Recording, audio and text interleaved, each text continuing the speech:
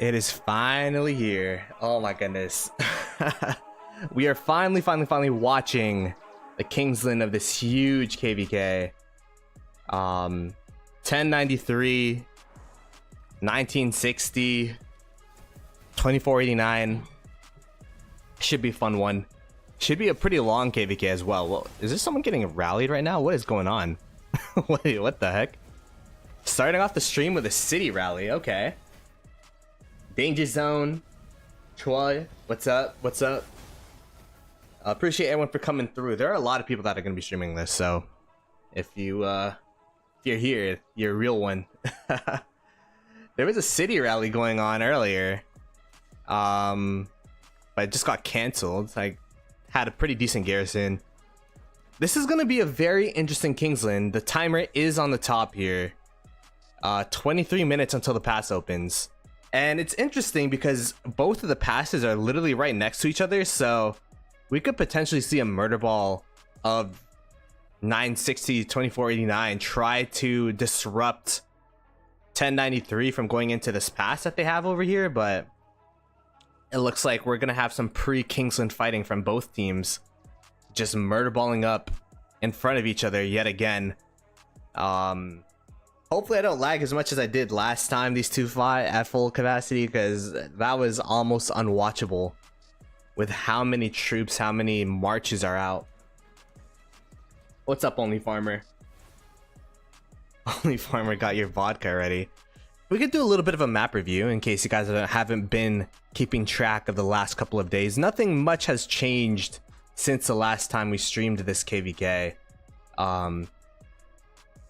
1093's allies, so 1093, their allies in the bottom here, they have 4 passes going into Kingsland versus 2489 and 1960's 2 passes going into Kingsland. So if we go ahead and look at Havana down here, 1188 was actually able to do a lot of work. They were able to contest a lot of this area over here to the point where they were able to support their allies, which are in the bottom right camp, and secure an extra pass that they're technically not supposed to have. This is technically supposed to be 1846, 1818, and their allies' pass, but they were able to build up a fort wall. 1188 was able to help them out.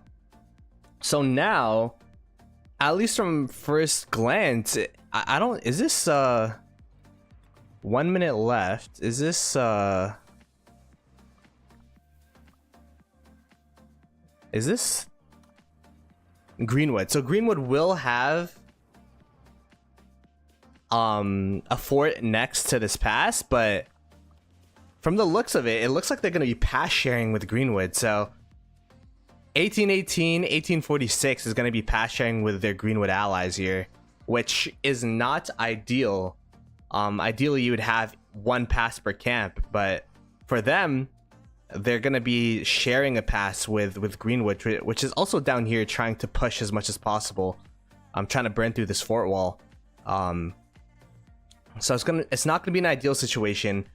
They do have the fort jump here though, so this is probably going to be a highly contested area in the beginning of Kingsland. We got 1846 and 1188 both having some forts here trying to jump over for some territory. But yeah, I think the Kingsland's probably going to be split like so. Like, there's probably going to be flags here and then going through here. But we'll have to see if 1188 is going to be able to continue showing their dominance in this bottom side, and that'll translate into Kingsland, or if 1818, 1846 is going to be able to help out 2489 and 1960 with their territory disadvantage that they have here with the lack of passes.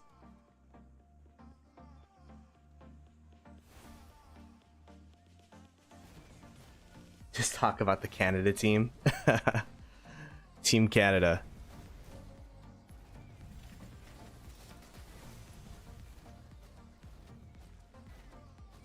Both Murderballs just yet again. What side should we spectate from? Should we spectate from the 1093 side or the 1960 2049? I've been deciding arbitrarily, but I'll let chat decide this time.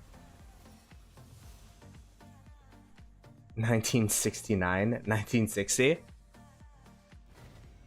All right, we could spectate from the 60 side then. There you go. And then all their allies should be in orange now, I believe. Orange, at least what's their name? 1846 and 1818. It looks like Greenwood's not in the ally list or whatever, coalition list or whatever. Honestly, I'm not too sure if Greenwood could actually make a difference in this KvK. They're pushing up on this area over here. Apparently I'm R4, by the way, but they're pushing up in this area over here, but instead of that, not too sure what else they could do. I mean, I guess there's also this over here, and they're making slow but sure progress. There's a timer for sure, especially if this KvK is going to be a multi, like 5-6 day KvK. You could definitely burn through those fort walls. So 1693.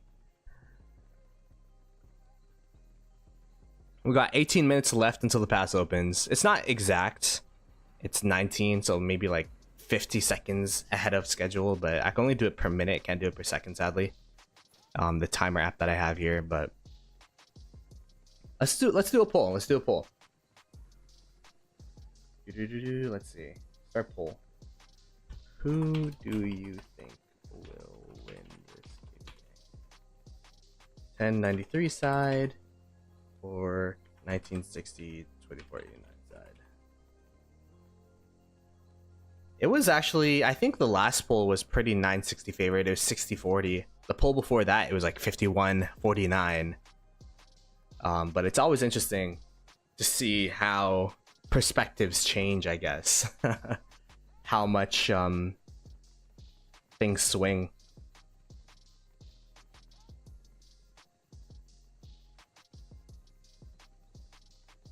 Show us some maps so we can decide. I just did a map review, but 1093's allies have 4 passes compared to 1916 2489 with their 2.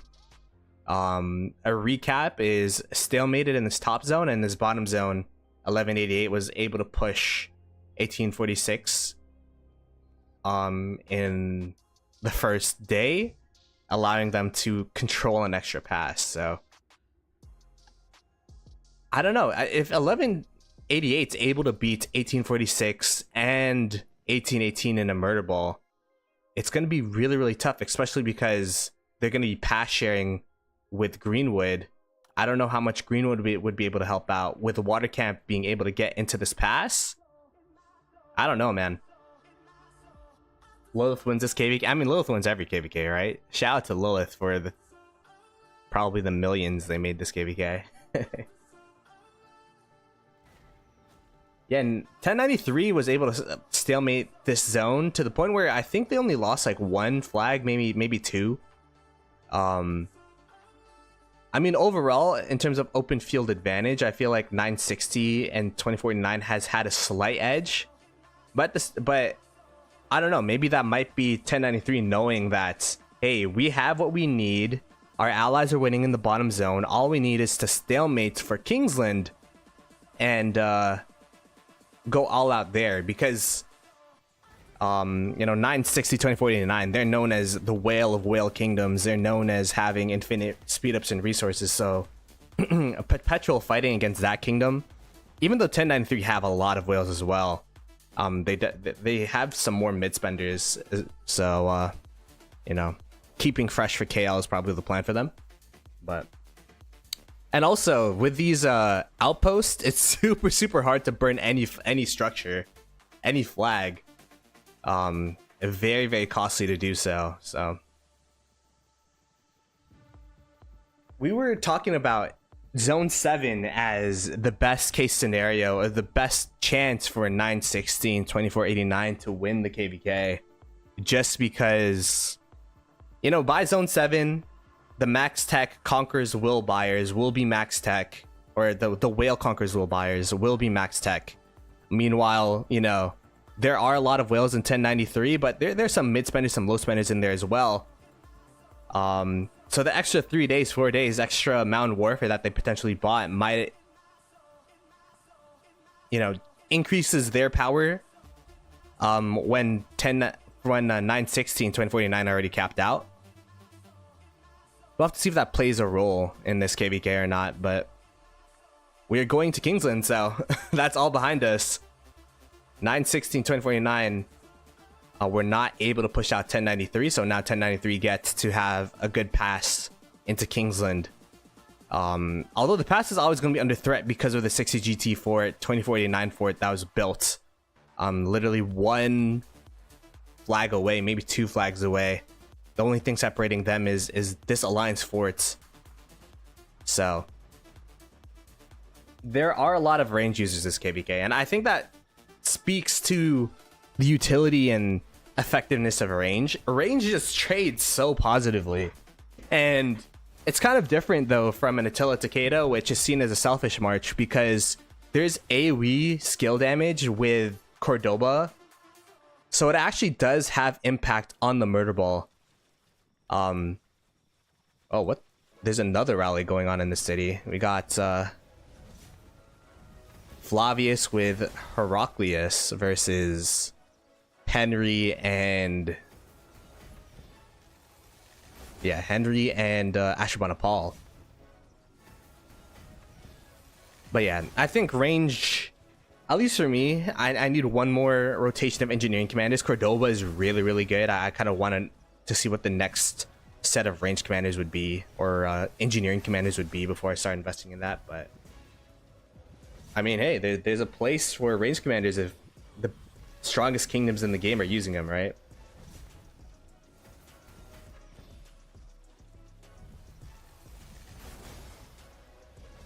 Yeah, the range trades are always good, and it's actually effective. Like, it's frustrating as a player to be in a Murderball to get focused down by a range march, because you know the trades are going to be bad, but at the same time, you can't engage into the Murderball without leadership, without a leadership call, or else you're gonna, you know, die. So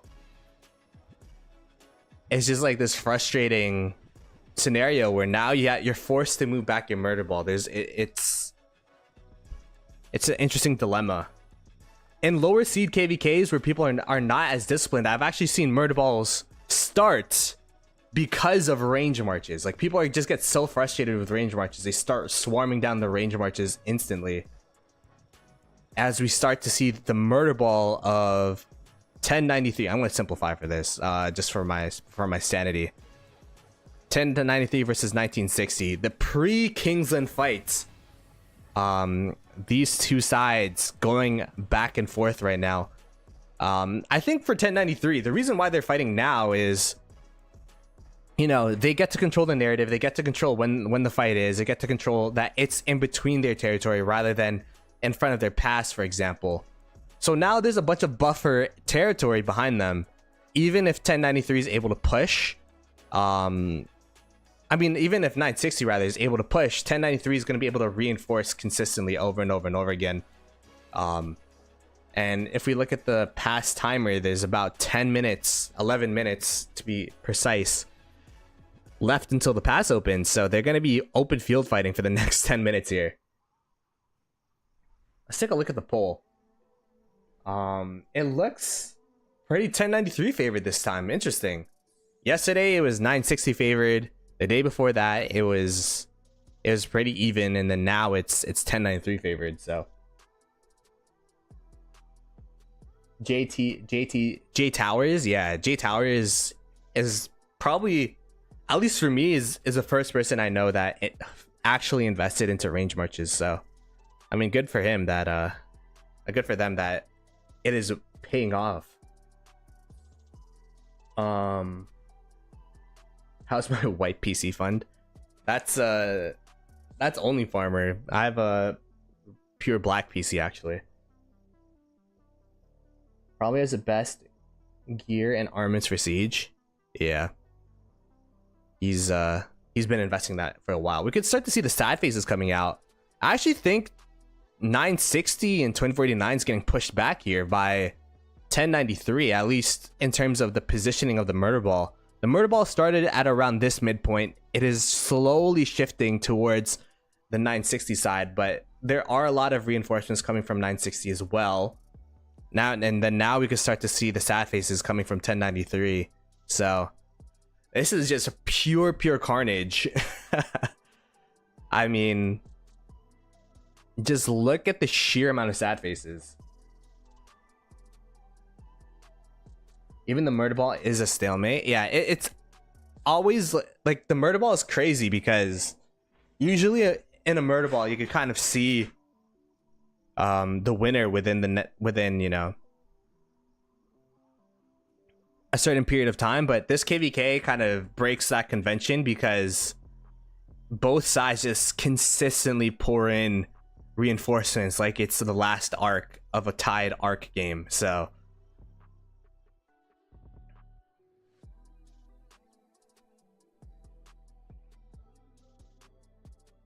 but yeah, you could kind of see the marches here. And this is what I was talking about. I feel like 1093, they were doing pretty well against 2489 and 960 during the last Zone 7 fights. But now that everything's on the tape, everything's on the line, you know, you throw everything at your opponents during Kingsland, and they also have extra tech, like there's no excuses for anyone to hold back, and you could kind of see the Murderball continuing to push here, and it looks like 960, 2489 starting to retreat. At least some of their marches are starting to retreat now. And look at the amount of gray and red marches just enveloping the blue here. We're looking at not from a 960, 2489 perspective, so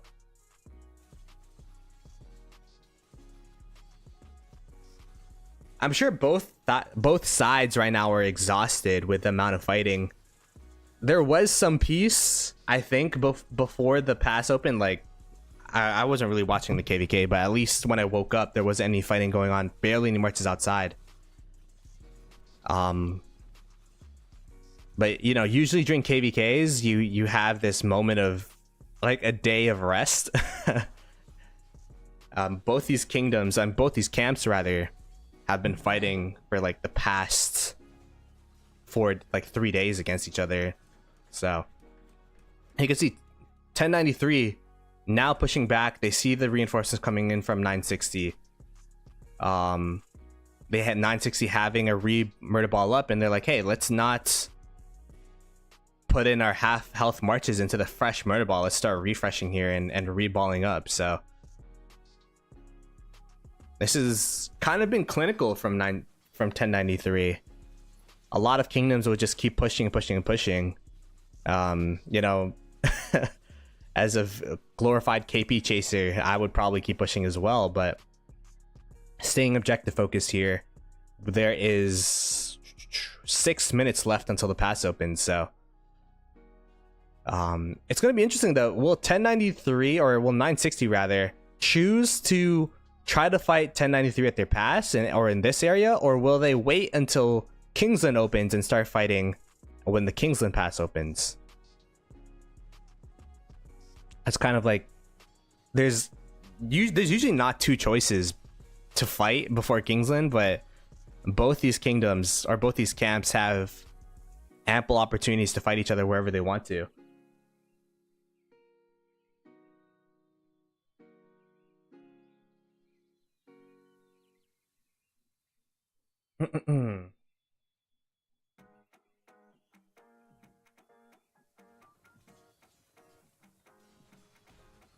But yeah,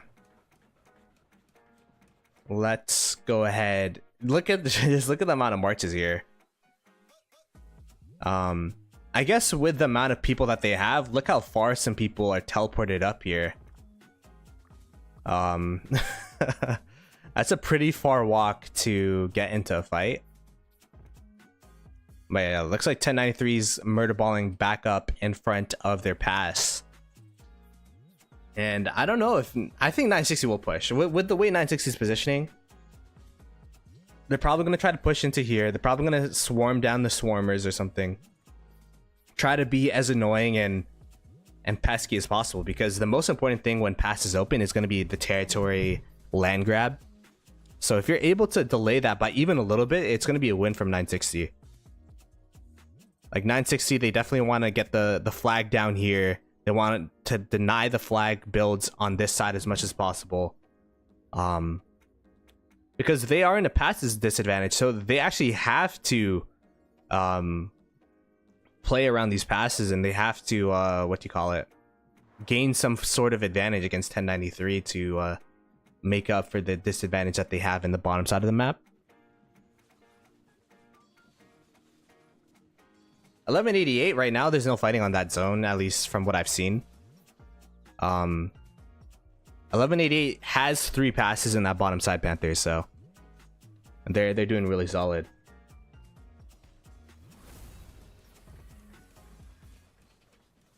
Is it the death of... Okay, let's see. Oh, by the way, there is a fight going on. The Murderball fight. 960. Going into 1093's territory, trying to delay their pass take as much as possible. 1093, though, having a Murderball here just to soak up the damage. They are on territory, so they should have the advantage, at least in terms of stats. The territory buffs. Although a lot of the new commanders have, when out of territory, gain X amount of attack or X amount of movement speed, so. Which side do you think will go into downtime first today? Probably the 1093 side. I don't know. I mean, 1188, I know them as mostly a primarily Asian KD. Although it is going to be Friday evening going to Saturday morning for them. And it is the first day of Kingsland, so. Ideally, I don't think either side should be going into a downtime, but maybe a less active time. But we have seen 1188 stay up and dominate a zone opening as they did last zone opening, so.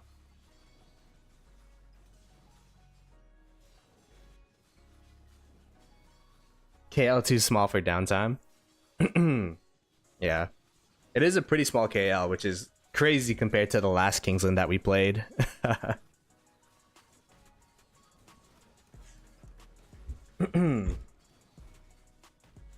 I mean, 1188's definitely been doing a lot of work in that bottom side of the map. Pass is opening in 2 minutes, by the way. We could, I mean, the pass is right here. We could click it. It's to see 2 minutes 40 seconds. And I mean, it does look like 960's at least gaining some ground, although a lot of the reinforcements from 1093 are still pouring in.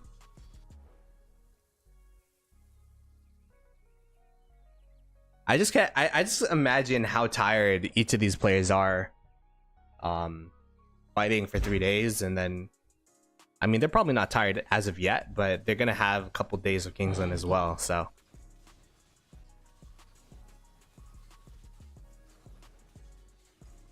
I'm even tired watching this. Not gonna lie, I was getting tired of streaming it. I'm like, this is the same fight over and over and over again. Like, do I keep streaming this fight? But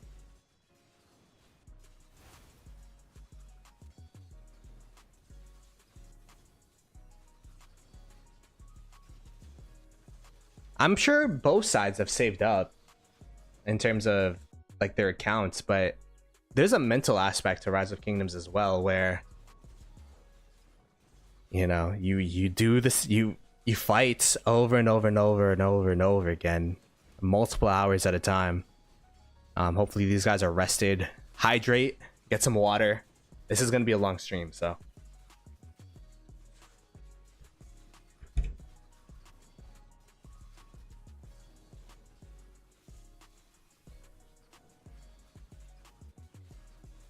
Give you my YouTube logins. All of a sudden my whole account is just gone. Oh god. I think the passes are now open now, right? 1 minute left, and look at this, there's actually some 960 players trying to get in here, trying to snipe the marches that are buffing.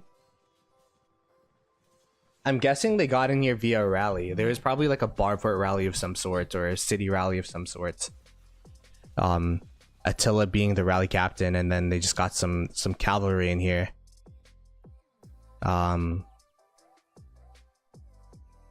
So they are going to be distracting a little bit from the pass opening.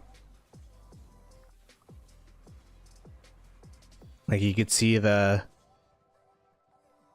half health Zenobia, but this late into the KvK, like it shouldn't make too much of a difference. Although they might be able to get a flag or two faster now, or I think that delayed them by what, 10 seconds. All right, let's see the marches that they're using. It is pure damage with the Huakibing and Nevsky. Yeah, just one Nevsky, the old classic swarm, pass swarm march.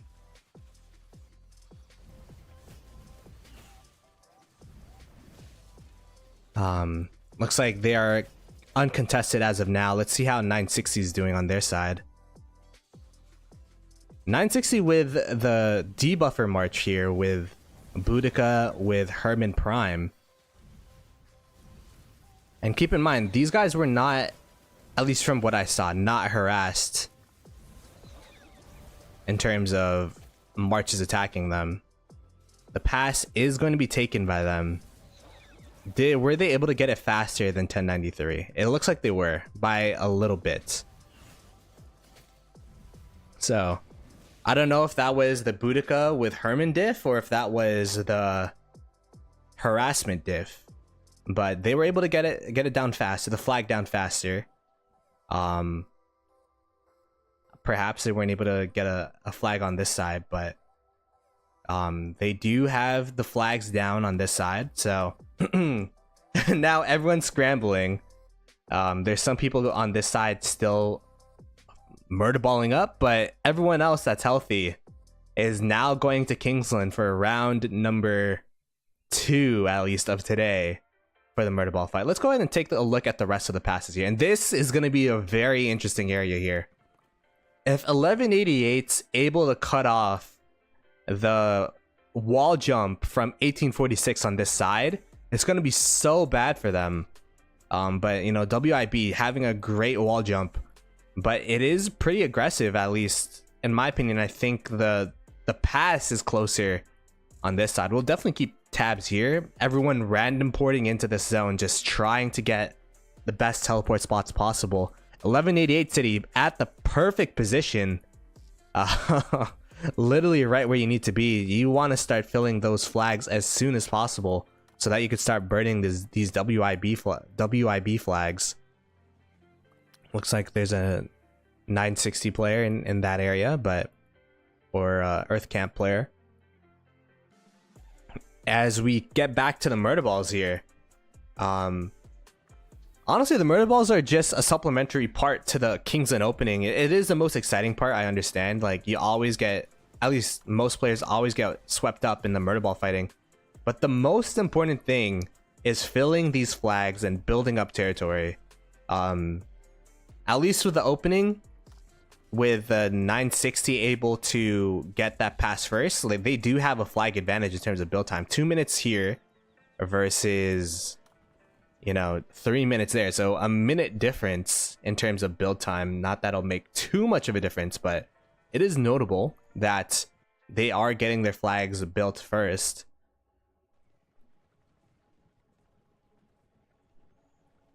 Hey Brian, I'm looking forward to, I'm not casting with you, but this weekend should be fun with you and Chess and Dirty Dan and I.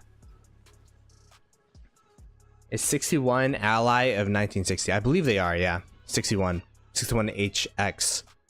On the bottom side here, we are now seeing 1188s coming through the pass, taking control of this area. There are some marches in here, but not enough to build it up. This flag having 15 minutes to build, I mean, still needs more marches in there, but oh, I was talking about how 1180 have marches, but look at the stream of 1846, 1818 and friends coming through.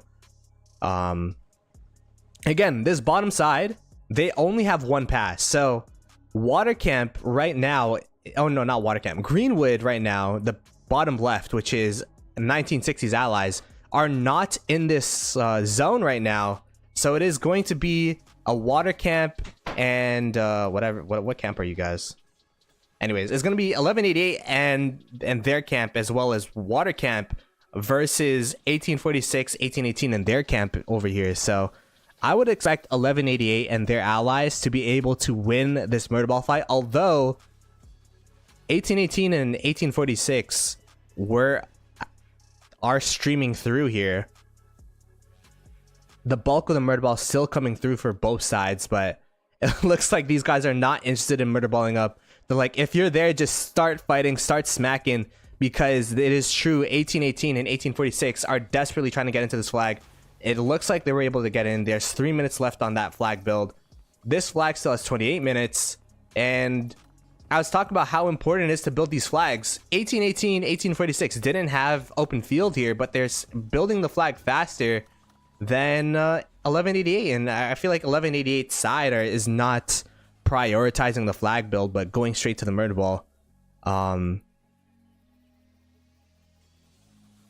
As we continue to look at this side, the reason why we're looking at this side compared to up here is because the flags are not touching as of yet, but this flag hop for both sides is so important. Getting this flag, what is it called, jump spot, away from 1846 and 1818 would be absolutely huge for 1188. Mountain hop, mountain jump, I don't know, man. All right, let's go ahead and, since we're watching these camps, we'll look at it from 1846's perspective.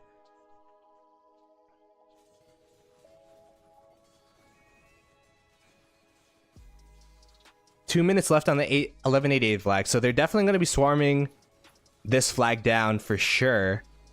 But the flag on the top here should build, which is going to be pretty annoying for 1188, because now they have to wait a full hour and a bit, or not, like a full 15 minutes to burn down the flag, and it might actually stunt their skillful craftsman timing.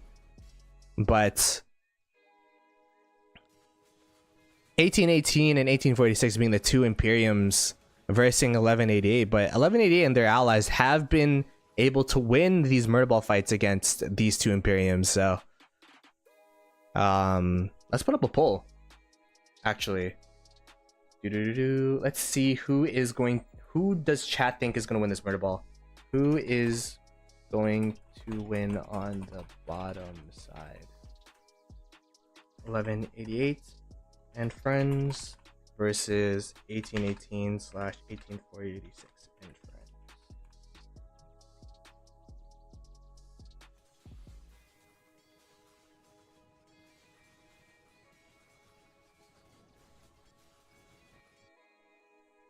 So it looks like they are stalemating here, but I don't know, it feels like there's more blue marches than there are white and red marches, but not too much of a push on this side. We'll keep our eyes on these flags. We'll go ahead and watch this flag get swarmed down, and then we'll probably go back to the top side here. 4 seconds, 3 seconds, 2 seconds, just to insta swarm on this flag. Let's just make sure, 70 mil power, probably don't want to swarm that if you're 70 mil, although, you know, Kingsland's Kingsland, I guess. 90 mil should be fine. And yeah, there is the flag swarm. To be fair, you are trading main accounts with main accounts. There's no way farm accounts are just random porting to try to fill building flags. So there you go. 1188 able to burn down the first WIB flag.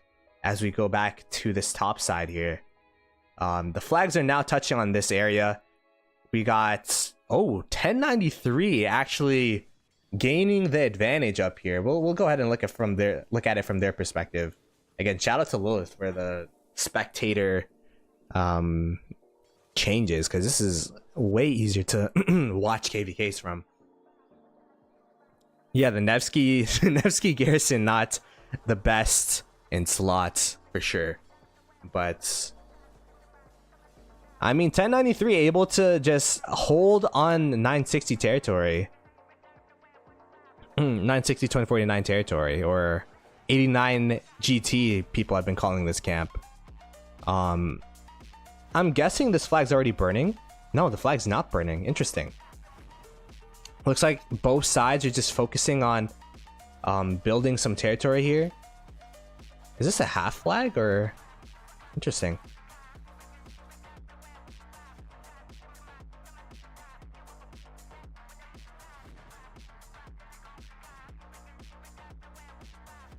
But yeah, this is kind of a dominant positioning from 1093. A lot of their marches pushing closer and farther into 960 2049 territory. Surprised that they're not burning the flags, but perhaps they're just waiting for a rally on it. I think I saw someone swarm it by accident, but yeah, there you go. At least we know there's probably going to be Gorgo Heraclius in there. 1093 versus Lilith. Yeah, the numbers on this side is absolutely insane. Shout out to my 4080 for surviving the process, I guess. But this is an absolutely crazy amount of marches.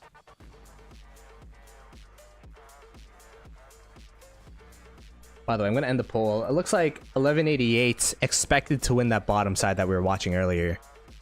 By the way, shout out to everyone for watching the stream. Be sure to subscribe to the channel, because if you enjoy, I guess, my yapping while watching a KvK, this is going to be stream number 1 of many of this Kingsland. Although this weekend's going to be pretty busy for me, but I'll still try to make time. I'm probably going to be doing 2 streams today by itself, so. W Ploto yap. 1093 numbers remind me of KD16 in the Chinese server. Absolutely crazy. 1093 is dominating. What alliance is KD16? I think I remember that kingdom from Grand Prix, right? But yeah, this side's pretty dominant. Let's go ahead and take a look backsies at. Oh yeah, the flag is burning down here. Let's go ahead and take a look back at the WIB flags. And it does look like WIB and 1818 are, you know, they have at least some semblance of Murderball here. It looks like their Murderball is actually a lot more together, I guess, than the 1188 side. 1188 kind of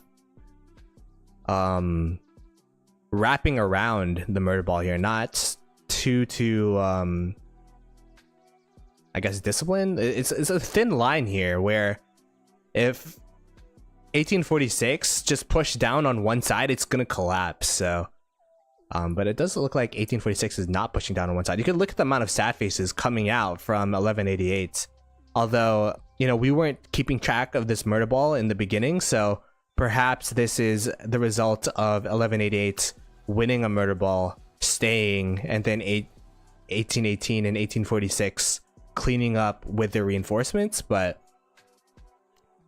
surprisingly, they're not. Oh, there you go. I was about to say they're not building a flag up, which is interesting because, you know, you kind of want to cut off this area. The flag in the middle here from WIB, I feel like, oh yeah, that flag is burning. So they were able to get the burn off on the flag, which is exactly what they need to do. But it's going to be annoying for VL here. Although they do have some flags that they could flag up on this direction. Because of the state of WIB and it taking priority, they're going to be able to cut off the flag line of 1188 during this Kingsland here. If we go ahead and bring out the arrow. Like, WIB is kind of they kind of have an advantage in the building game, so they could continue to build flags and cut off 1188. 1188 having the advantage, you know, because the advantage they have is that they could burn off the flag lines whenever they need to. But I mean, these flags up here are going to connect, and then they'll have to wait until, you know, they get to this flag line to actually cut off this whole area. So there is going to be a time bomb for a ticking time bomb for 1846, but it's going to take a while.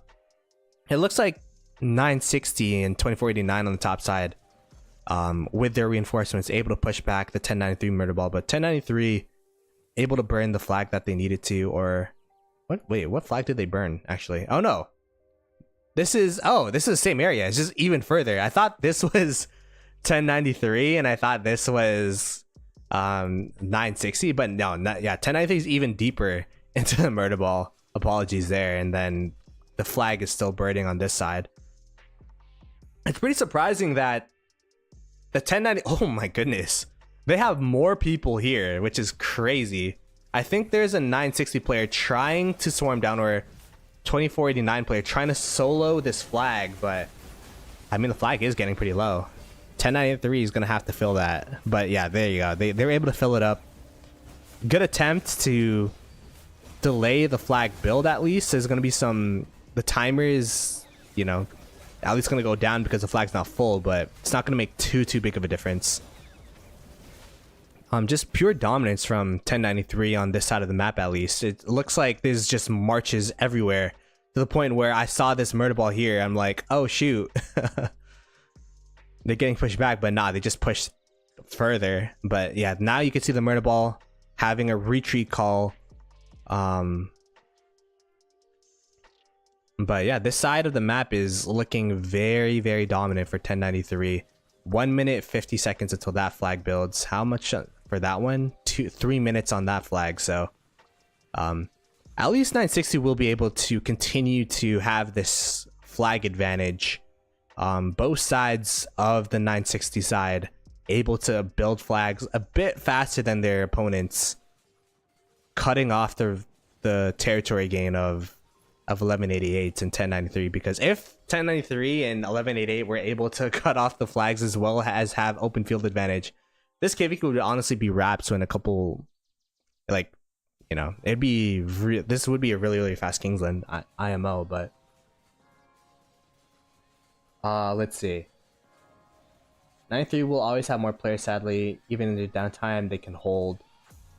89 GT is committed to have pilots. It's like 3 KDs in one. I mean, they do have 3 main alliances, right? So, and everyone is committed to this one alliance KD build. So, technically, they are 3 KDs in one, right? What copium are you smoking that you think GT in there? Damn.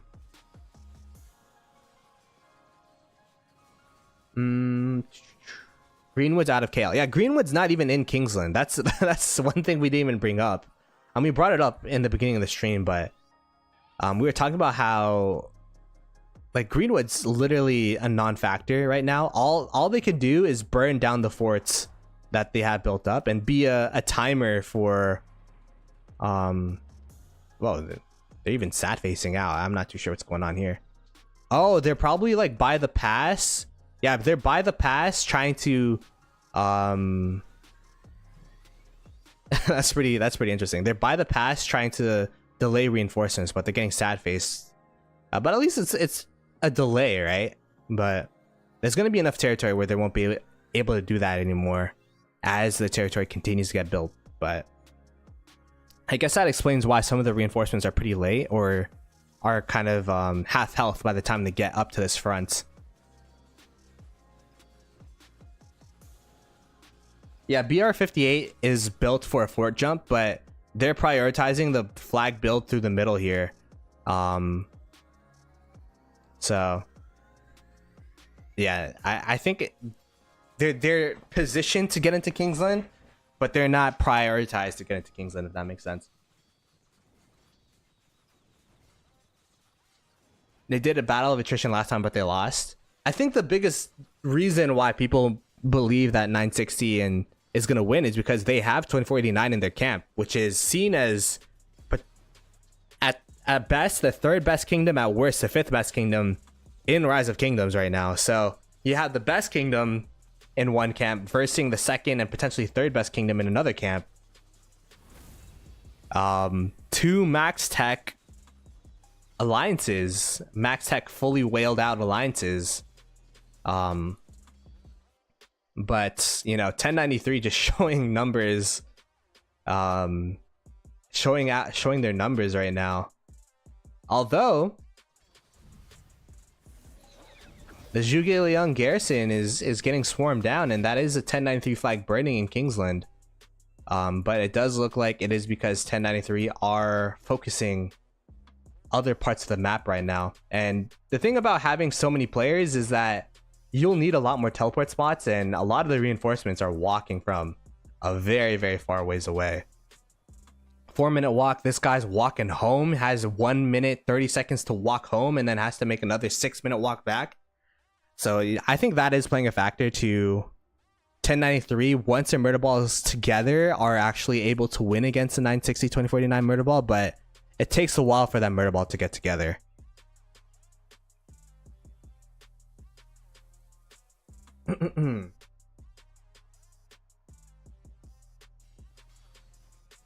As we continue to watch this the territory get built here, and I thought it was going to be a clean cut, but 960, I don't know, maybe it was that extra minute that they're able to capture the pass and build their flags. They are cutting off the flag builds of 1093, at least still creating as much space in this Kingsland as possible, which is exactly what they needed to do. 1093 are potentially looking to cut off from this side throughout this middle point. So I guess we could continue to watch the front on this side. You know what, that's a good poll question. How, and then I'll say my answer. How long do you think Kingsland will last? Less than 24 hours, which is gonna be well, that would be crazy. 1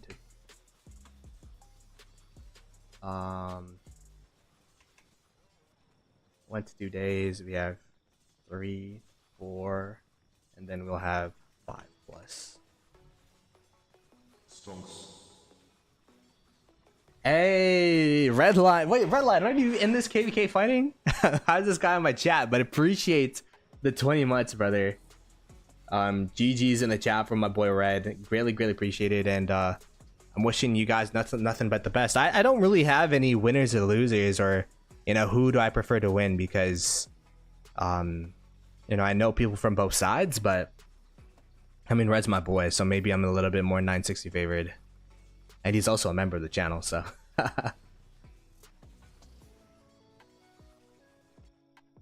What delay do they have you on for streaming for Kingsland? I'd wonder for these big Imperiums, right?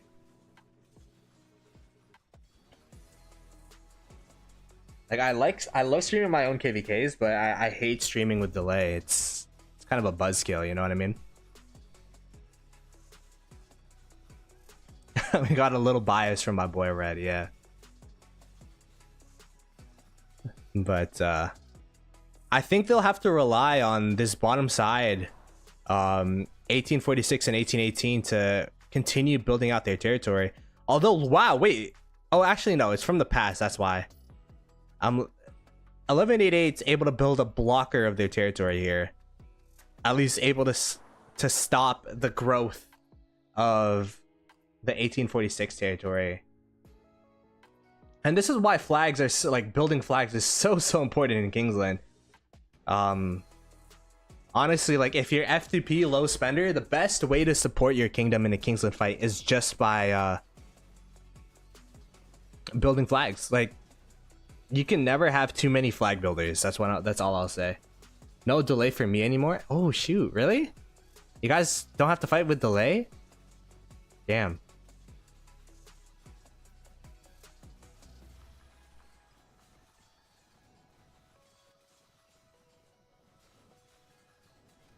I mean, Redline got it good. He only streams during KvKs, which is the most interesting part of Rise of Kingdoms, so.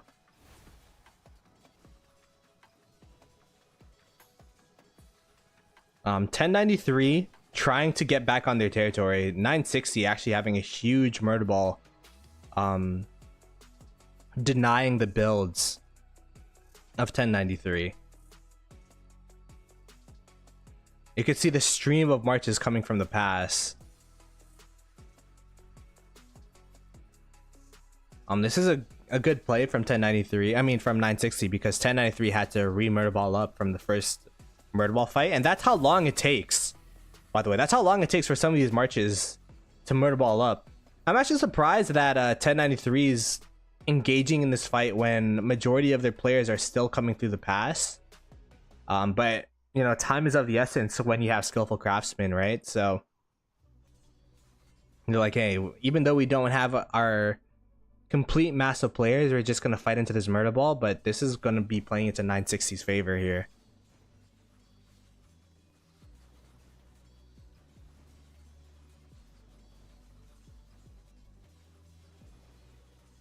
It's not 89 GT, it's 1093 versus GT family. It's pretty crazy how many ties there are between 960 and 2489. And even 2489 and 1818 have some ties, right? With Pha. I think Pha has an account there. And Arvix.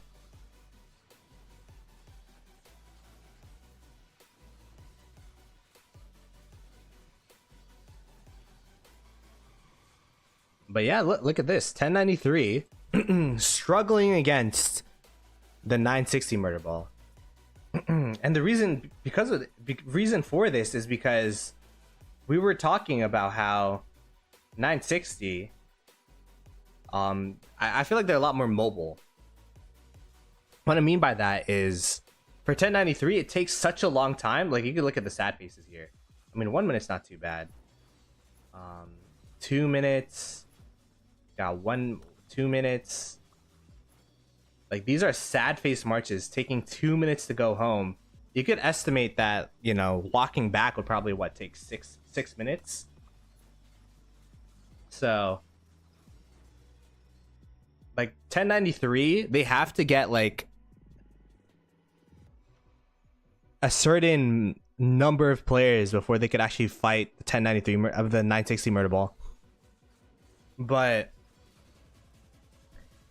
in Kingsland, especially in the early parts of Kingsland, you don't have enough territory to teleport all your players out there, right? So there are also a lot of players just focusing on this side and trying to get the build on this side as well. But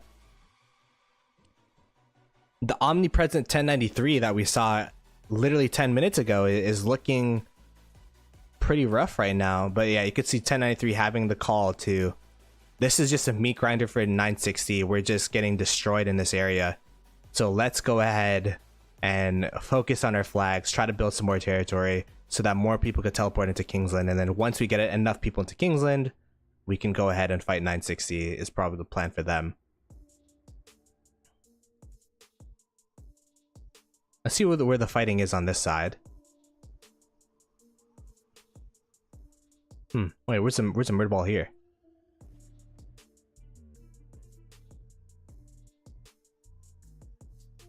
Oh, it's over here. There you go. Oh wow, 1188 is so deep into 1846 and 1818's territory. My goodness. Did they like start swarming a city by accident or something? Like, that's pretty crazy. I think they're water camp. No, they're, what are they? Daybreak. There you go.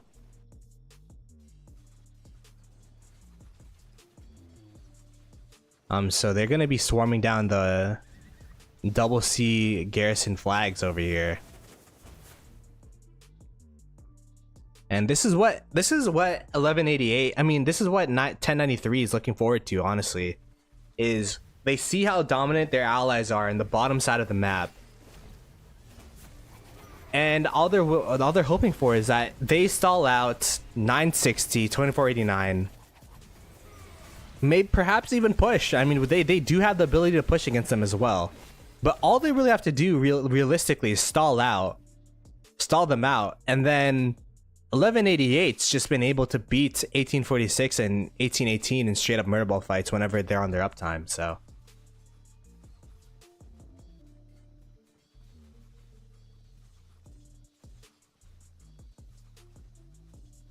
Is there stats available for this KvK? I'd be curious to see the stats. You could see 960 chasing the Murderball of 1093. 1093, I mean, they know that it is all about the objectives. Try to build as many flags as possible and then stabilize the territory later. When you're losing the Murderball straight up, just ignore them, start building some flags, and call it a day, I guess.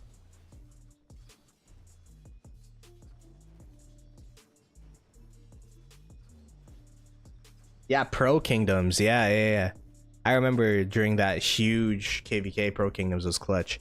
So this is the map review right now. We could kind of see that the saving grace for the 960 side is that they were able to capture the pass first, and they're able to get their flags down first. And they're actually cutting off the flag lines of 1093 because of their open field advantage, delaying flags, as well as the pass shenanigans where they're able to delay the flag build by a minute here. 1846, they're able to build this line in the bottom. I'm gonna go over here. 1846 was able to build this flag line in the bottom, but now is getting cut off by 1188 because of the sheer amount of open field that 1188 has. So we could go ahead and look at this bottom side. The 1846 flags are now getting burnt down by 1188. Although, there you go. This is the wave of 1818, 1846. As 1188 is rotating to the top side here, just trying to continue to build these flags as Skillful Craftsman still going, right?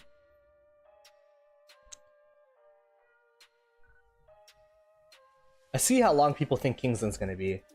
The average is 3 to 4 days. I think that's pretty accurate. This Kingsland is pretty small, like all things considered. I mean, it's average sized, I guess, but with the passes of the opponents being so close to each other on this top side, and then the dominance of this bottom side, I think it's going to be a 4-day Kingsland, maybe 5. But who knows? It might go longer.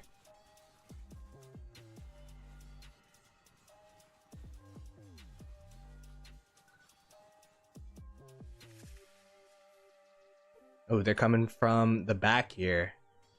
This top side's so so scuffed because 1093 is murderballing up here. There's a murderball of individuals here from 2489 and 960 versus a murderball in the back here as well that have come from the initial murderball fight that was near the pass area.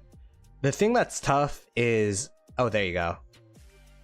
I was about to say that the reinforcements from 1093 are going to be cut off, but it looks like they have a lot of reinforcements coming through. So it's going to be a sandwich into a sandwich, probably, is what I'd expect, as the fight has commenced on this bottom side at least.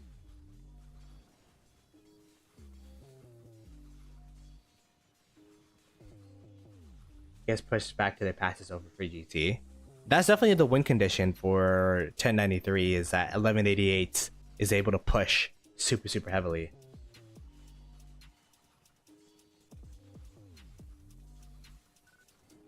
Sandwich got sandwiched.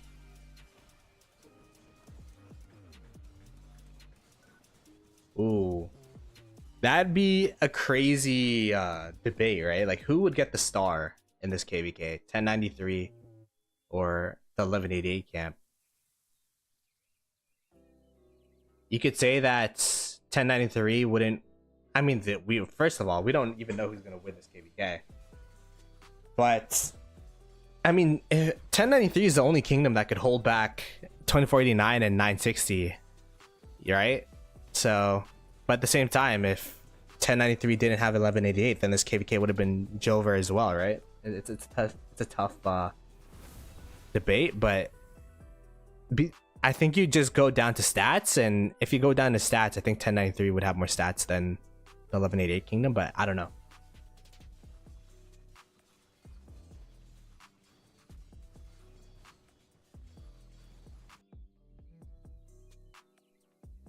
That's why I'm not in Diplo. Diplo is a stressful situation for a situation such as that. By the way, the 1093 flag line is so slow that it's actually going to start touching is this water camp? No, it's going to be touching 1188. There's actually some 1188 marches already up here. So it looks like 1188, seeing how dominant they are in this bottom side. Let's see. Are they dominant? Yeah, seeing how dominant they are in this bottom side,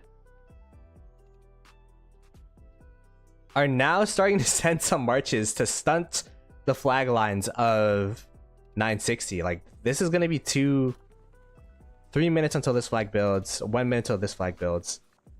A ton. That's how you know you're a whale, by the way, when you don't need the Kahars anymore for the crystals. And even the Kahars give materials as well, by the way. Like, even if I want to give up Kahars, but using Kahars to deny flag build spots, because you can't kill Kahars unless you are the person that spawns them. So that's going to be like 30 minutes of flag builds that are going to be denied if or at least delayed, unless the Kahars start moving around. It's more of an annoyance than anything.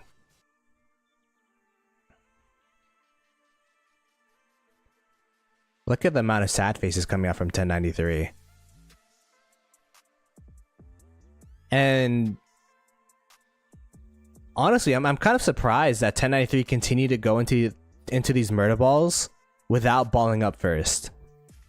Throughout this whole KvK, we've seen that if 1093 is able to ball up and get a mass amount of troops or mass amount of marches, they're actually able to win the murder ball against 960 and 2489. At least stalemate the murder ball.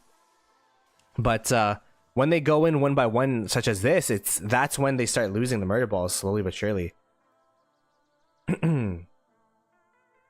Or at least, you know, it gets harder and harder and harder for the murder ball to be relevant. Like, the murder ball is a lot more effective when they ball up.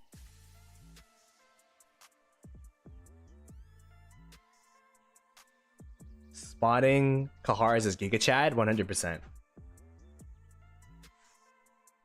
Yeah, 1093 is going aggressive, and I don't know if it's working out for them, because the last two murder balls that they've done this, they've lost. Yeah, that's what I'm saying. They probably are seeing a timer with, look at the amount of flag, like, their flag lines got shot out by 960. Like, 960 having this much control of the Zig was not in their plans. Like, they literally got enveloped by 960. When realistically, the flag here should have met like around this area, but 960 had open field, so they couldn't build the flags faster than 1090. I mean, 1093 couldn't build the flags faster than 960 and 2489. So, by the way, this skin's probably my favorite skin in Rise of Kingdoms. It's it's so like so badass.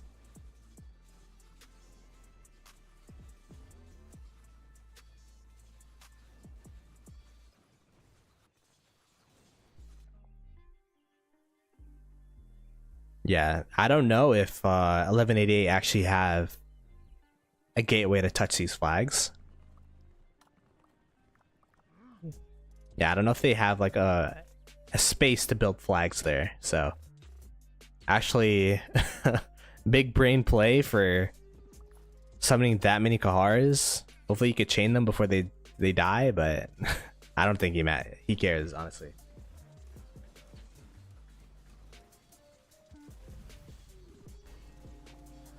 Let's go ahead and take a look from 1093's perspective. Let's see what a 1093 player would see.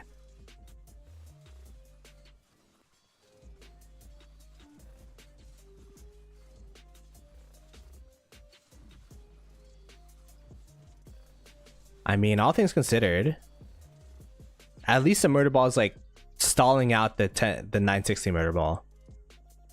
Although they will have to defend this building flag.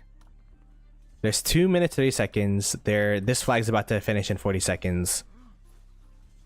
I would be nervous seeing these marches come over, especially since, you know, these players are pretty known big 960 players that swarm 2049. I mean, this guy from 2049 is probably not going to swarm, but he's probably in charge of swarming the swarmers.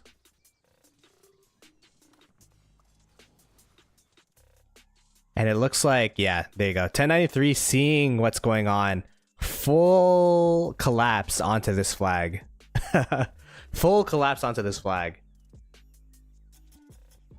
The people walking this way is crazy, by the way. This would be the easiest cutoff for 960, but I guess they don't have numbers yet.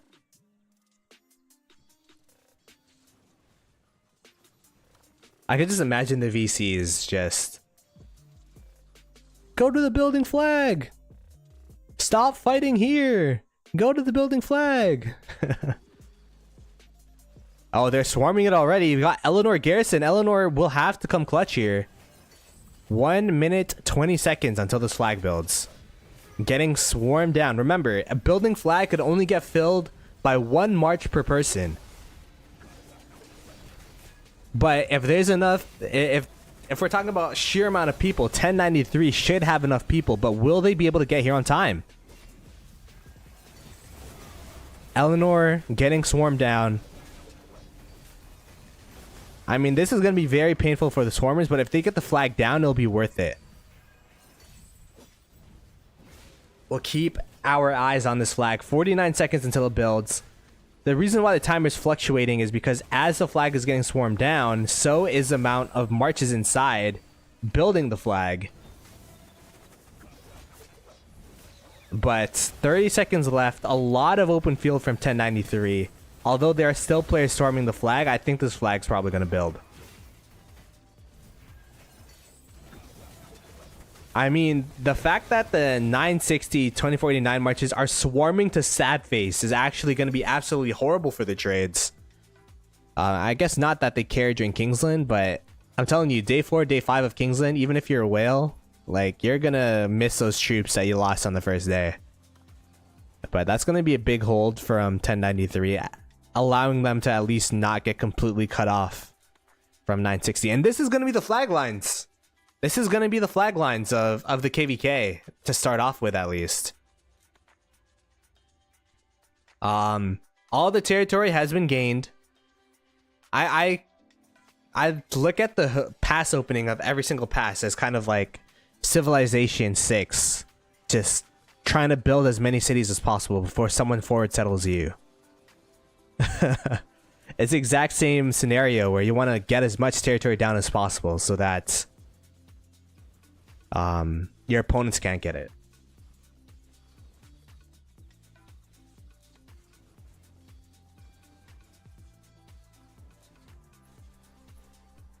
I heard about the outpost nerf. I'm sad that I wasn't able to 7 March cheeseburger out of it, but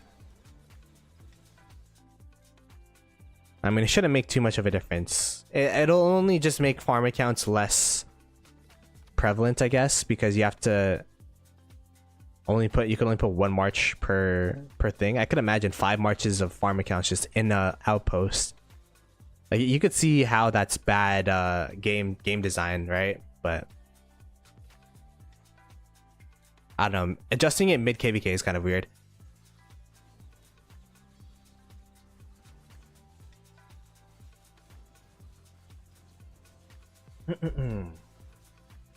All right, flag built. This is going to be the flag lines here. Let's go ahead and bring Mr. Red Arrow again. 60 GT having this chunk of territory. And then 1846 and 1818 having this chunk of territory. So overall, like, this chunk, I feel like 60 GT, like, they stole this from 1093 because of them being able to build flags faster. Like this was expected to be, at least this part was expected to be 1093's territory, but they got some extra teleport spots away from 1093, some extra buffer space. This bottom part though is going to be really tough for 1846 to hold, and this point is going to be the point of contention for 1188. Like they're going to try to keep this burning at all times, as it's not burning right now actually. But they're going to want to keep these things burning so that all these whip flags are going to get disconnected. If they're able to disconnect whip, it's going to be a huge win for them, and that's going to be one big win condition for them. Let's go ahead and check where the 1188 merches are. It looks like they're up here, but some people are now rotating down, I believe.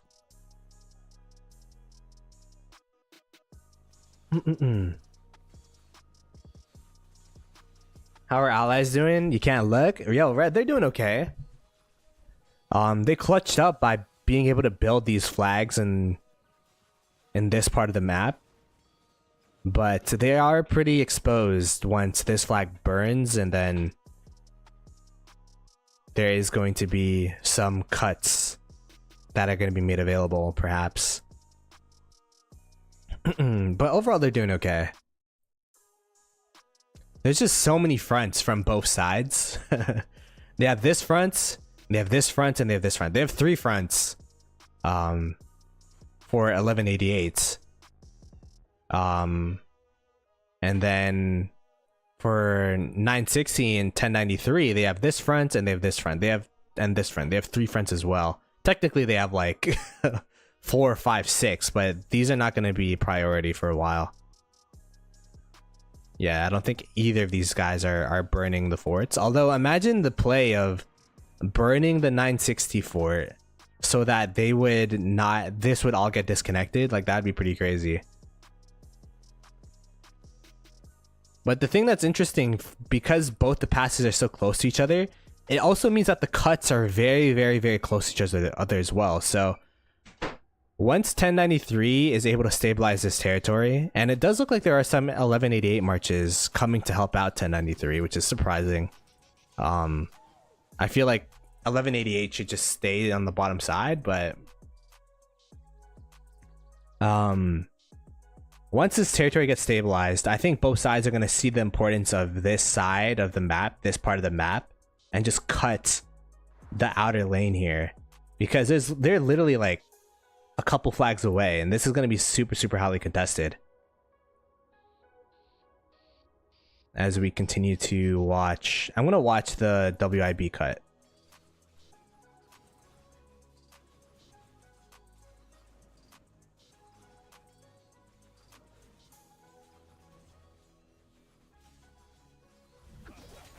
$19 ETC. Hey man, that's probably one I'm gonna stock. So I'll probably just raid you, man. I'm thinking about cutting my streams in 2. I'm gonna stream from now until, what is 19 UTC? Is that like 3? That's 3 o'clock my time, right? I'll probably stream from now until 3, and then from 1 UTC until like 4, 5, 6. We'll do a night shift. Yeah, I am Canadian. Yeah, East Coast.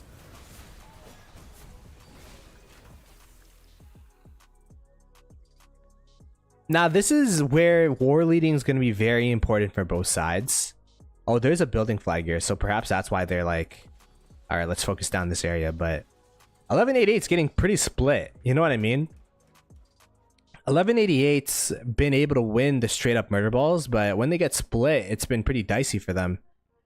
They have some members up here, which, you know, I don't really agree with the decision to have 1188 push out 960. But you know, I'm not a war lead, so you kind of have to focus up if you're 1188, because you've seen success when you murder ball up, but when you get split up, that's when your opponents are able to hold you. You know, this side there's some fighting, but like you could either decide to push on this bottom side so that you could try to get the cut off. Although I think this area is going to be really annoying. There's probably like a food node that someone could put down so that they can't cut from that side and have to go all the way around. But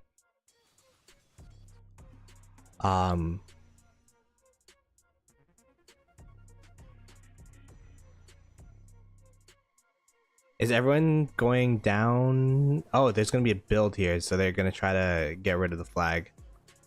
2 minutes left on the flag build, though. I think it's going to be too late to... Like, once the Murderball gets there, it's already going to be 2 minutes. So, this flag's probably going to build.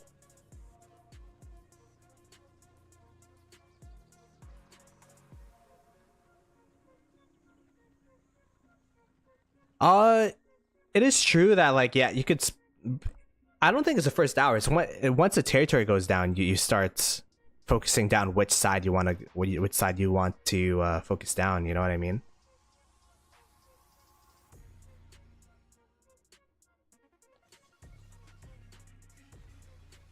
Greenwood takes a star.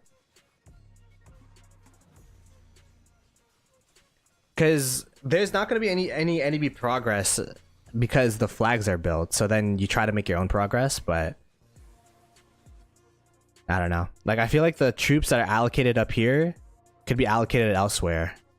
That, like, you don't really need troops up here. You could defend this or defend this. I guess water camp is going to be up here, by the way, by the Zig. They're going to be doing the Zig stuff while everyone else face tanks. There's going to be less than a minute left. Yeah, this flag's definitely going to build. But perhaps they're trying to defend the outpost build time. I don't know how outpost builds work, to be honest, so.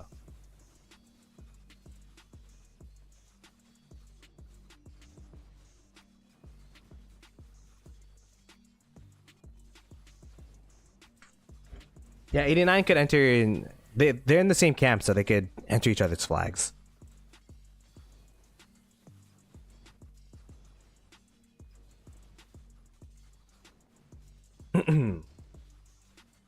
But yeah, it's going to be a very interesting Kingsland. I'm curious if 1093's strategy and their allies is going to be trying to kick out the 960 side rather than kick out the 1846 side. Like, I thought the strat would be, let's take out the 960 allies from Kingsland and then go in 960, but just the insta swarm with the Belisarius garrison. Because once the flag builds, I guess there wasn't a garrison captain in there.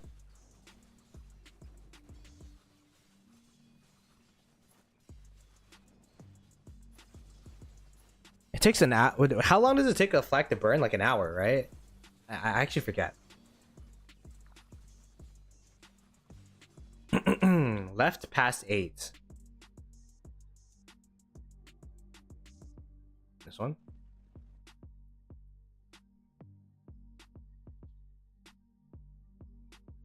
I wonder what Greenwood's up to.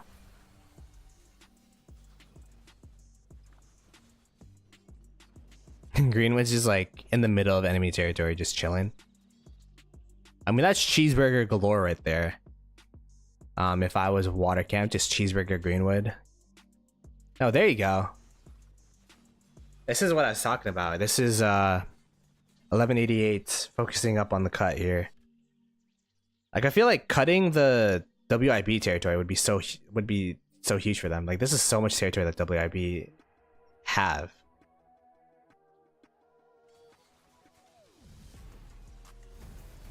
$70 minutes, 1 hour 15.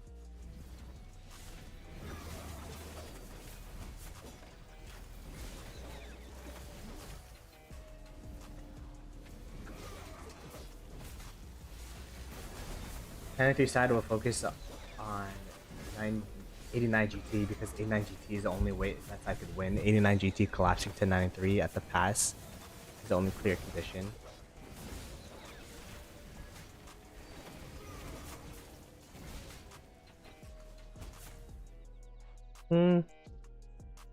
I guess, but I don't know if the Murderball here is really helping. I guess it's, you know, taking some troops away from 960.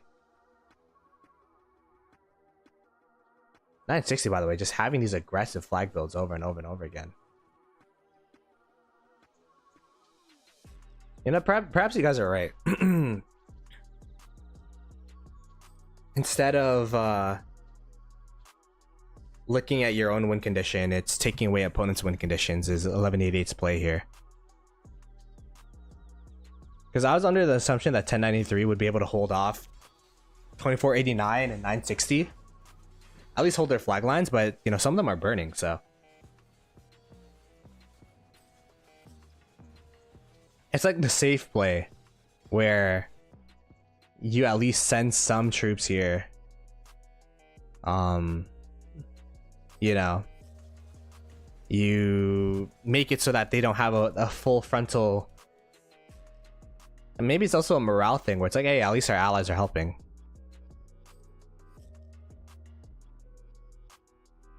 I just get scared that even though you are winning this side, like you have to clean them out of KL before you move on to the next side. Like that's what happened last KvK. Like we were so close to actually cutting off Brian and their kingdom on the top side of that top right side of that Kingsland. And then all of a sudden it changed. Like we kind of put our foot off the gas and went south. So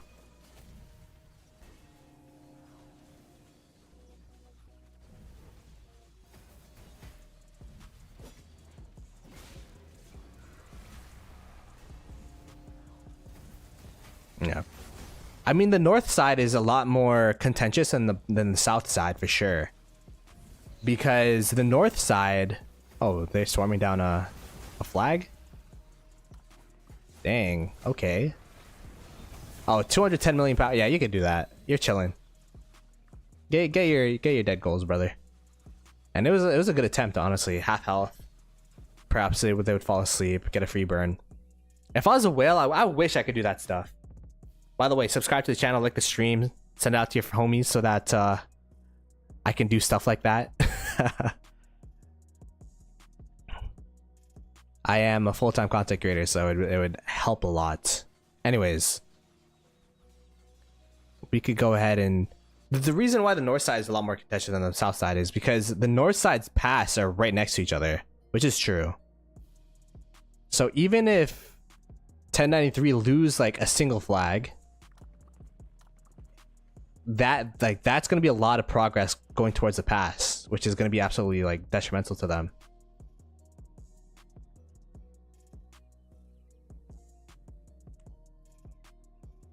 And you know, 960 and 2489 definitely have the advantage because they've been able to build these half flags into 1093, and look at 1093's flags just free burning right now.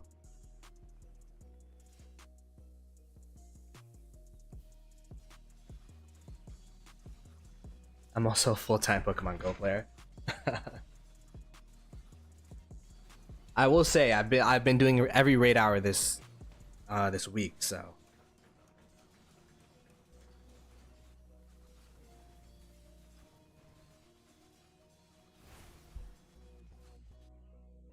like I didn't see how dire the situation was up here, so perhaps, you know, the help from 1188 is warranted. But because yeah, look at the amount of marches that are being committed to this 1188 side.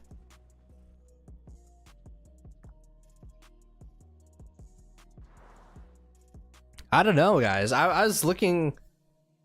Oh, there are a lot of I mean, there are a lot of 1093 marches. I feel like 1093 has to stabilize, but once 1093 stabilizes, they'll be good. But I don't know. It's looking pretty bad for them right now. Oh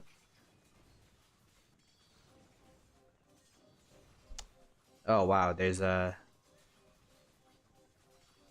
You guys started talking about Pokemon Go, and I wanted to check. There's a raid outside my house. That's kind of fun. Anyways, I'm not level 50 now. I just started last month. Literally, as KvK ended, I started Pokemon Go because I just my girlfriend got me into it low key. But I went from level 15 because I played for 1 week during the 2016. Went from level 16 to level 40, so I'll take that. Yeah, 1188's downtime is going to be rough, for sure. The ideal situation is that it's Kingsland. They see, you know, this is the do or die of the KvK, so they don't sleep. It's a Saturday, it's Friday evening, Saturday morning for them. So, you know, ideally, like, you know, you would have time to just stay up. Yeah, I am an official content creator, I guess. I'm an associate. So I guess does that make me an official content creator? I guess. Or sponsored.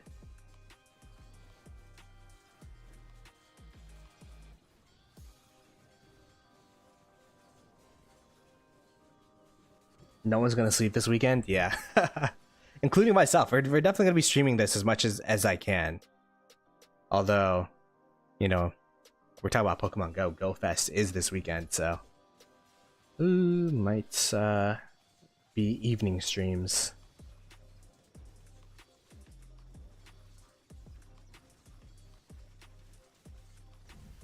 Kingdom 3495. What's up? Better be doing 24/7, buddy. Oh man. Well, now I have to, right? Not playing. Let's see, 2 more days.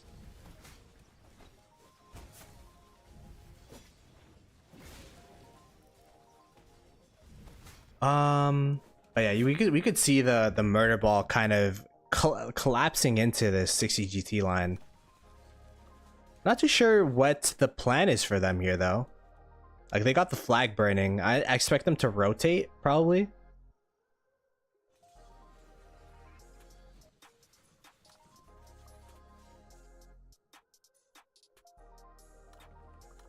They're probably going to rotate from flag to flag perhaps, but there's just so much activity from both camps here, or kingdoms here, to where if you rotate, then people that are late are going to they're going to be in a bad way.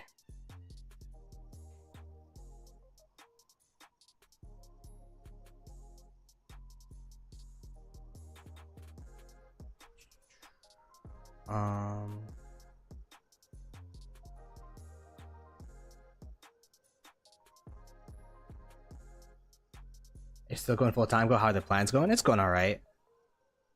I mean, I've been freelancing on the side, which is, you know, supplementing income. Like, I took a month of break from YouTube and Rock because of that last KvK. I mean, the news is out that you know, SW and them migrated out, so I was like, damn, I kind of want to just take a break from all of that drama and all that stuff. So but yeah, I think we're back on track, at least, hopefully. Has slow time but not downtime, and free-for-all KvK mostly against 960 1093 actually got pushed in certain times. Oh, let's check this.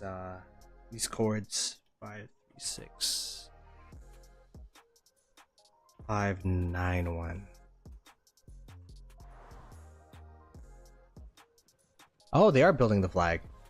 Did the Kahars despawn? Oh no, they're still here. They just walked away. Damn.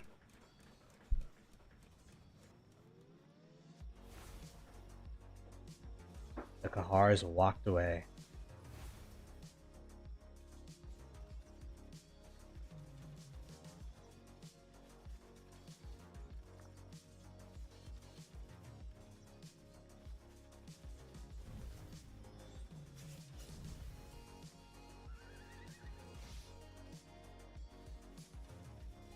1188 letting left side free burn until 1093 stabilizes.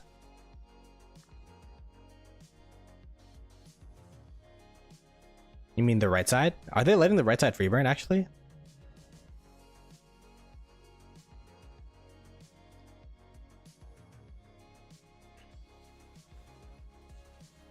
Oh, they are free burning on this side.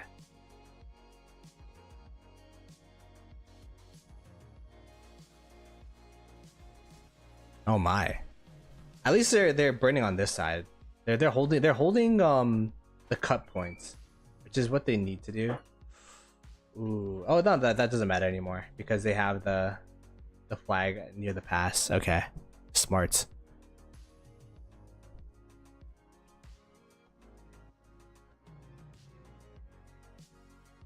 Water camp. Hey, water camp's doing their thing up here, by the way. I think this is water, right?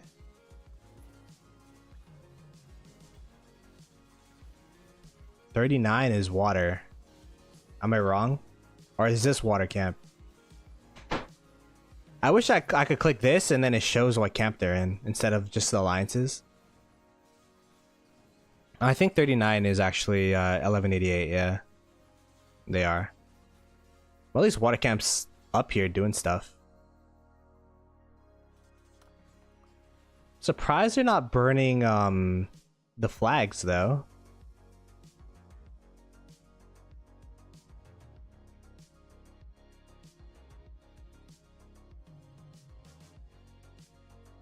Ooh.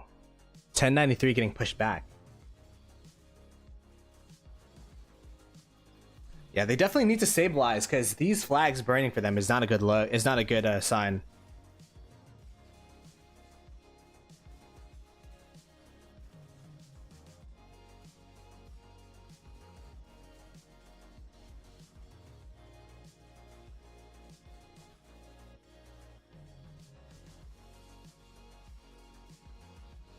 Yeah, if you click on the city, but I want to see the marches. Oh, I like when the marches are out. I'm like, oh, what camp is this from? But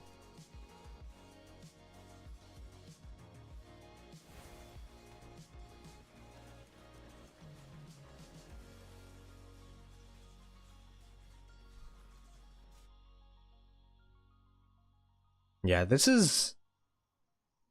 I mean, I was expecting 916, 2489 to have open field advantage, but I was not expecting them to push to this extent to where now they were confident enough to build all these touch points, all these flags. And now 1093 are scrambling for answers. They're back flagging here. It's just going to be hard for them to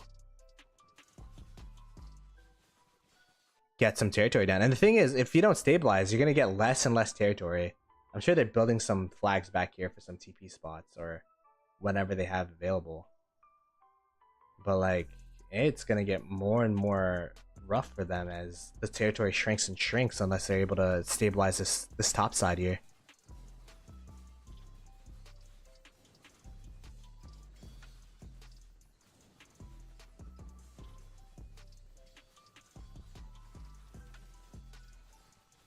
Oof.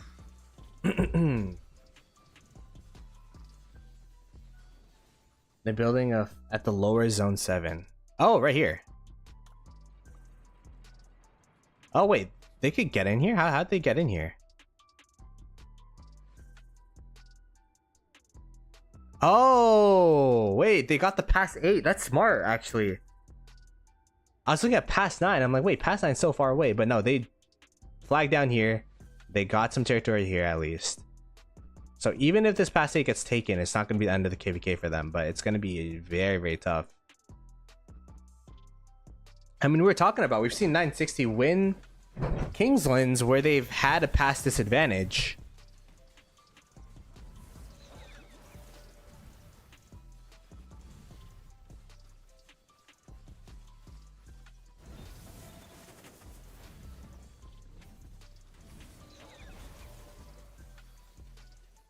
It's 960 and 2040. 2049 is putting in a lot of work as well. I don't want to only call out 960, but 960 is also putting in a lot of work. I'd be curious to see which one of the two is actually pulling more weight.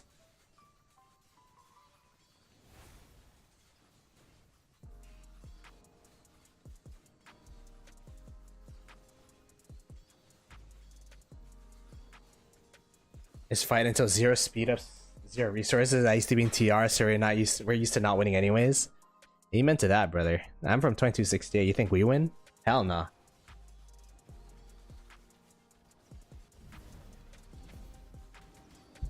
It is easier to say 960 than 2489. 960, 2489. 2489 is literally 6 syllables. Yeah, 89 GT is I guess I'll just keep calling it 89 GT. They're able to burn this flag at least, so you gotta get your win somewhere.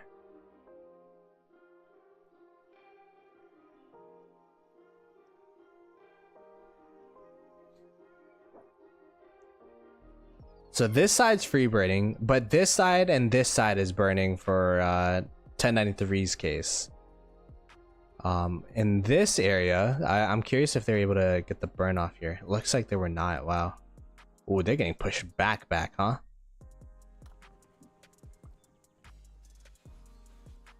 (1846) and 1818, taking advantage of the pressure that 960 and 2489 or 89 GT are creating.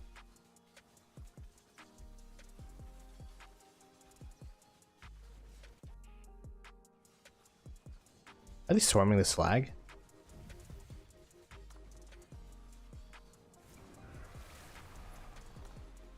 Isn't the flag already burning though? I think someone's accidentally swarming a flag with a Heraclius in it, which is not ideal.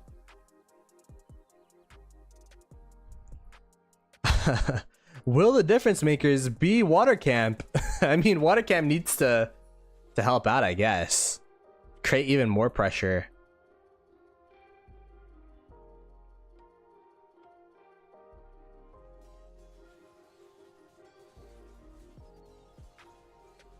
Target boxes of all the structures are huge. Oh.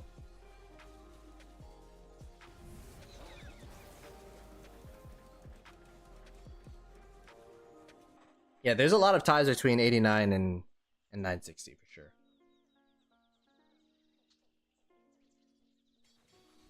But yeah, they are cooking.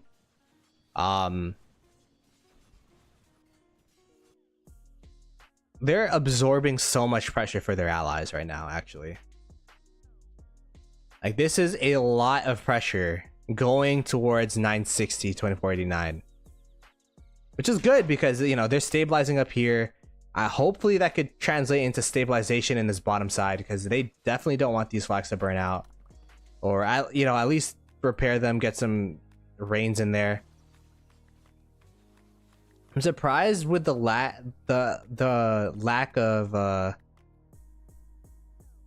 I guess emphasis on the cutoff points from 1093, but it's just the rest of the map is burning, so might as well just stabilize that first, I guess, is the name of the game for them. But like, they are now, I get, they're listening up. I mean, they know their strengths, right? Where if they get a critical mass of players all in one area, they can win against a 960 2489 Murderball. It's been proven that they can. So now they're getting a critical mass of players in one area, and they're probably going to try to push out this bottom side, probably burn this flag, and then if they can, go to the next flag, and then go to the next flag, go to the next flag, which is kind of a 1093 staple.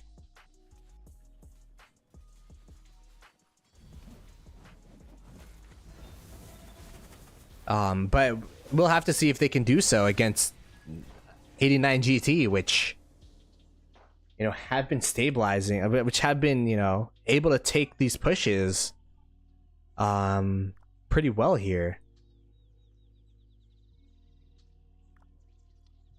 But the thing is, if all of 960 and 2489 go in this area, then at least in theory, 1188 would be able to aggress on this top side. So I guess that's the biggest merit of having 1188 here, is it creates these scenarios for, oh, by the way, this flag's getting swarmed, I think. Creates scenarios for 916 to 1249 where they have to pick and choose their battles instead of just brute force against 1093 over and over and over again.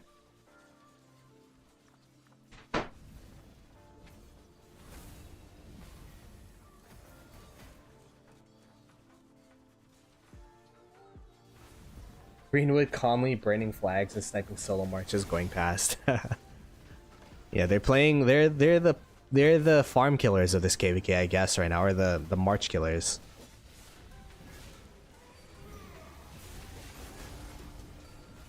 Flag is getting pretty low, but I mean, if we could check the build time here, 6 minutes left on this flag. Rally was insta swarmed, so not that big of a problem there. Whoops. But oh wait, there are a lot of swarmers on this flag though, and there are not a lot of 1188. This flag's gonna go down. It's dead. Wow. That is crazy. I mean, you could chalk it down to 1188 not having enough teleport space, but still, seeing that building flag, seeing that 1093. I mean, they're moving up here, but it's already too late. The flag's dead, right?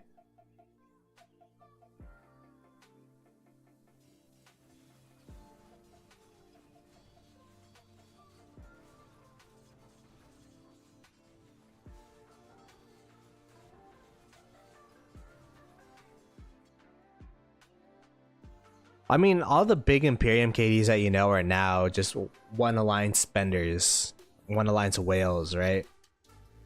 The 60 GTs of the world, the 2489s of the world, the 2929 have a lot of spenders in there. The 2377s have a lot of big spenders in there, so. Ooh, AFKs are dying.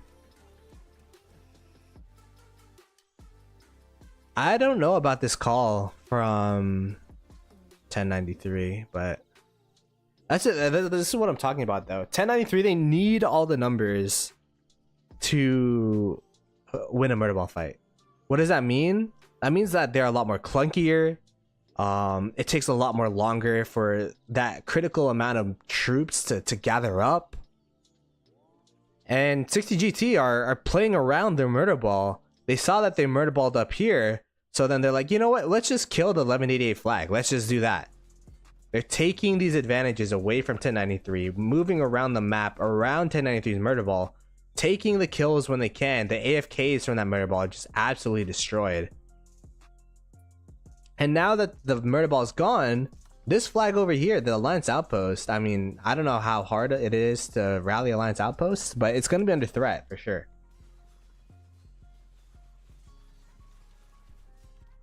Yeah, it's a late call. It's a late rotate.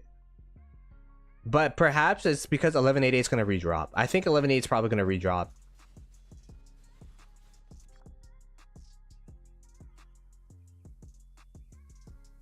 They're really focusing on they're really banking on 1188 to make a really big difference on this top side.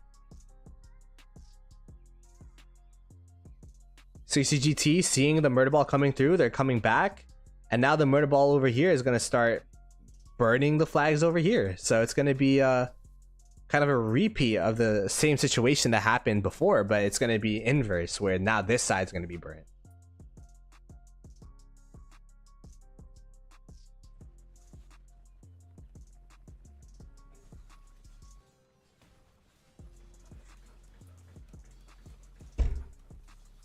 Wait, what's getting swarmed? This flag?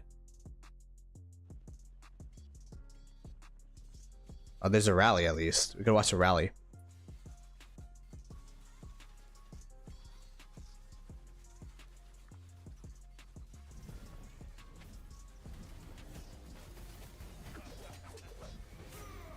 But yeah. It's a tough situation for 1093 to be in.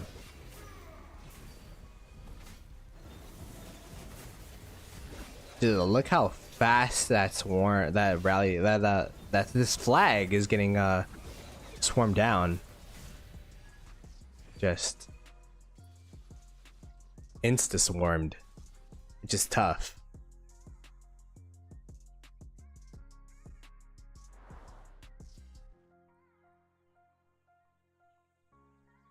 Now that 1093 is here though, 1188 is going to build a flag, and they're going to try to redo the whole situation, and 1188 is not going to leave until the flag builds. I mean, 1093 is not going to leave until the flag builds.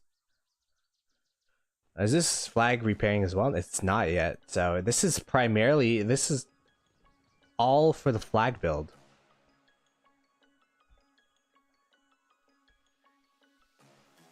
I think this Murderball is actually going to be a really, really important Murderball too, because it'll show if 1093 can actually win a Murderball fight. Like we saw it throughout this KvK. But now that everything else in this front is burning from 1093, the only thing that they have left is this front. So will if 960 and 2489 win this Murderball? I'm telling you right now, the KvK is gonna be very, very tough for 1093 to win, because 960, 2489, they've been pretty dominant with like picking them apart throughout the map. I don't know, man.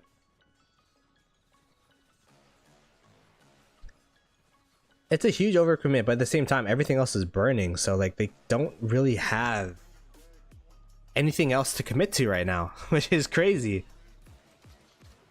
But I think this is going to be a morale booster or a morale killer for 1093, because you have your whole kingdom, you know, the biggest murder ball in the Rise of Kingdoms right now, probably right here. If your whole kingdom can't beat 2489 and 960 straight up, then it's probably going to be wraps for this KvK. Like I don't want to be that guy to say that the KvK is over, but this is going to be a microcosm of the KvK to come. You know what I mean? Of the Kingsland to come. Of course, there's going to be downtimes. There's going to be this and that. But full strength 1093, full strength 960, 2489. This murder ball is going to mean a lot.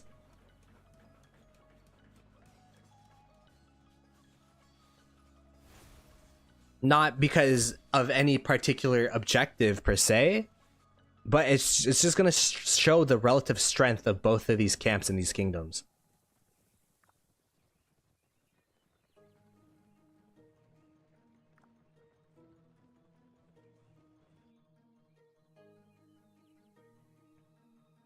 But let's see. This is so exciting, actually. You guys get what I mean, though, right? Like the Kingsland's still gonna go on for a while, but this is the first time that both of these kingdoms have been able to murder ball up in this Kingsland, have been able to go straight up 1v1v1, no bars, nothing to hold back. This is Kingsland, so it's gonna be interesting to see.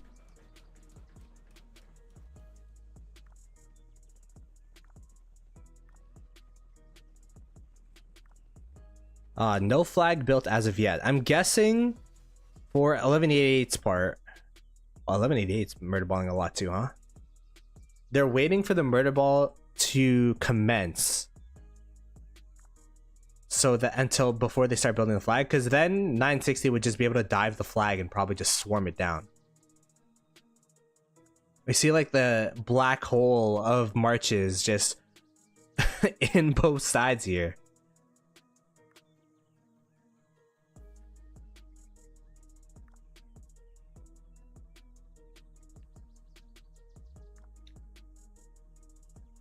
I mean, lore, you could say that too, but at the same time, like, at least they're able to win a murder ball fight. You know what I mean?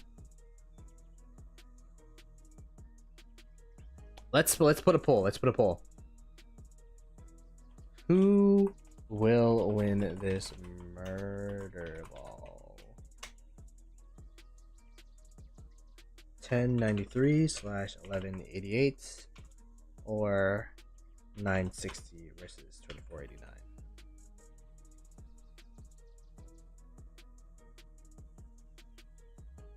Yeah, that's what I'm saying. They won't lose a KvK because they lose a Murderball, but it's gonna be a microcosm of the KvK to come. So it's gonna be. It looks like they're going north here. This is like the biggest arc fight in Rise of Kingdoms. You could kind of look at it like an arc fight, right? Where it's like the biggest arc fight.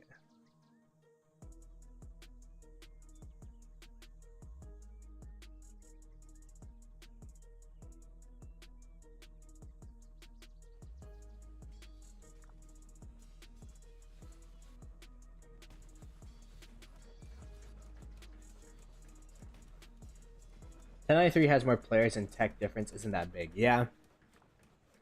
But let's see what could be a difference. Tech, sure. Crystal tech. Shouldn't be that different. Equipment should go towards 1093. Should go towards 960 and 2049. Not saying that 1093 doesn't have good equipment, but the average march on 960 2049 should be better equipped than 1093.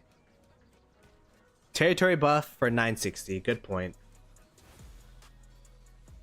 Armaments, inscriptions probably would go towards 960, 2049. 1093 with the numbers though. Quality versus quantity is the name of the game of this fight. Will it be quality or will it be quantity? We see the king skill get put down. We see cheeseburgers. Shout out to the cheeseburgers.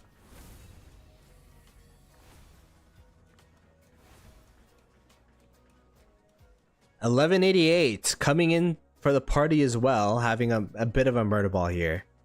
To be fair, this is actually a pretty big Murderball. It's just compared to these two camps, we're getting spoiled by these two camps.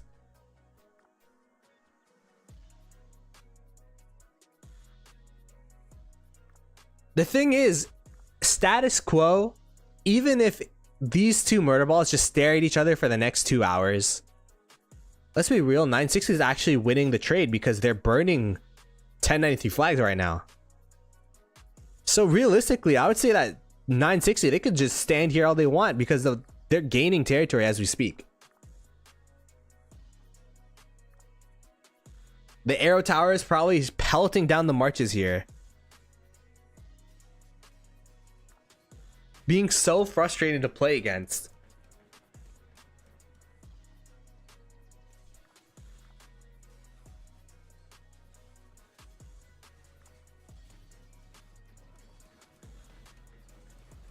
And there you go. Murderball incoming. 1093 versus 2489 and 1960. The big Murderball fight we've been waiting for. 1188 coming as reinforcements in the back here. Although, are they coming? Where are they going? Where is 1188 going? Okay. Well, 1188's not there yet. They're just watching. They have one arrow tower helping out. Meanwhile, 1093, a 1960, 2049. The poll is going towards 1093. And we've seen 1093 win these murder balls. Will they be able to repeat? Look at the amount of sad faces coming out from the 1960 2049 side. My goodness. I mean, the sad faces up here are also from 1093. So it's gonna... I don't know, guys. I don't know who's winning.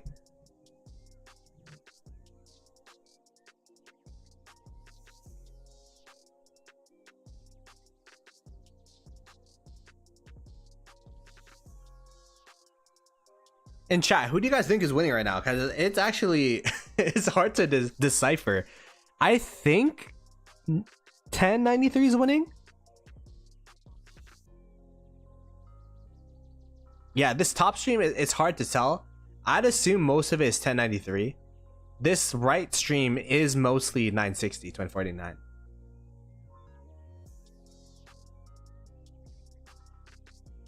in that scenario my phone would explode. I feel like my computer is gonna explode just watching this, man. But the Murderball started around here, and I feel like there's more 1093 marches pushing.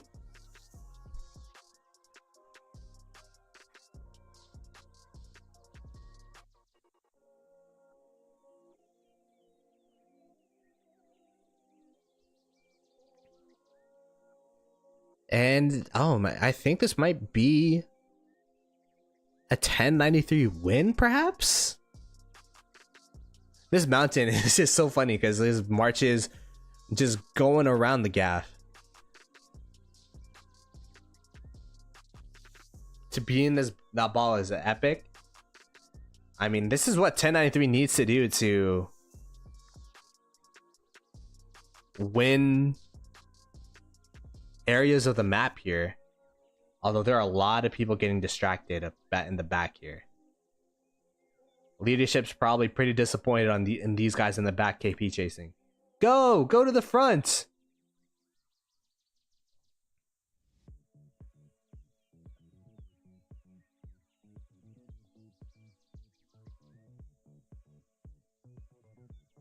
Zoom in. You want me to the computer to die?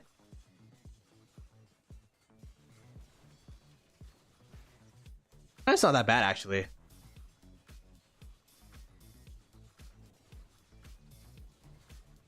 Yeah, maybe they targeted a march and then their game crashed. Don't simplify. Okay, you guys are asking for too much.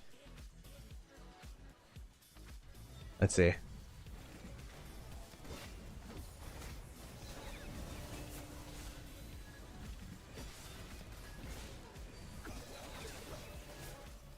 Look how long it is for taking it to unsimplify.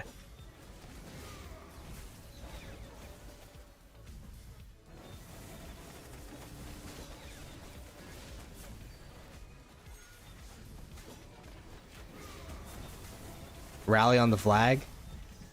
I like dot. By the way, I like dot mode a lot better because it's way easier to decipher what's going on. And yeah, it does look like 1093 will take this Murderball fight.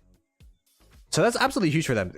At least 1093 know if they Murderball up together, if they work together as a team, they can at least push back the Murderball of 960.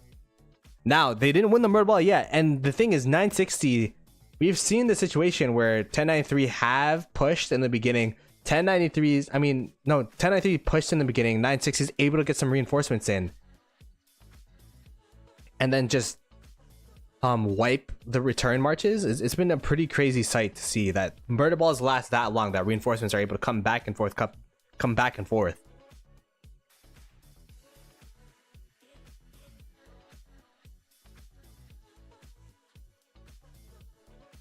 My PC is fine. That's the thing. I have a 4080. I need a new processor. I think that's the thing. We'll set the PC fun yet again.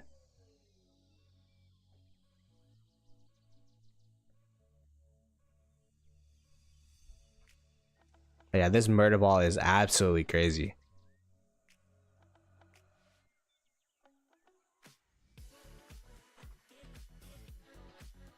Uh, 1188 did not build a flag. They actually rotated out of this fight.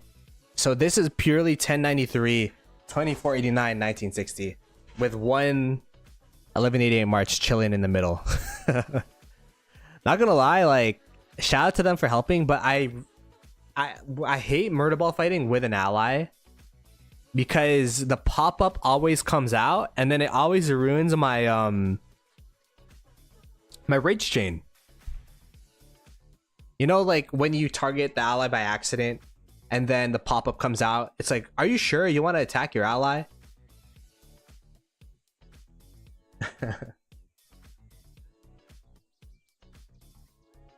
Yeah. Some of the 89 GT players are on the right side of Zig. Okay. But still, straight up Murderball fight. I feel like this is what 1093 kind of needed to show to themselves that hey, like we can still fight. But I will say, I think the fight is starting to turn for 1093. Like, a lot of the marches are starting to walk back home now. So that indicates to me that, you know, that's low health marches walking back home, taking the walk of shame. And there's a lot of reinforcements coming from 960 or 89 GT. Call me crazy, but I think this Murderball is going to flip within a minute. You already see that the blue marches went from over here to down to here. So the line's already getting pushed. A lot of these marches are walking back home to refresh.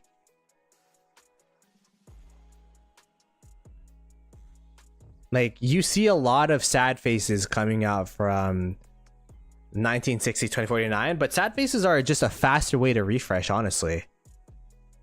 You don't see, I mean, there are some sad faces coming out on this top side for 1093, but you don't see a lot of sad faces coming on the left. And the reason is because a lot of the marches on the left are just walking back home to refresh, which is better for trades, better for the longevity, but for pressure it's really bad because the walk back home is going to take a couple minutes longer than the sad face back home. And I feel like that's the biggest difference in this Murderball right now, is all the people walking back 960 sad facing back and just refreshing, collapsing this bottom side of the Murderball. This bottom side is now going to start collapsing on this top side, leading to a 960 2049 win. Damn. That looks so good for 1093, but these extended Murderball fights just going 960's favor. And I think it's pretty much for the reason I said, the sad face back home compared to the walk back home, especially since when you walk, it's going to, like, for 1093, their city, they have so many players that their cities that they're reinforcing from are so far away. Look at how far people are walking from. This guy walked from over here. People are walking from over here. It's taking them 4 minutes to get to a Murderball fight in the back of Kingsland.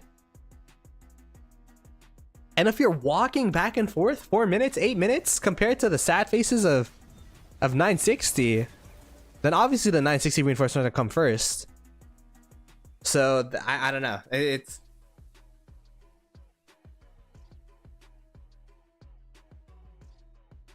yeah, I mean, I've been told that, like, in Kingsland, that's when you sad face.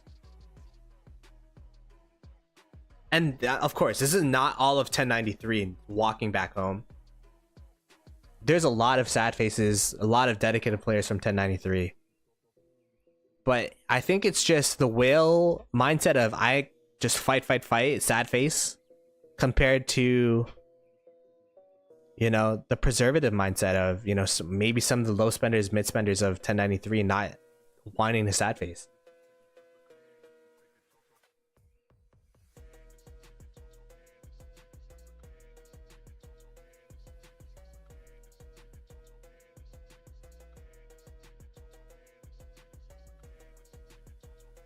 All right. So 960 able to win that Murderball. Are they at least healing the flags elsewhere? The flag here from 1093 died. This flag's still burning. This flag's still burning. This flag's still burning. All the flags from 1093 are still burning. Overall, a big pressure win from 960 and 2049 this top side so far. Let's go ahead and check on the bottom side.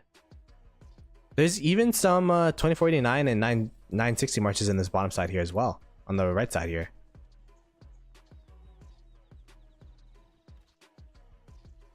You could see a lot of water camp and 1188's camp. I think it's called Daybreak. We were paying attention to the cut point here. It looks like at least there's still some progress here. So 1188 left that top side so that they could focus on this bottom side.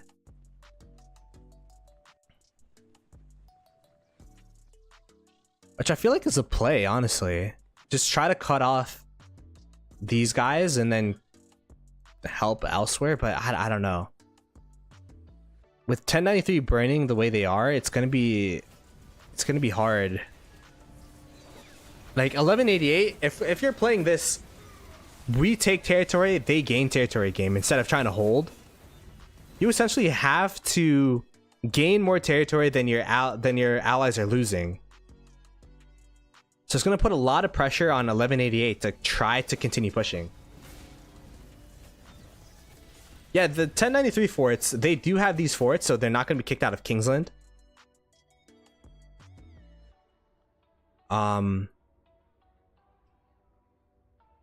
Which I guess is the best part about them having so much control of these extra passes.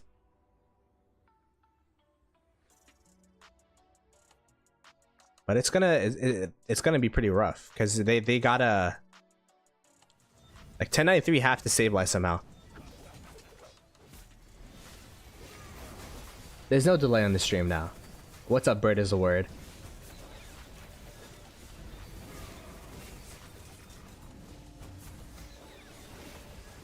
Greenwood, I don't think they're in Kingsland. Greenwood's been I mean, Greenwood's job is just to be as annoying as possible, try to burn down the forts of their opponents, which they've been doing. And Greenwood's building here, just making sure that they stay honest. And not gonna lie, if Greenwood is able to, like, I wouldn't be surprised. Actually, no, I would be pretty surprised. Never mind. Like, I was thinking maybe Greenwood or 1846 try to go to this pass 8 and then 60GT try to just push out of this pass 8, but it's looking like that's not gonna happen because they have so many flag lines. They have 80E, they have 60 AE, 89 VC, which are these flag lines here, and they're definitely not going to cut those. So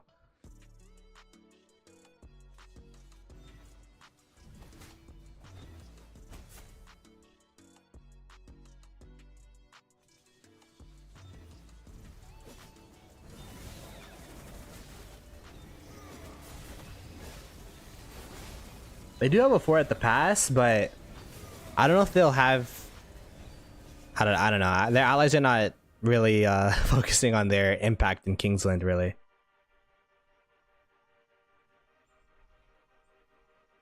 This is also a pretty big Murderball fight. 2489 mostly, or at least people in the 2489 alliance.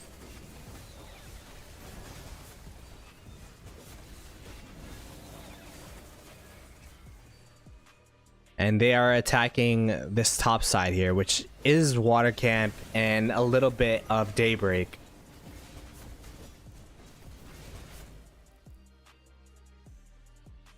Focusing down the water camp is pretty interesting.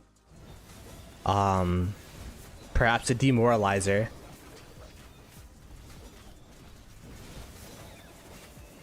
Like there's two interesting what do you call it? Like two philosophies that you can do for Kingsland, right? Where you could either focus down the big threats or like the biggest kingdoms, such as the 960s, 1093s, 2489, or you could focus down the allies and then isolate the big kingdom and then go back and go into the big.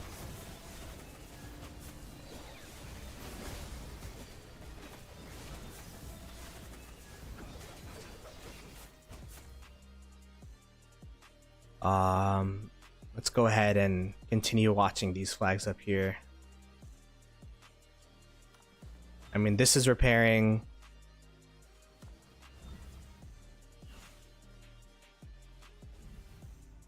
Like, what does 1093 have to do to come back in this situation? Oh wow. What is going on here? What the heck?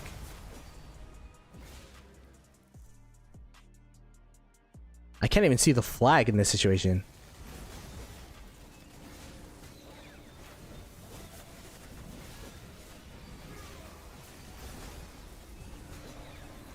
So there's a build time on this. I'm not used to this KvK. If they burn this flag during this build time, does it not build the outpost?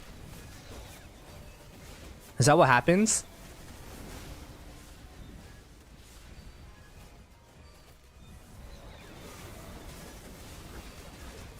This is a cluster, man. I want to put back on simplified just so I could understand what's going on. Okay. They were able to hold though. 1093 was able to hold their flag, so that's big. They just need more of that. 1093 just need more of that. And this is their reinforcements coming through. The people that walked back from the last Murderball fight coming back through. Oh wow, we somehow got an extra 100 viewers. What's up, everybody? The outpost builds either way. Okay, so similar to the arrow towers of whatever KvK we played, Storms of Stratagems.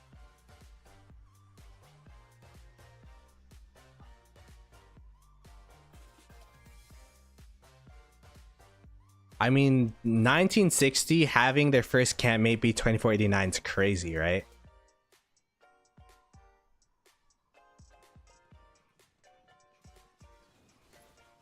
Oh, it's Henry. Damn, I haven't talked to Henry in a minute.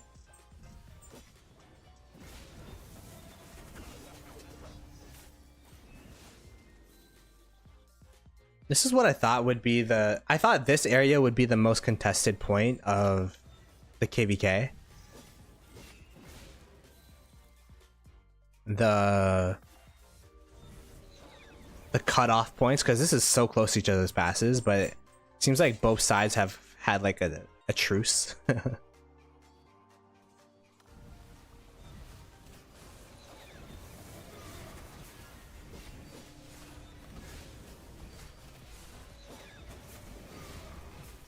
(1093's turn to swarm. Are they swarming back on this side? Oh, there is a rally here, and they are swarming this flag. Shout out to chat for showing me that. Gorgo Heraclius getting swarmed down. It is probably going to fall here. We have a Henry with Asherbon Paul. And the flag has dropped, so...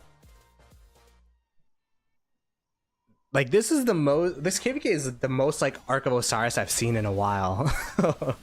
Where one side pushes in, then they have to sat face back home. Then the other side pushes in, then they get sat face back home. It's like the pendulum's been swinging this KvK so crazily.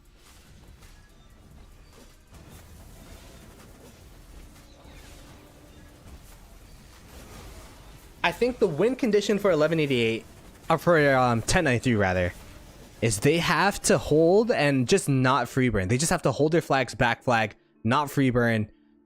I mean, burning flags and gaining territory is a plus at this point. And then 1188 on the bottom side just have to continue doing the work. They have to, I mean, if they cut off WIB here or WIB, it's going to be such a big play.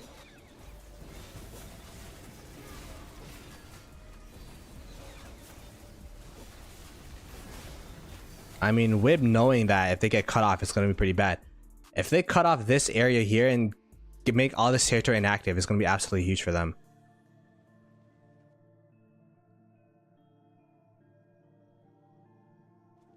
But, you know, there's a multi-front. There's a lot of fronts on this side as well. A lot of happenings.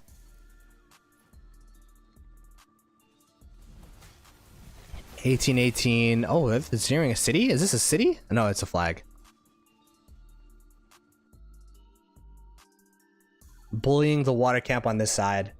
We'll keep our eyes on the 960 1093 fight though. We'll keep tabs on the other front. Are they okay? Where are we walking here? Oh, we're walking towards this flag. This is going to be the flag of contention, and I would not be surprised. Oh, whoa! And this flag here. I would not be surprised if they walk here, 1093 follows them, and then they get like 10 max tech players, a rally, and then swarm this flag down. Like, I would not be surprised, although it is an outpost, and I'm not exactly too sure how hard it is to swarm down an outpost flag, but I assume it'd be pretty tough.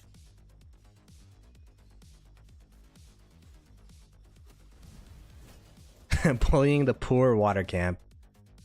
I mean, at least water is there. Greenwood's is watching from the sidelines, is like hand on glass. Oh, flag is getting swarmed down. The 1093 flag. Not enough reinforcement cities nearby. I don't think there's a rally on it though, so it is fill-upable, or what do you call it? Fill-upable, is that a word? It is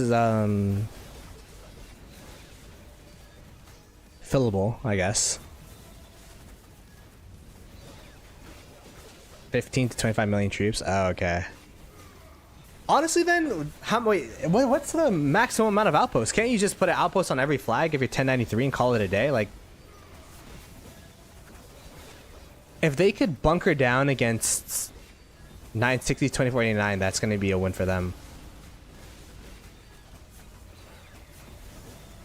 And I mean, 1093 was able to hold this flag, which is going to be absolutely huge. Like, this is exactly what they need to do. They need to delay the flag pushes as much as possible. Just 2 per alliance. Oh, okay.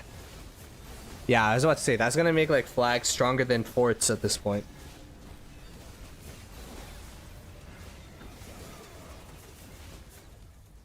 I'm surprised there's not a...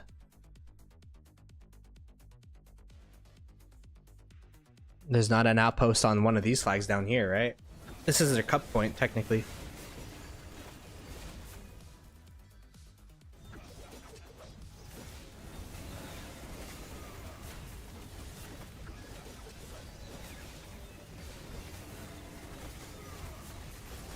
Basically impossible to pop an outpost, yeah. I'd assume so. So the 960 people that were at this outpost, some of them are rotating up to this front here. What will 1093 do in response? It looks like some people are also rotating up towards that front as well.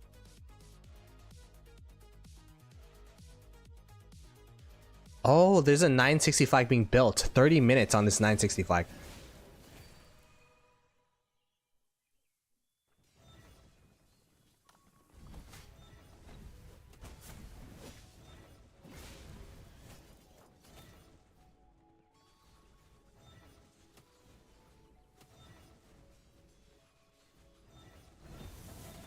At 1093 are a lot more slower.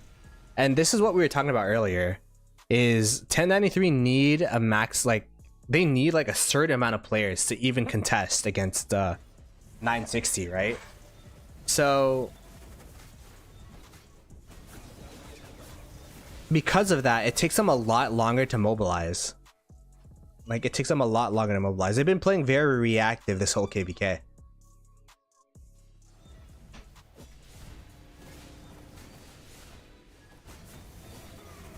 Yeah, 2489 has been attacking water camp on that bottom side, bottom right. Hey Anon, what's up, man? How are you feeling about this KvK? You being in 960? It's not gonna lie, I thought that you guys are pretty impressive right now.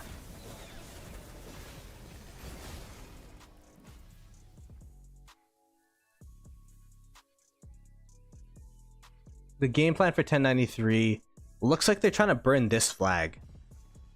Interesting.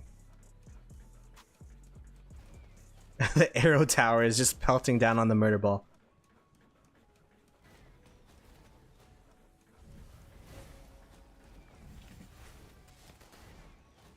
Show Kingsland. This is the map. It's getting pretty developed now. 1960, 2489 and their allies taking about 40%, maybe 45% of the map.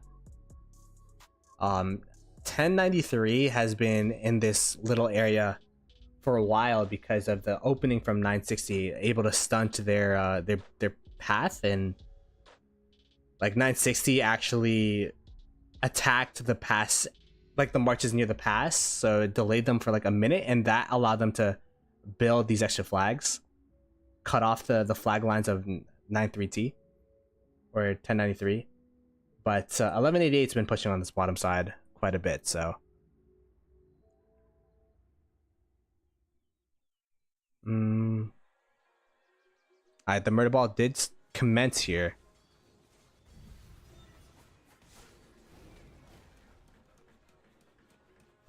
I mean, 1093 is just trying to lower the amount of touch points, I guess. Just burn the flag here, try to go down, and then perhaps burn the building flag down here.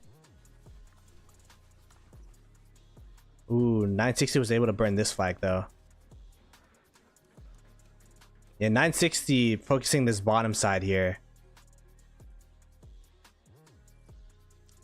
Compared to 1093 trying to burn this flag.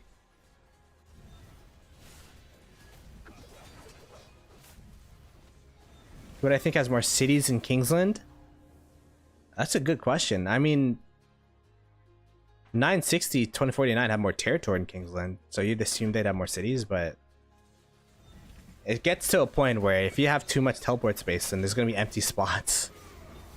I think there's going to be still some 1093 members that are outside of KL.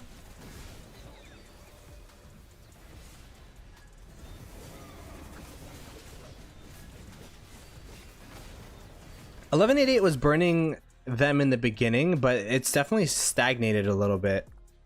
And look, yo, this is crazy. The 960 Murderball or 1093 Murderball is getting surrounded by 960 2049 marches, which is a crazy sight to see. If you're 1093 in this situation, you definitely have to just push towards one direction. But it looks like they're going all over the place right now.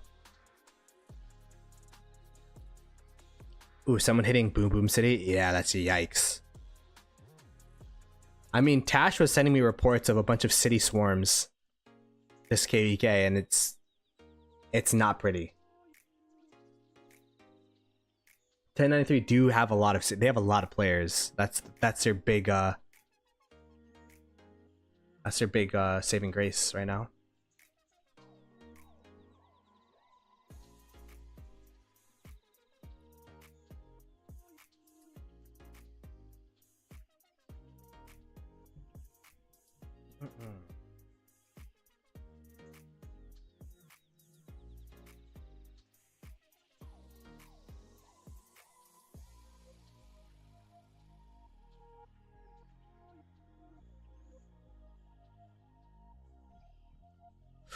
Ooh, 1093 Murderball getting wiped, low-key.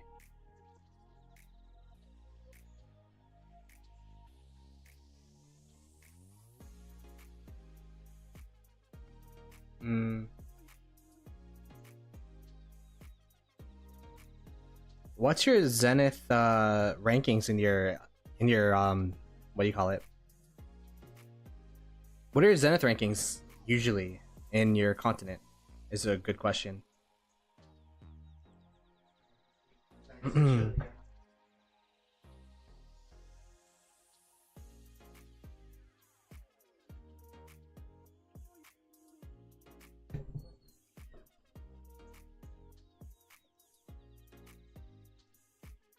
20 mil. See if you could find that report. Nah, I mean 708 million power swarming that city down would be so bad for March is just insta dead. The flag is still good, I believe. Let's see if we could even find the flag in this. I'm gonna simplify. I know you guys wanted not simplified, but I can't even find the flag in not simplified, so. Flag's still alive. It's getting swarmed down still. But it is still alive and kicking, I think. Oh, look at all the lines.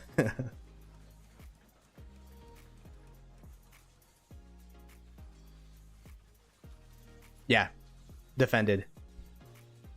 So they were able to burn the flag up here, pretty much build another flag and also defend their flag up here. Like, it's been,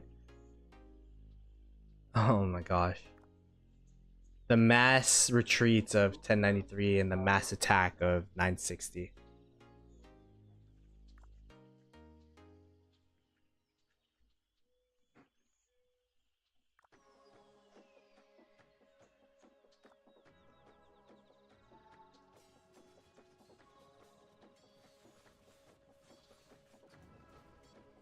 But why the frame so bad? What the heck?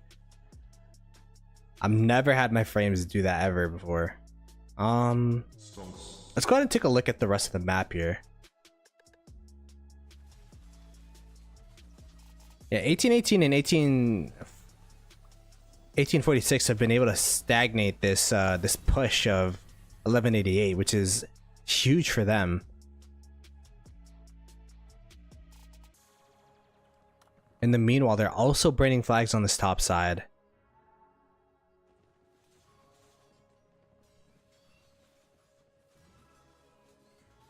And they're pushing in on this 1188 front here as well.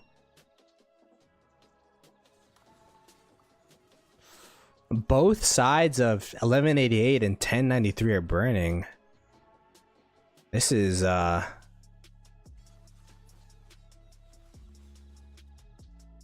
not looking too good for them.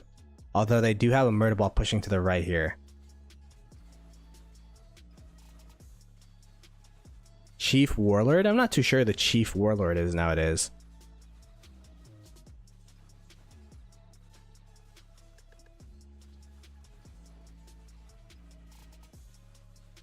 I mean, the thing is, 89 GT also have numbers though. That's that's the crazy part. It's 3 alliances to 2, but yeah, they've been cooking. What can I say? I think like 1093 has been able to win Murderballs against the 89 GT coalition. The only thing is that their Murderball has been so clunky. Like it takes them so long to get the mass amount of troops that they need to actually win against a Murderball of 916 2049. 916 2049 has been able to maneuver around the Murderball, taking objectives in other places where the main Murderball is not. And then when the two Murderballs clashed, it came down to 1093 not being able to refresh faster, or refreshing slower rather, than 916 2049, and that's why they've been able to win this KvK so far.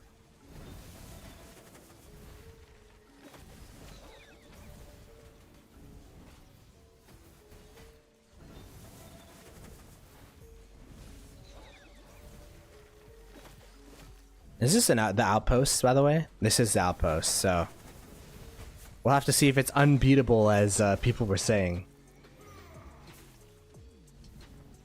They were also fighting on 960 territory, that's true.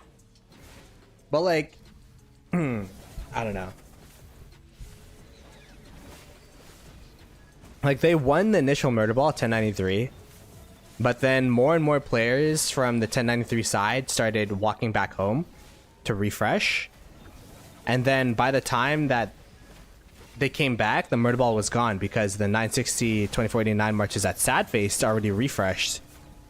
And that extra second win pushed out the 1093 Murderball.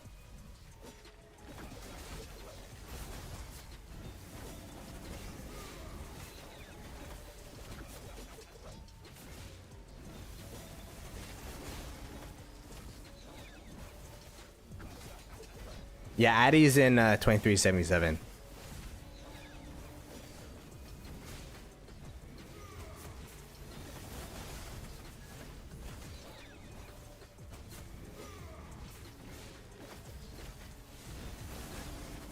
I think this outpost is gonna die.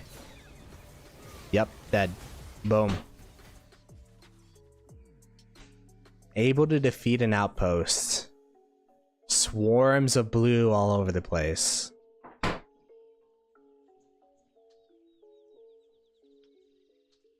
So chat, let's formulate a strategy here. If you're 1093, what do you do? Well, what's the game plan here?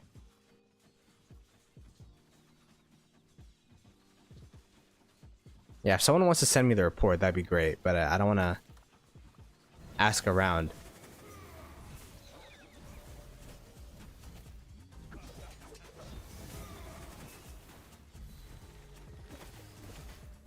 Gather all the resource nodes. Step 1.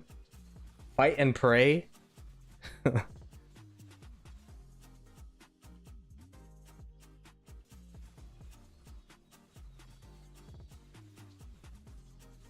Play defense up top and slow down the push. Head south, help push with allies.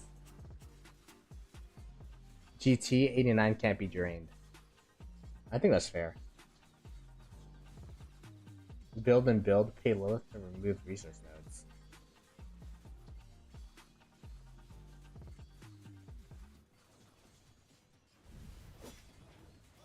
Like, I feel like they have the firepower. It's just so hard to... Especially in Kingsland, right? Like, they were able to stagnate this top area. Because, like, it was such a big area. They had so much teleport space. There's only one front that they had to focus on. Now in Kingsland, they don't have those luxuries. There's literally cities in the back of Kingsland just trying to, like, look how far some people are teleported up. These are main accounts trying to go to the front. Oh, that was a... Okay, that's a bad example. But you know what I mean? Like, there's some main accounts in the back here just trying to go to the front over here. Literally tucked in the back of Kingsland.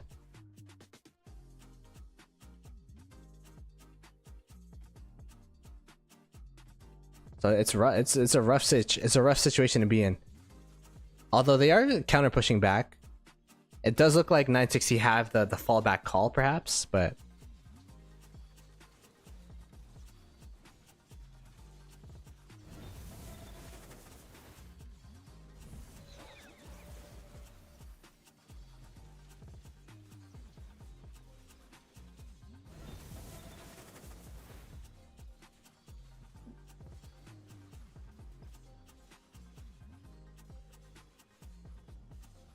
it's a rough situation to be in.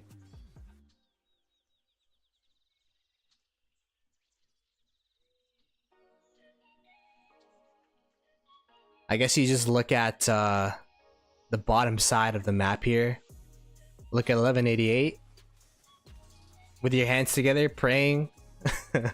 Please. Gain more territory, but... I mean, 1188 is not... Oh wait. I mean, they are burning this area at least. They're burning this top area. 1188 is so deep into this zone, by the way. This is not what you need to do right now. You need to be super objective focused. Like, these murder balls up here are not burn. Like, these are already burning. You probably just move on, no? Move on to this front, move on to this front, try to burn these things, or help to burn on those things. But you have to be so precise with what you're doing with your marches, what you're doing with the pressure.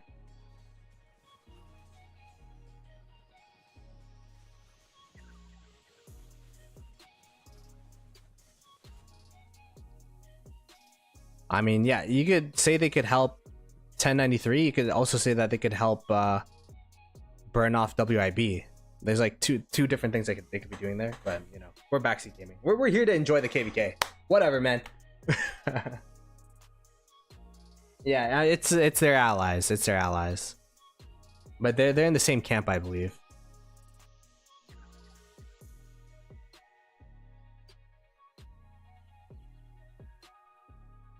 We're swarming a lot of cities to drop power.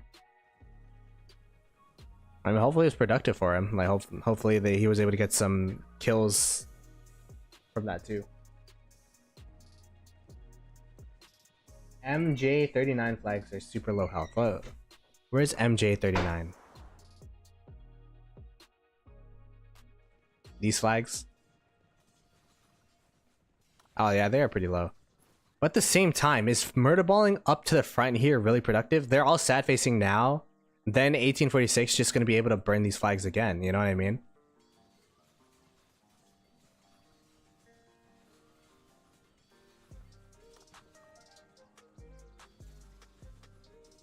Like they're all the way back here.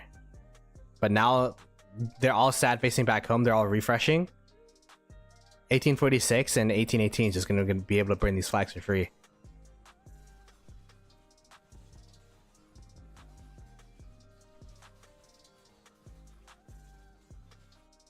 So I don't know.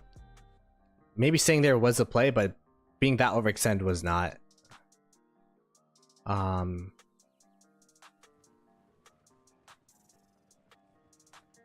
Yeah, I mean 1188 tried coming up here, and that actually destroyed the momentum of the push down here. So they came back, but they haven't been able to get the momentum back as of yet.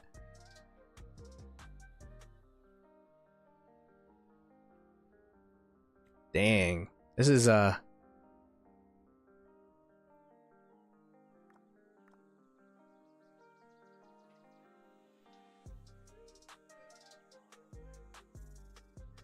we're back up here, up at the top with where the last Mega Murderball happened. Looks like we're back at it yet again with another Mega Murderball.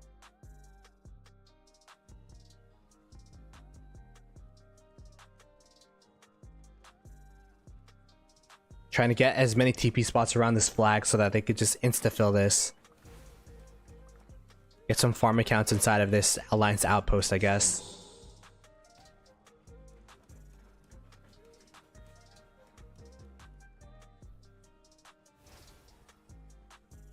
Did you send it in the chat? Is it there?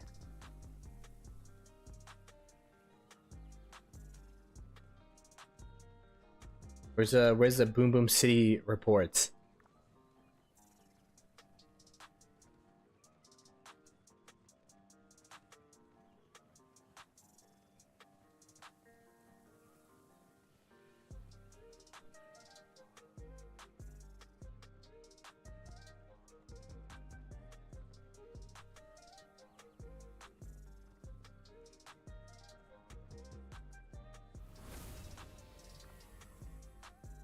It is pretty laggy to watch, Only Farmer, not gonna lie. Hopefully you're having a good stream right now.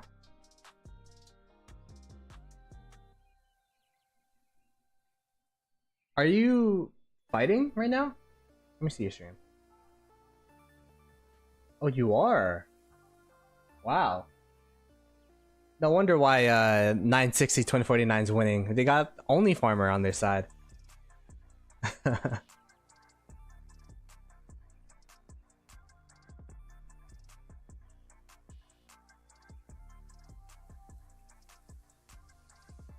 The staring contest yet again.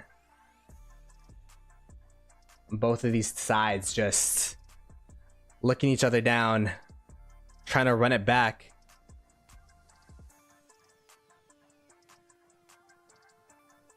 Let's do another poll. Last time 960 2049 was able to win this murder ball. Who will win this murder ball fight? 1093 or 960 2049?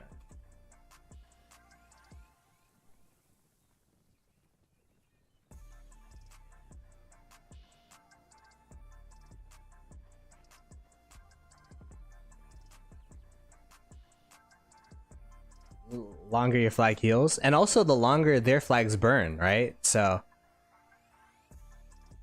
no, I mean, I agree that this is all, the stare down is in 1093's best interest. And look at 1846 and 1818 putting in work in this bottom side, just defending that flag for their life. And they already have a back flag too, so even if it burns, they still have this touch point. And they also have another flag at the back. So they have 3 back flags. So it's going to be a while before that becomes a point of contention. Last time we were looking at this, were they able to burn it? Yeah, they're able to get the free burn off on that as well. So the bottom side, even for 1093 and their allies, is looking pretty rough. as the staring contest continues. Plato's a white PC fund. Yo, Bus, I appreciate it. Maybe it's Plato's new motherboard fund, because I need a new motherboard if I want to upgrade my PC. That's the problem. But appreciate the 5 buccarinos, man. Greatly appreciate it. And appreciate everyone for watching the stream. If you're new, be sure to subscribe to the channel. I'll be streaming for a couple more hours, and then we'll be doing a night shift, and then we'll be streaming again, and then again. So if you want to continue watching this KvK, if you also want more Rise of Kingdoms content, subscribe. We'll also be watching the 1365 KvK that we watched yesterday, so keeping tabs on that. We are cooking the cookery you've done. Is the stream lagging? I think it's the game that's lagging as well. On OBS and on YouTube, everything looks fine to me, but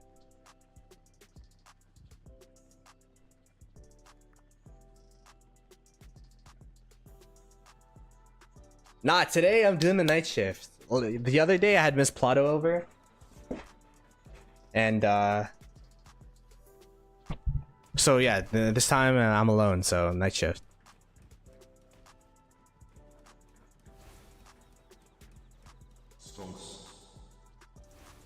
By Boom Boom City. PC fund.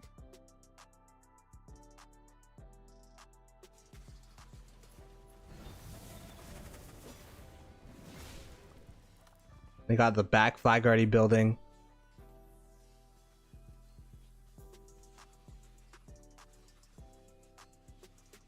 Cute city near. Oh.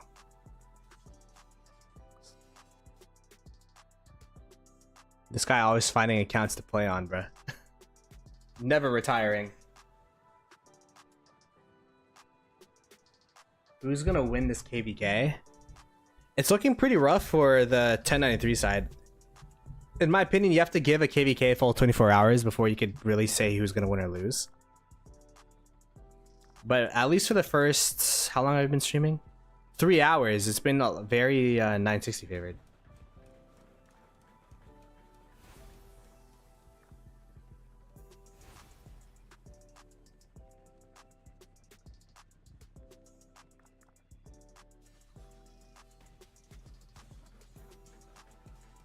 Yeah, they're just staring at each other here.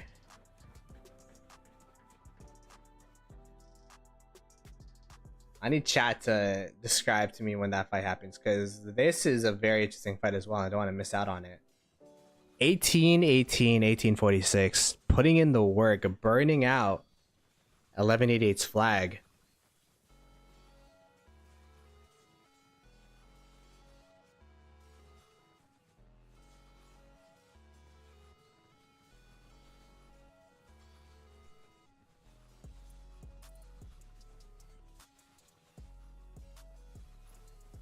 And this was the win condition of 1093. It was waiting for 1188 and their allies to, you know, push up and really take control of this side, especially since they have an extra camp in Kingsland. But 1818 and 1846 showing that, hey, we have more in the tank in Kingsland. That initial zone that we had was not everything that we had. Looks like 960 now on territory of 1093. 1093 standing pat, standing strong, staying pat, standing strong. I mean, if 960 move the Murderball close enough, their arrow towers are going to be able to pelt down the 1093 Murderball.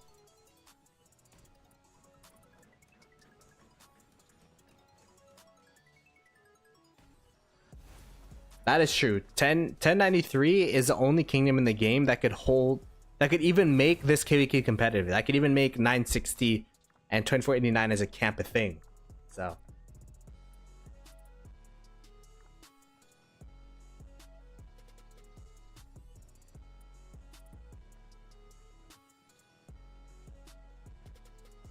oh god, 2.1 million dead troops on Boom Boom City. Oh my gosh.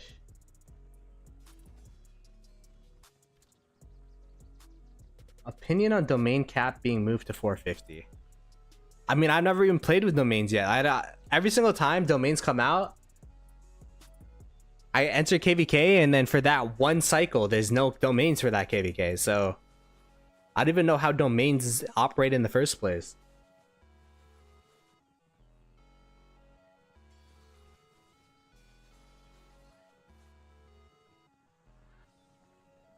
Oh, there you go.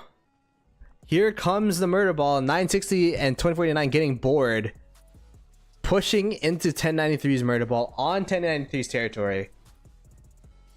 Surprising that there are some marches already moving back from the 1093 Murderball before the fight even commenced. There are a couple sleepers in the back of the 960 2049 Murderball. You know, probably got some water, got some coffee. It's been a while since these guys murderballed up. Let me go ahead and put away the poll. Let's see what the poll results were.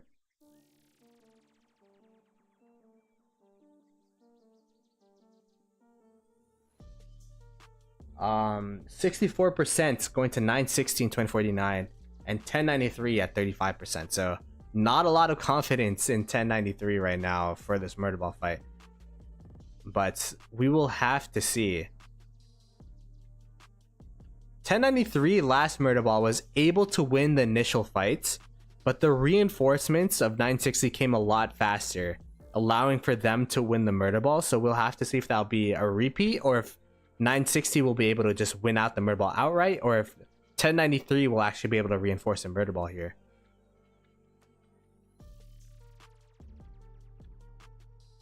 Yeah, we were looking at 1093's pass. It's looking pretty rough there. Caden thinks 1093 could win this Murderball. I mean, they've won Murderballs in the past. This is pretty much their whole kingdom in one spot. But it is also a lot of, if not all of 916 2049 as well. So I don't know. There's a lot of blue in my opinion.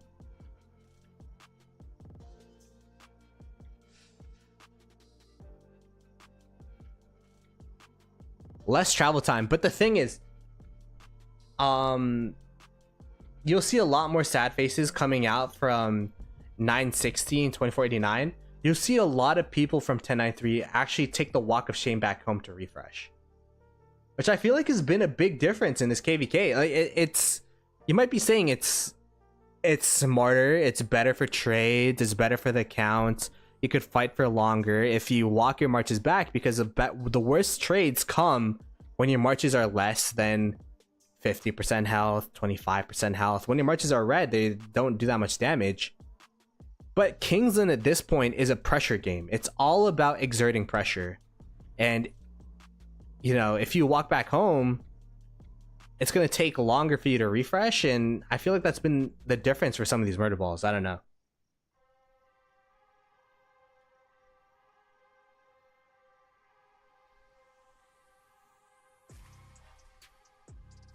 There's no 1188 in this Murderball, but we can go ahead and look from Fire Camp if you want to.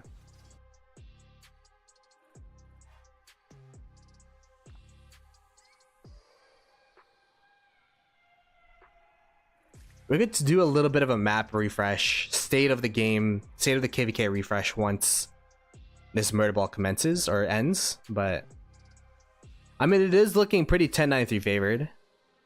They are on territory.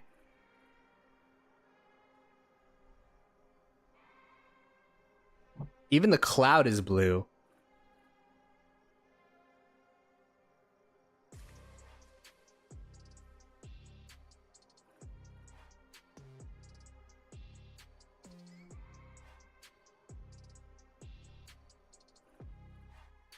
The thing is, 1093 actually need to group up to even win a front against 960. They tried spreading out earlier in the zone, and they were just getting hammered in all of the areas. So, like, when it's actually a straight up 1v1 fight, 1093's been able to win, and they're actually pushing 960 out of this Murderball right now. But when they spread out, it's actually been 960 that's been able to maneuver around the Murderball of 1093, maneuver around the marches. So it's been really interesting. It's like 1093 has been this big, clunky, but absolutely massive murder ball and amount of units and troops, when 960 has been really quick and nimble and, you know, doing these fast jabs, able to hit the weak points of 1093 around the map. So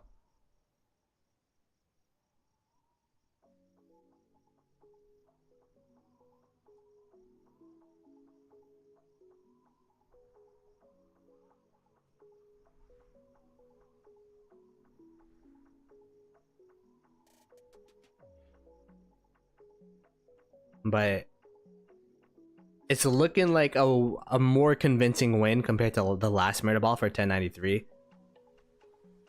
But who knows? It's 960 last time won because of reinforcements. As when I move the camera, look how laggy it gets just loading in all of the assets.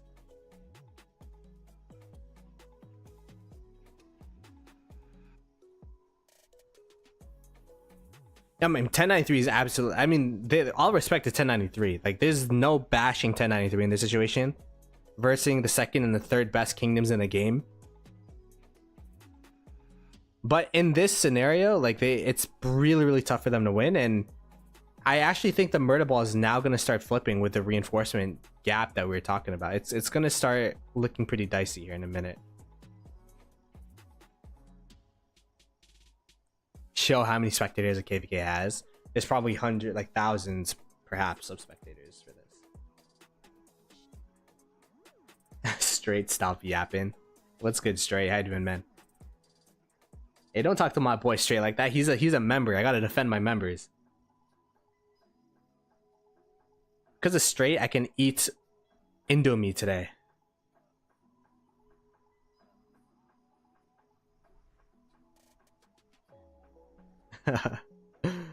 Oh man.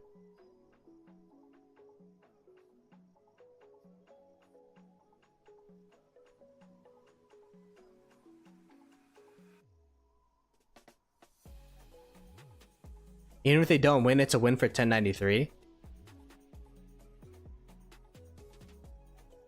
I mean, they got to last a couple of days in KL, but yeah, I mean, it would be super impressive for both of these kingdoms, in my opinion. Like 960 2489 showing that, hey, 1093, like, we beat that kingdom, even though, you know, they're the best kingdom in the game. 960 hopefully showing and proving to the community that, you know, even though a lot of our players are tired or migrated out, we still got a good migration in. We still have a good core team. We're still competent. We could still win Anubis, and we could still win KvKs. Like, that's kind of like a redemption story for 960, right? Wow. I mean, Straight, thanks for the 5 gifties, man. Tash, I mean, I don't know why you had to gift Tash, but Rio, Callum, Sin, Shin, and then Joel. Hopefully you guys enjoy your memberships.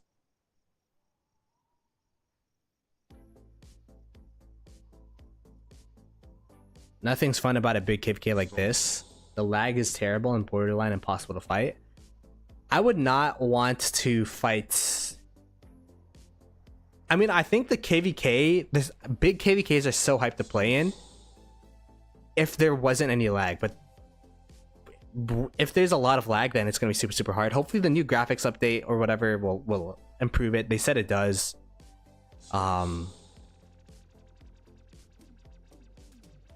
But yeah, I do like watching and playing in big KvKs. It's just a shame that it does lag.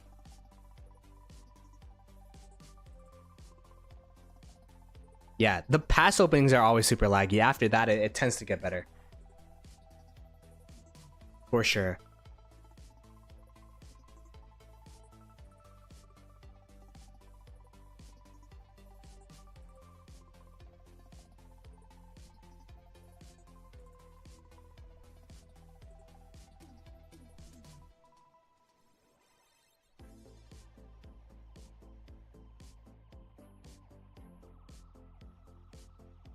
And Straight, thanks again for the members. Goose, is that you? I'm pretty sure that is the goose that you're thinking about.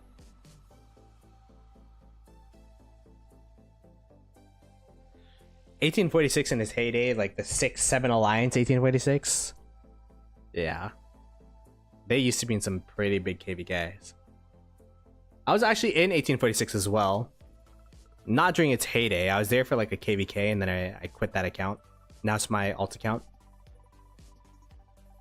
I was in SIN with in the 4th or 5th Alliance at the time.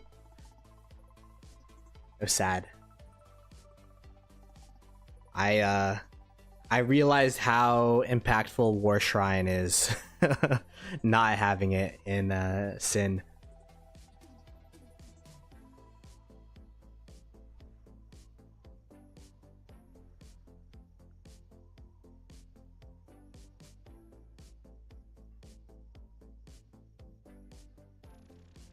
$13.65 is running over 1862. Yeah, I was watching that KvK yesterday.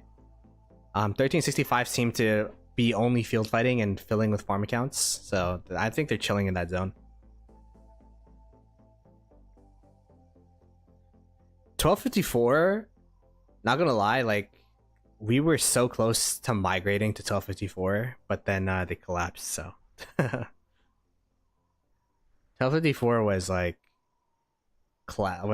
super fun to play with. But they just got no match founded into the ground, so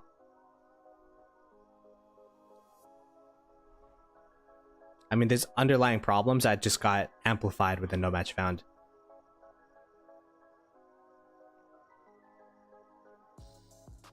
But yeah, the Murderball, I would say that's a 1093 win, right? Would you guys say that's a 1093 win?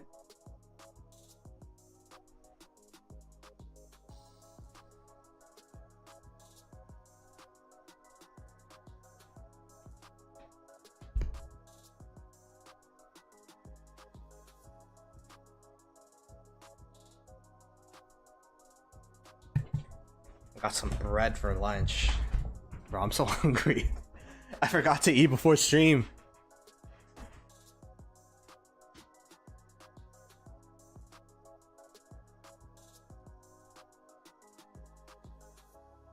They have a really old core group that have a great system for maintaining and growing. Yeah, I mean, the fact that they haven't burnt out. I mean, I talked to Silent and Archie. And like, they still seem hungry, and they had, you know, being excited to play Rise of Kingdoms for 5 years straight is crazy. You know, it's a feat.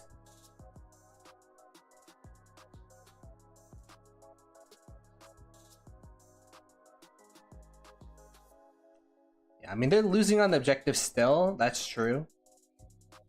I mean, stuff's burning elsewhere.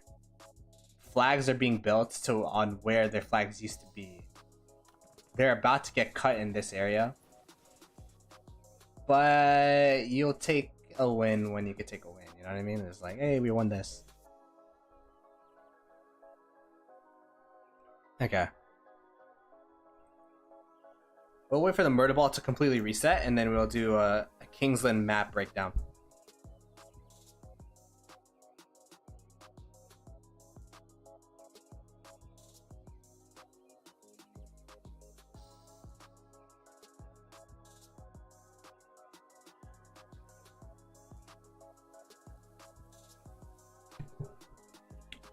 Looks like 1093 is reballing up right now.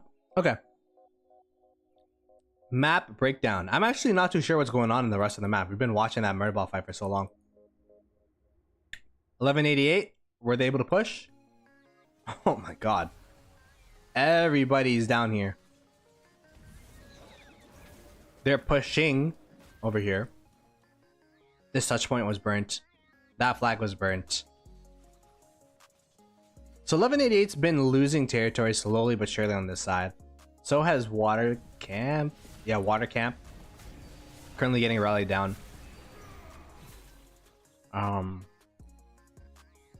We were watching this Murderball here. Everyone's resetting here. This side is this healing? Flag's healing. This flag's healing as well. 960 building some flags in the meantime.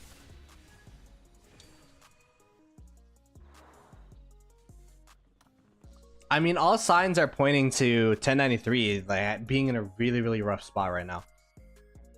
So, though they had a pass advantage, 960 having this fort advantage and being able to fort hop really, really helped them with the territory.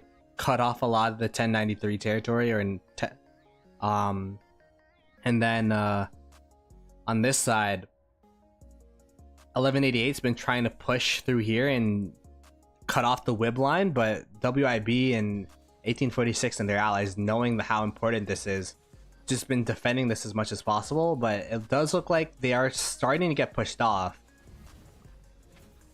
They are swarming this down. Do they have a rally?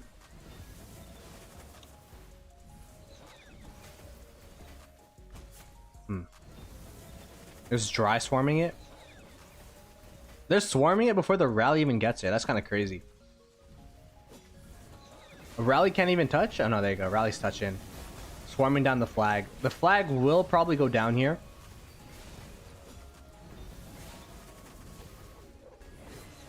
Let's go.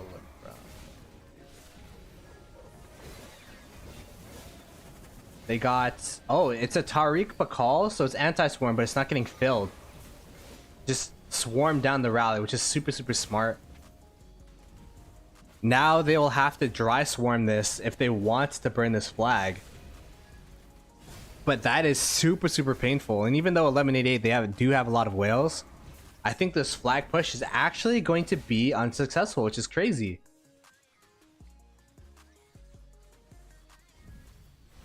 I feel like 1188 had all of the tools to take down that flag, but just not enough reinforcements on the rally. And then 1846 just dive bombing that rally so that they could take that down as fast as possible.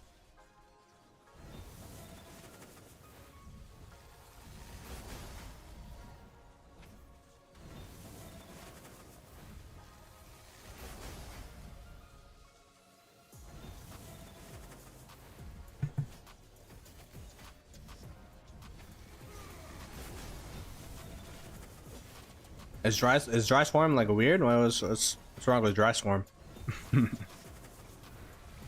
I mean, they still swarm. They're swarming it dry. You know, there's no rally.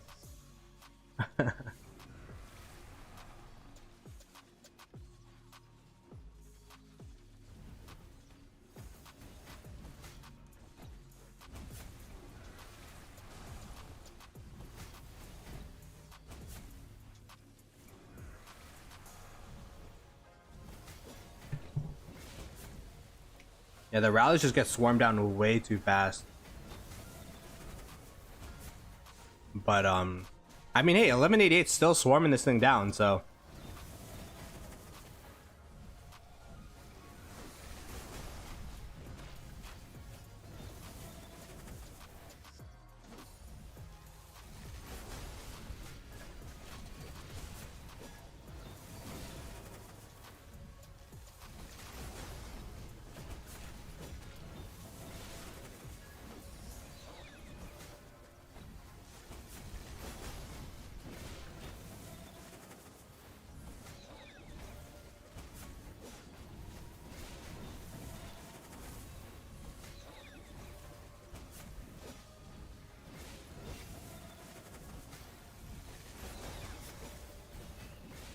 that was actually pretty funny. The king skill of Marta was walking away. It looked weird.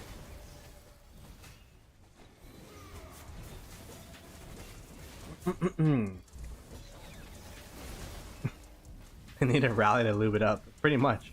By the way, this flag is just getting super, super low. I'm doing pretty well, Mason.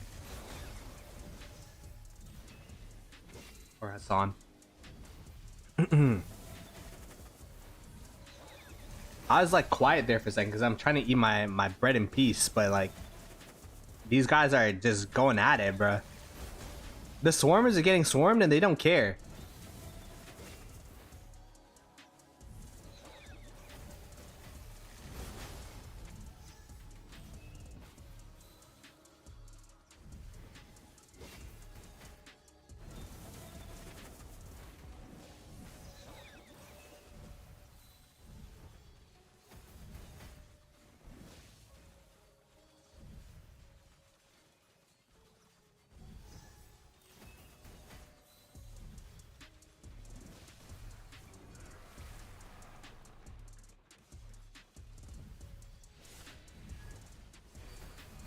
I'm surprised the second rally hasn't even hit yet. Like, it's been so long.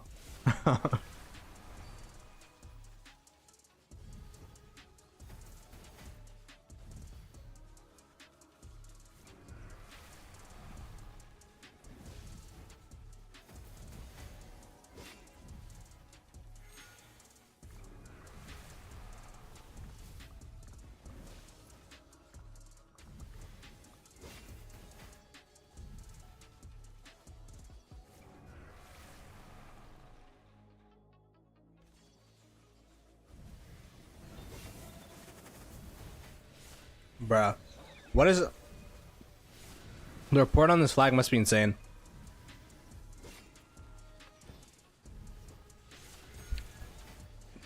I don't even think it's yeah, it's not even an outpost flag. This is just purely getting stuffed, which is crazy. Oh, is it going down?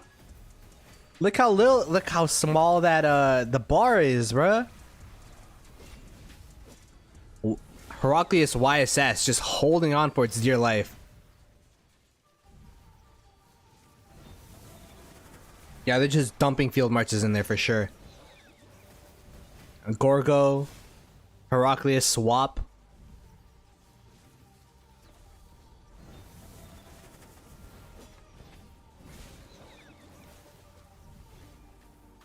I mean, if someone from 1846 got me that report, that 1846 camp got me that report, that'd be crazy.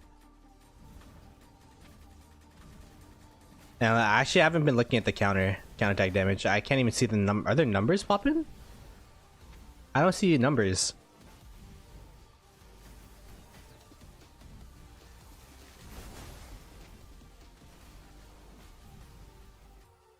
Is there a second rally yet?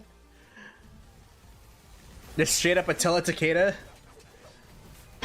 just to tank the damage of the flag. I don't know.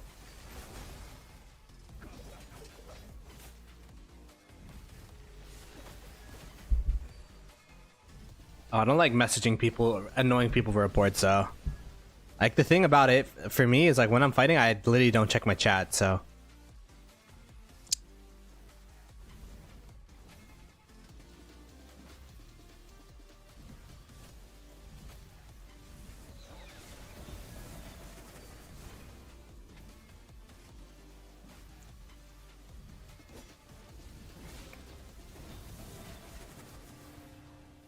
The flag is doing some AoE, yeah. Ask Socks? Yeah, someone asked Socks for me for this report. Is he even in there is the real question. Socks, the F2P KP goblin.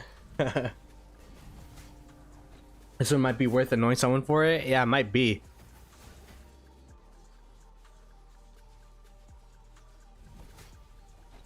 $7 to $9K whites for the swarm is insane. I can't even see numbers. Like where I only see the flag numbers. Like 20K, 25K, 26K.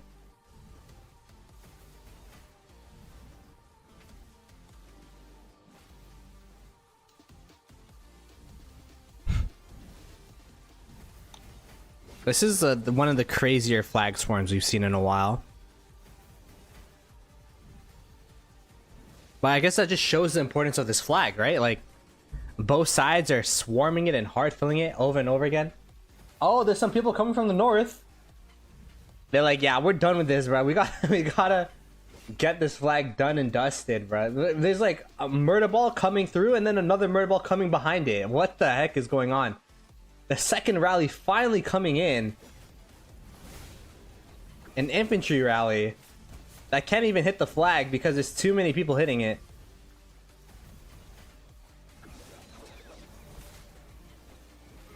It's still up. What is going on with this flag? It's crazy. I think it's about to go down though. No, 4.4K sevs on. Oh wait, it's a Guan. It's a Guan.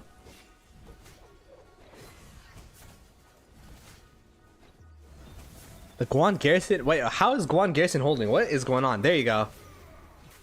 I was about to say, Guan Garrison, hello? And look at the amount of marches down here now. Everybody just coming through, but 1188 and their allies able to at least get the burn off. Bad news for them though is that they'll have to get a second one off, I believe, right?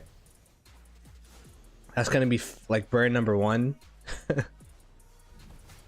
of 2. I can't even find the flag anymore. It's somewhere here. Do they?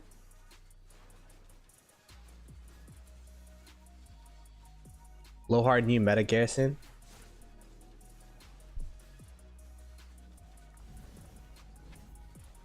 Yo, someone in chat, if you could get me that report, that'd be goated. Oh, 2.4k. So it will burn down. Okay, that's huge. That's probably why they overcommitted for that flag. Even when the rally went down, they kept swarming it because if you swarm it, then it doesn't heal. Lohar Prime when? Yo, next leadership cycle is gonna be Lohar with AoE for barb chaining. Imagine.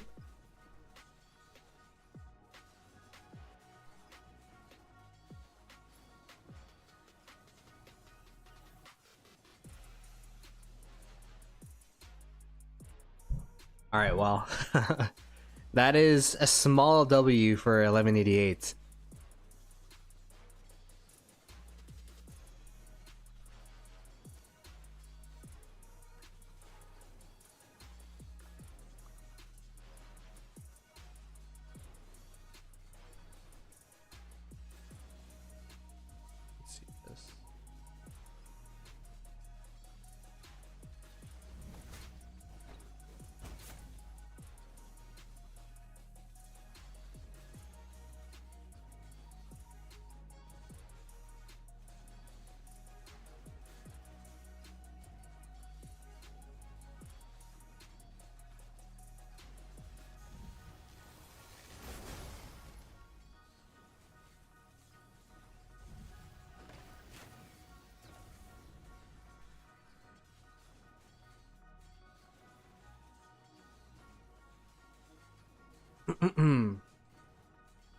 There's no more burns on that flag. I think that flag's done. 12-inch insta-maxing him. I mean, back in the day, I would have insta-maxed him too, not gonna lie. Barb chaining used to be the name of the game for me, but I haven't chained in a minute. Alright, so looks like this area is dispersing a little bit. There's no touch point in this middle part anymore. Water camp's getting bullied by by the allies up here, but at least, you know, they're doing their thing. Let's see over here. This is just straight up, everyone's just straight up chilling here. And oh, this is the fight going on in 1093 land right now. Let's go ahead and take a peek at what's going on here. So it looks like 960 is trying to rally this outpost or whatnot, and then 1093 is trying to hold it. So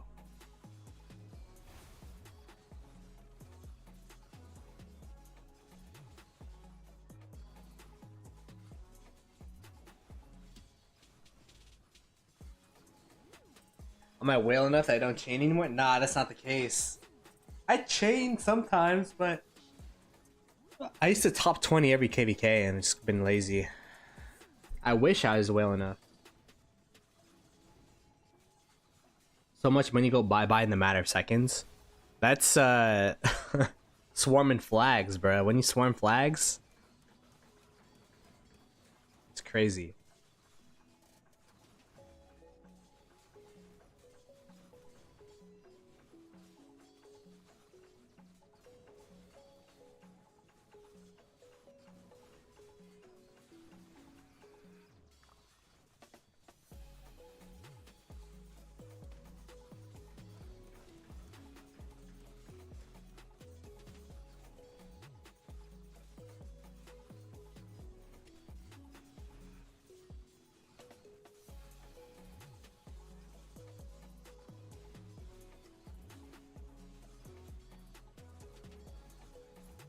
I mean, 1093 is getting pushed back right now. This is what I'm talking about. They don't have the mass amount of players that we're talking about. They need to have like everyone in their kingdom to push back against 916, 2049. And they just don't have that right now. They're like streaming in one by one.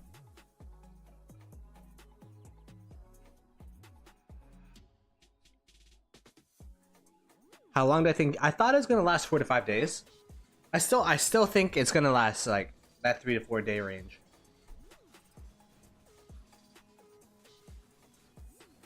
Oh no, I was about to say King God. Tash Tash DM me the reports. It's pretty crazy. 2.1 million deads to 1.7k is crazy. Yeah. Oh yeah, this is a different one actually. Yeah, that's the first one. Okay, they are starting to swarm this. Are they swarming this? Perhaps by accident, it's one guy swarming. Was it Goose? I'm gonna blame Goose for. I saw Goose's name. I'm gonna blame Goose for just dry swarming a flag for no reason.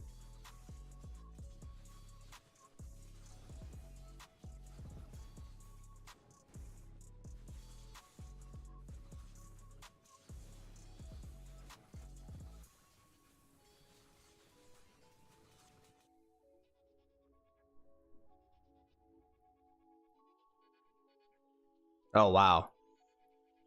Wow. 1188 after that push, she just got pushed back super hard.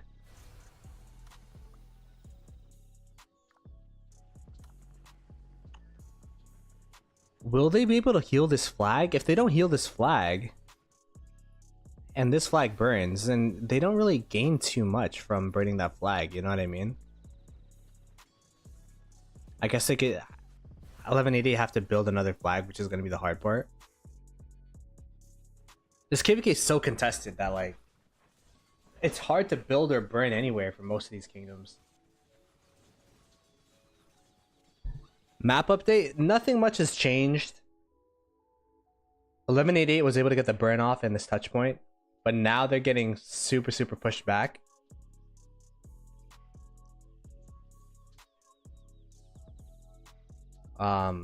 Water camp doing their best. And then 960 has been pushing 1093 pretty heavily here. Super heavily. Who do I think is going to throw in the towel? Man, I mean, it's looking so rough for 1093 and their allies. Like, it's looking really rough right now. And then if 1188 goes into downtime, which, you know, people are saying they're not because it's Kingsland, but if they do, I think that side would throw in the towel first, you know what I mean? Like, I've seen scenarios like this where sure, altogether you could win a Murderball fight, but you're still losing objectives elsewhere on the map, which is kind of what has been happening at 1093. Like 1093 is pass locked pretty much.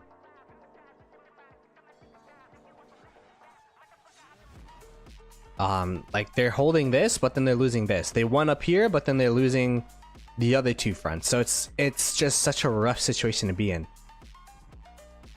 But if there's any kingdom that could come back from it, it'd be 1093. So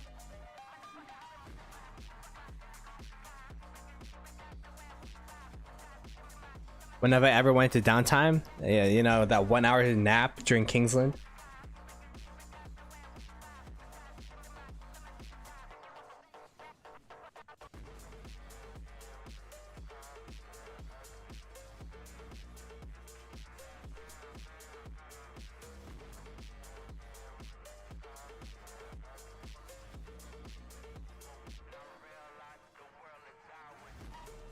I've definitely been into downtime my fair share of times, let's just say.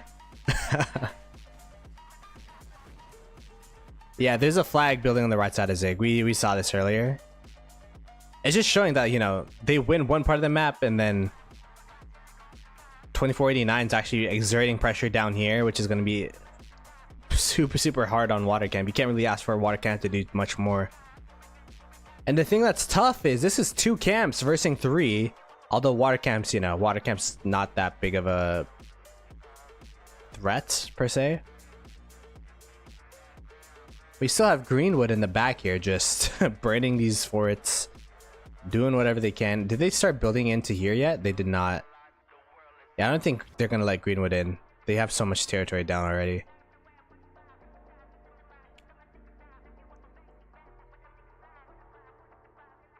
I wouldn't be surprised if 960 started burning the forts over here of oh, there's actually a player here. Of 1093. 1093 now finally getting out of the pass. The pass reinforcements will hopefully help them with this murder ball over here.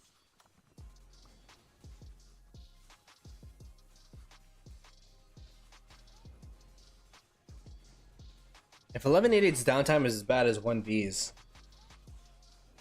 Oh man, and right now is their uptime. Right now is like the cusp of their downtime, right? So if it's an Asian KD.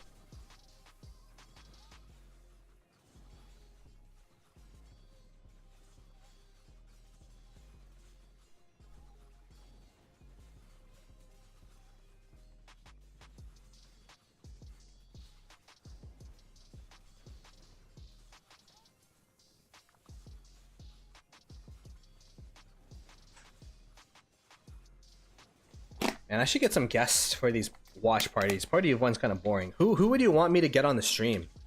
Of course, it can't be in the KvK. And maybe I could get some people on for the nighttime stream.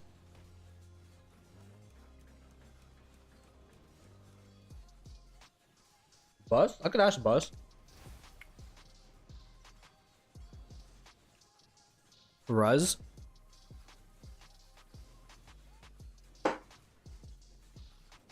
Let me message Ruz right now. You live? If he's awake right now in Australia time, that'd be crazy. It's like the middle of the night for him. Panther. Bacon's commentary. And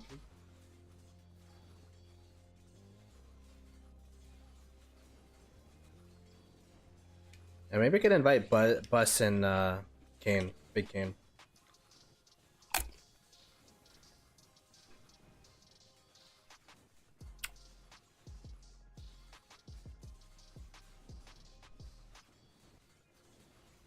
Let's see what's this. Oh, the WIB is starting to build some flags. We're standing on top of the half flag. This is gonna build in. Are they gonna be able to build it faster? Are they gonna put one troop marches in there?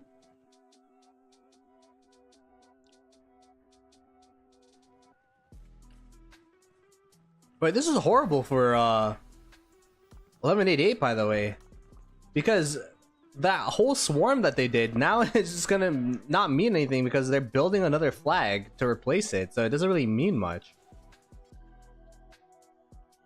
Oh god.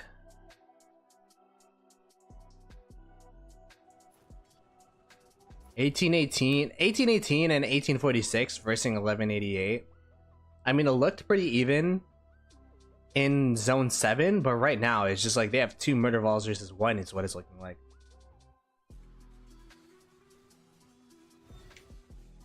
Southeast Asia, and you're still watching? Hey, shout out to all of Southeast Asia.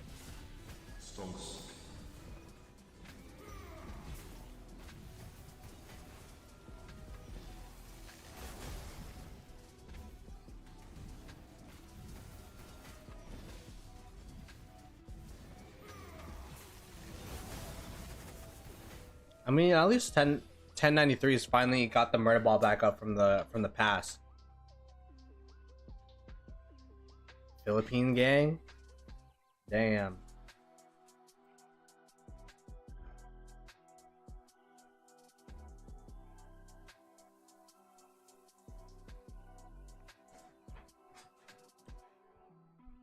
I haven't been in the Philippines in a while.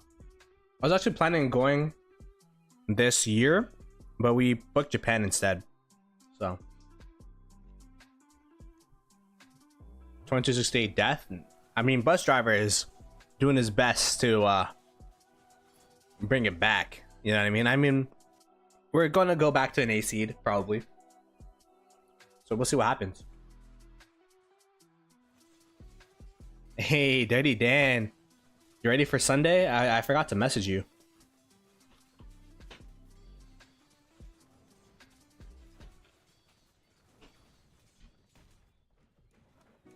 Oh, thanks. Cool. Yeah, I've been in the Philippines. I'm part Filipino, actually. Dirty Dan and I, part Filipino. Let's go.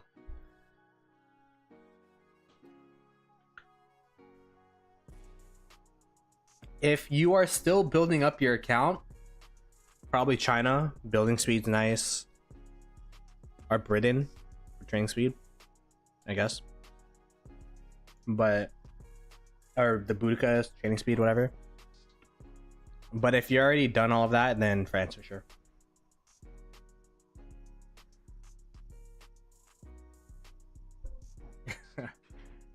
Best host. This guy's gassing me. Appreciate it, Dirty Dan.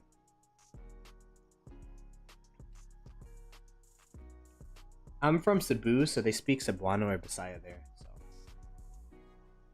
And I'm pretty whitewashed, so apologies for not knowing my roots. Who do I think is winning? I think the 960-2049 side is definitely winning. They've been able to They've been able to push back 1093. They are slowly but surely making their way to the pass. And also, their allies have actually been winning against 1188, which is crazy because 1188 was winning in Zone 7. So I thought that'd translate, but 1818 and 1846 have both come to play this KvK, or this Kingsland rather.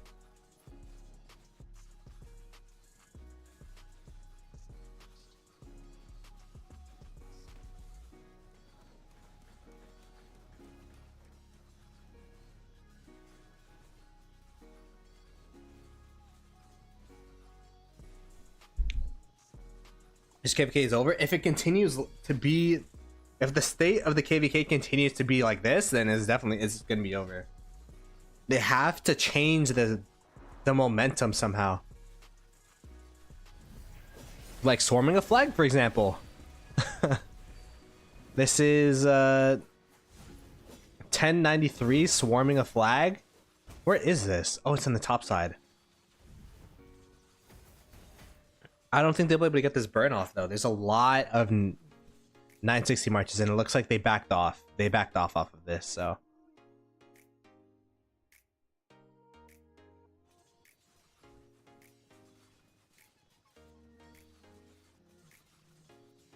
Was Nevsky at the start? Oh, yeah, you guys are caught lacking?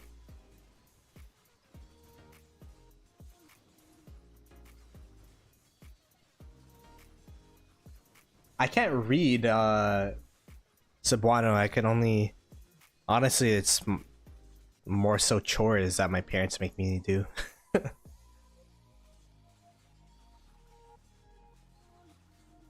you guys baited him with the Nevsky bait and switch. Of course, it was on purpose. Nevsky Garrison.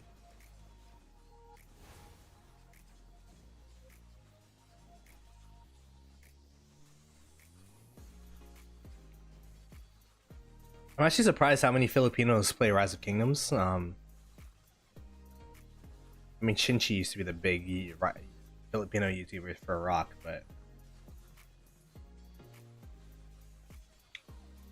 you know, Dirty Dan, Redline.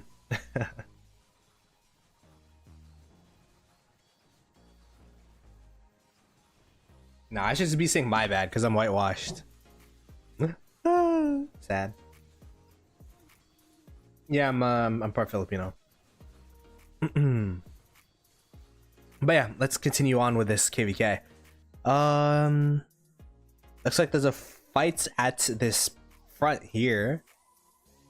The reason why like the reinforcements have been so on and off for 1093 is because 960's actually been having marches sit outside of the pass here, just delaying, I guess, the marches that are coming through.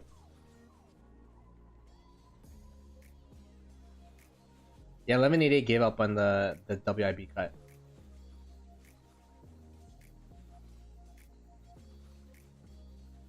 I don't know. That's a good question to ask Red. Redline streams during KvK.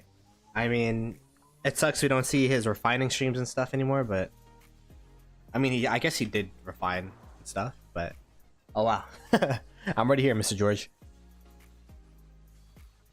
But at least he still streams.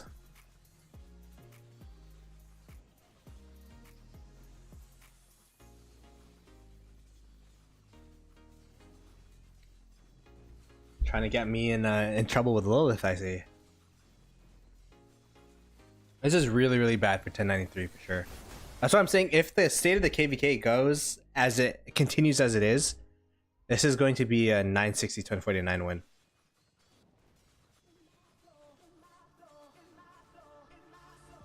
Yo, Redline, could you speak Tagalog?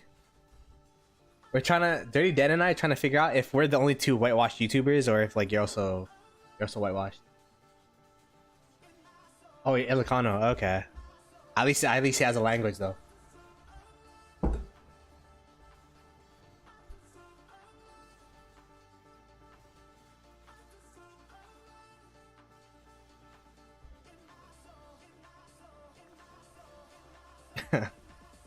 I mean, you're a frat boy, so I'd expect you to be more washed than me.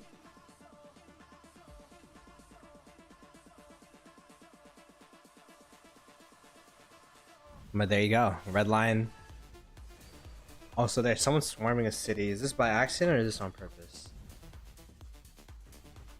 Shout out for the chords. 4, 6, 8, 5. I guess this guy was being swarmed. Oh, it did get swarmed a little bit. I was too late though.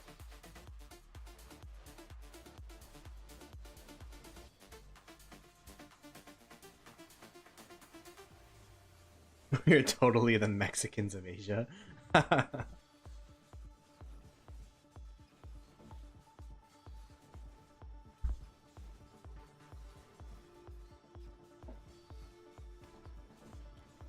Now I'm telling you, when I went on a cruise ship, bruh, 80% of the employees there, but it's blessed because they're like, oh, Filipino ka ba? And then they're like giving you free shit. It's blessed.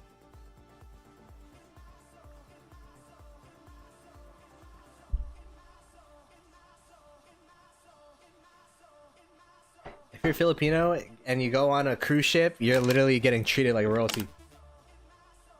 Yeah, it's good money, I guess, and they speak good English. We're good at customer service. So.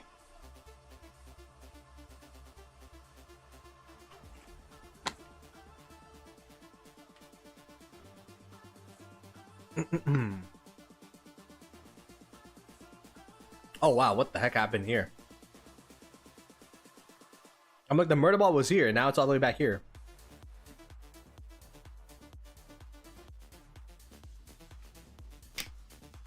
Most sailors around the world are Filipino? I didn't know that actually.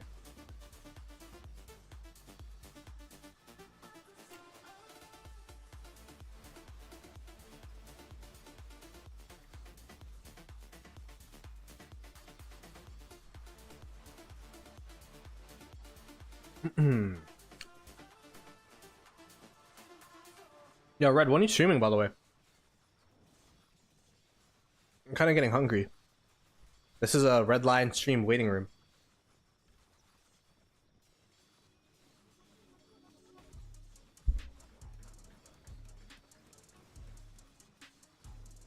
Kingsland, over by reset is a bit much, but I mean, at its current pace, it's looking pretty dire, not gonna lie.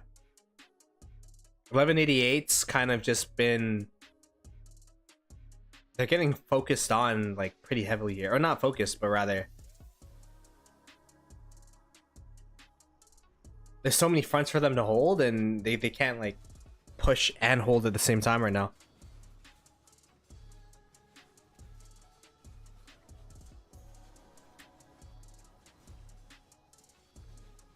This is actually 1093's uptime right now.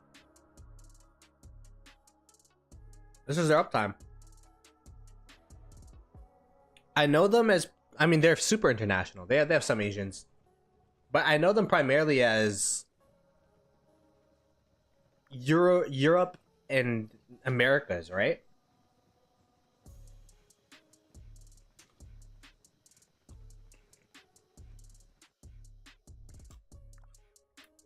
Yeah, they're about to lose the pass, but they have forts building on this side so that they could wall jump on this side. They're probably going to rebuild their territory that way. But it's not the best scenario for sure.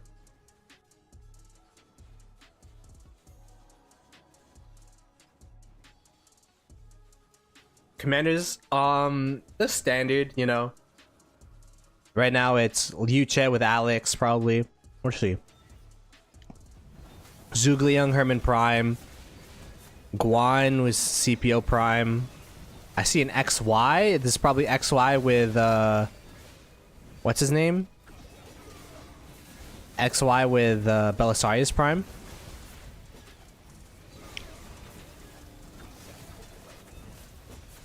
Let's see what else we could bring out. Zhugliang YSG over here. Nevsky with Joan of Arc. Classic. Hua Bing with William. So, some pairs.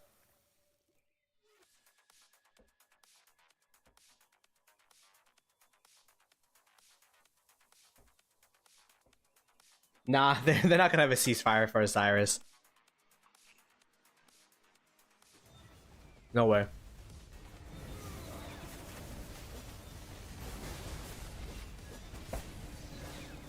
Jose, I completely agree that they're doing a great job with holding these two kingdoms.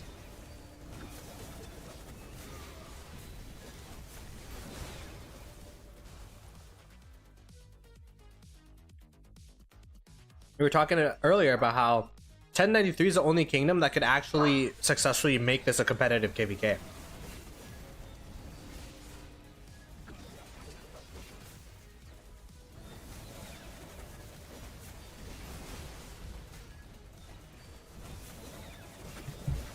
Okay, betting against 1093 in 1960 though is... I mean, I don't know how good the teams from Sobek and teams from Bassett are though, you know what I mean? Really depends on their organization and strategy. No, there's no delay, Joshua.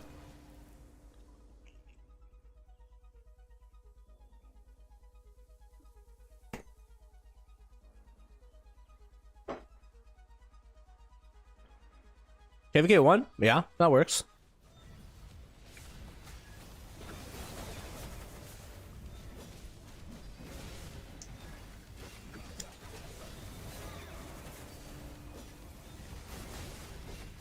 They're still gonna show. It's only 30 players for 1 hour, plus the matchup that they're versing against. Like, I mean, hopefully they show. I'm casting it, so if they don't show, and Dirty Dan and I are just twiddling our thumbs watching Bassett and Sobek just win Osiris League for free, that'd be kind of sad.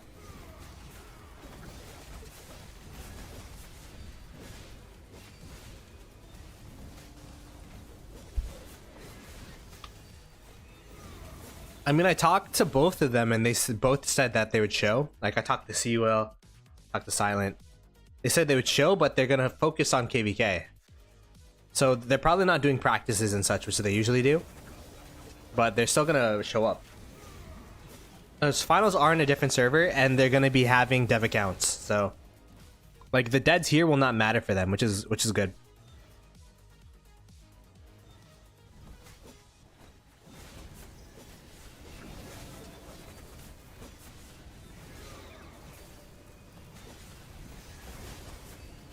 To be fair though, 960. I mean, people say 960 is connected to Lilith somehow. I don't think that's the case. I don't know, but I mean, 960 and 2049 were in the same camp, so that might be the two strongest kingdom in the same camp together. In a minute, at least. 960, I don't think has ever had a campmate before, and their first campmate is the third best kingdom in the game when they're the second best kingdom. So.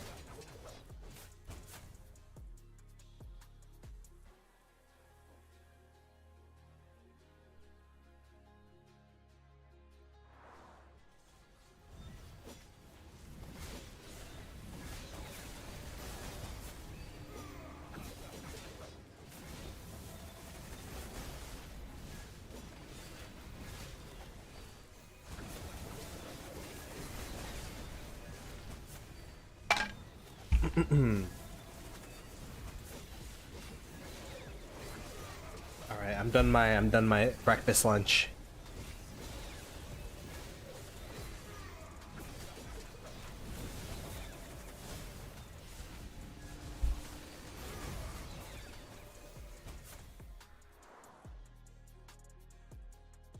Were they able to burn this flag? I think they probably were, right? Yeah. Dang, it's looking really rough for 1093 now. There is a rally on this flag as well.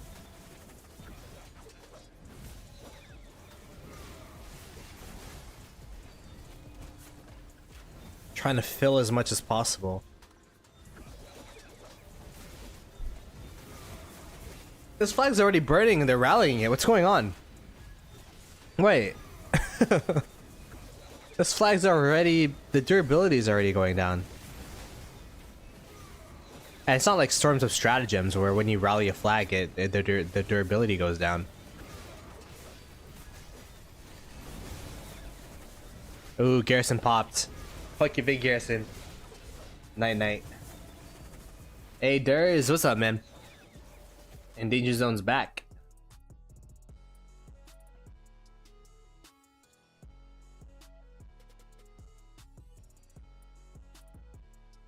Man, this is such a rough watch for 1093. 1188's getting pushed on as well by 1818 and 1846.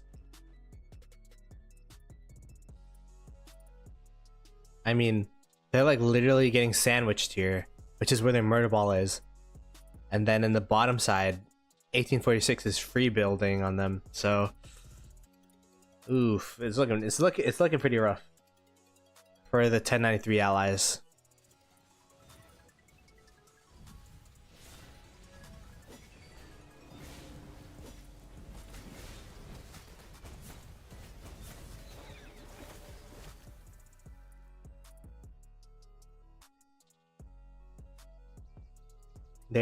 They are getting sandwiched as we speak.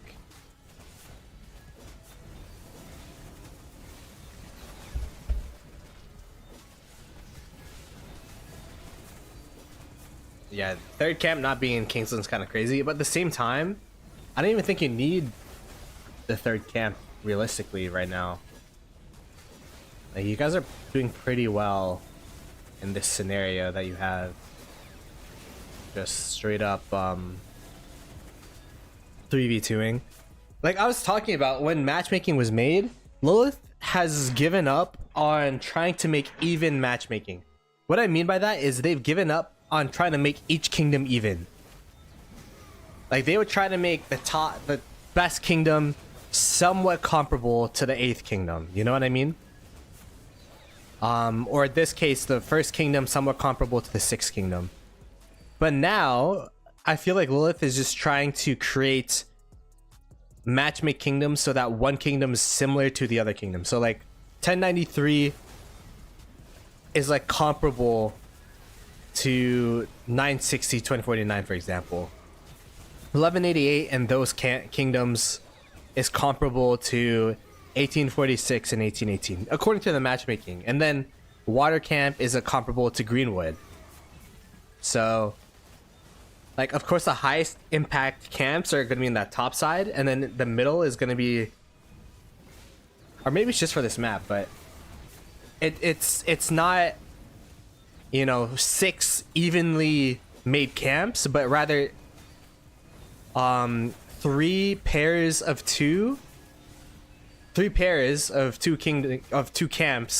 that are kind of even, so that it could be match made like that. So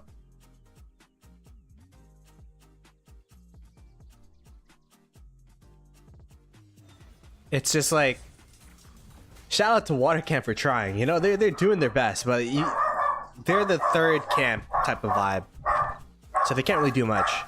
As my dog goes wild.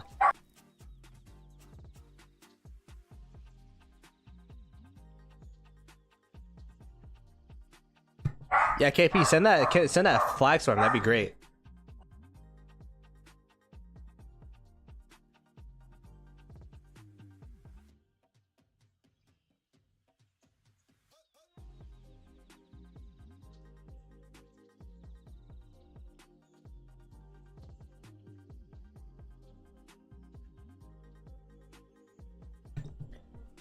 Yeah, I mean, 1090. I don't think there should be any worry about 1093. I guess the biggest thing would be the domain changes. I haven't read into it, but I've heard domains are gonna go down to 450 or something.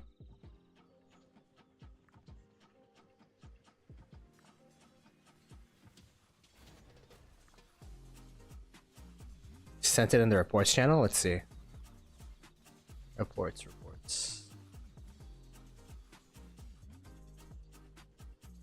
Oh wow. Honestly, it wasn't as crazy as I thought it'd be, but it's still pretty crazy.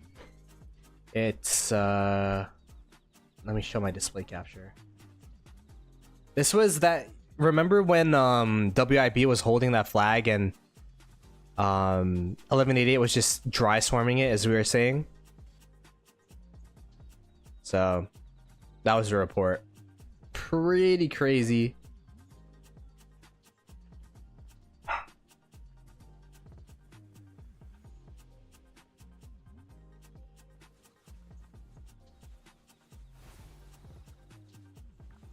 Map view. This is the map. 1846 is pushing on, here, let me use the arrow. 1846 is pushing on this side. 1188 is focusing here, but they're getting sandwiched from the bottom and the top. Let me see if we could actually like look at that. Yeah, actually the Murderball's already dead over here. Water Camp is getting pushed back by 2489. And then there's fights across these 3 fronts, but overall 916 2489 has been able to get an advantage over 1093. I think there's a friend here.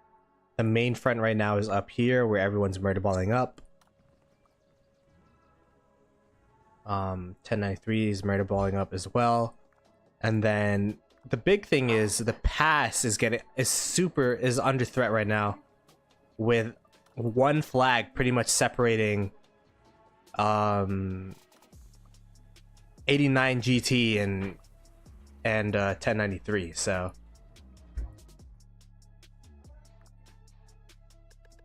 oh, there you go, the Murderball. Oh, are they gonna try to cut off the reins on this side? I think that's a plan.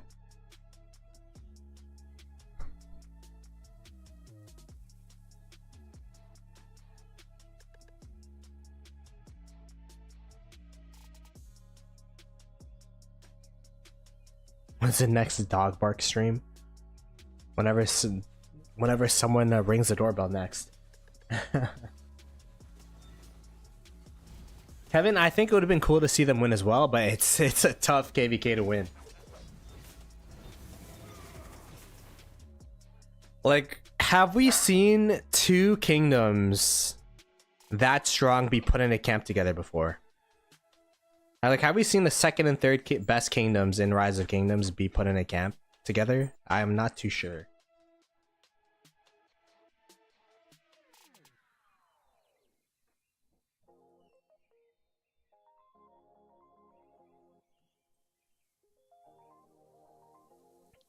This is the Murderball of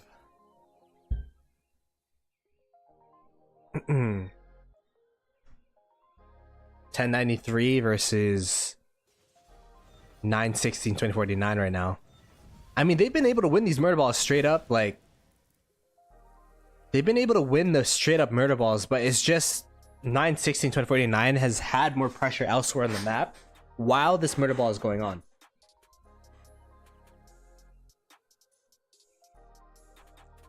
So like, they've been able to win straight up with firepower, in terms of firepower, just with the sheer amount of marches.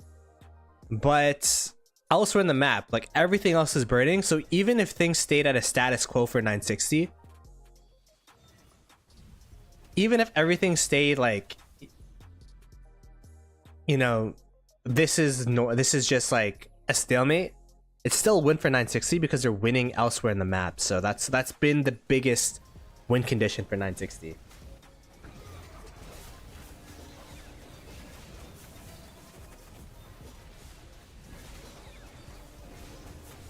We could see that the outpost is getting rallied and swarmed right now. It is a Tariq Pakal rally. Seems to be the rally of the KvK, honestly. With the amount of marches out there, you do need some anti-swarm.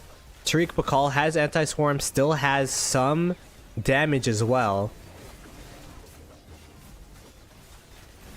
But it does look like the 960 2049 Murderball is able to shield the rally well enough that they can't just insta-dive it, so...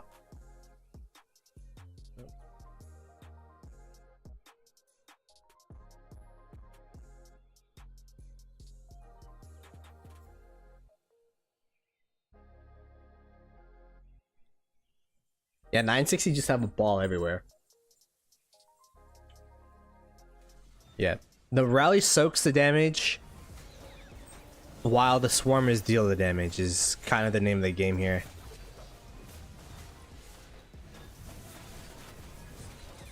Anyone see the flag? I can't even see the outpost flag over here. Are you burning? It doesn't look like it. It's still holding. The rally did die, so the rally did get swarmed down. They're just, as we've been saying in the stream, dry swarming. Swarming without the rally.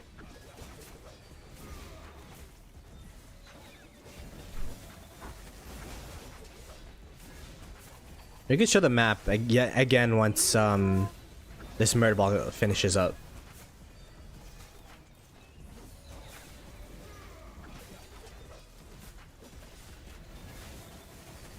Who's doing better? I think the 960 2049 side, 1818, 1846, all those allies are gaining more ground than 1093 and their allies. It's looking pretty rough for 1093 right now, not gonna lie.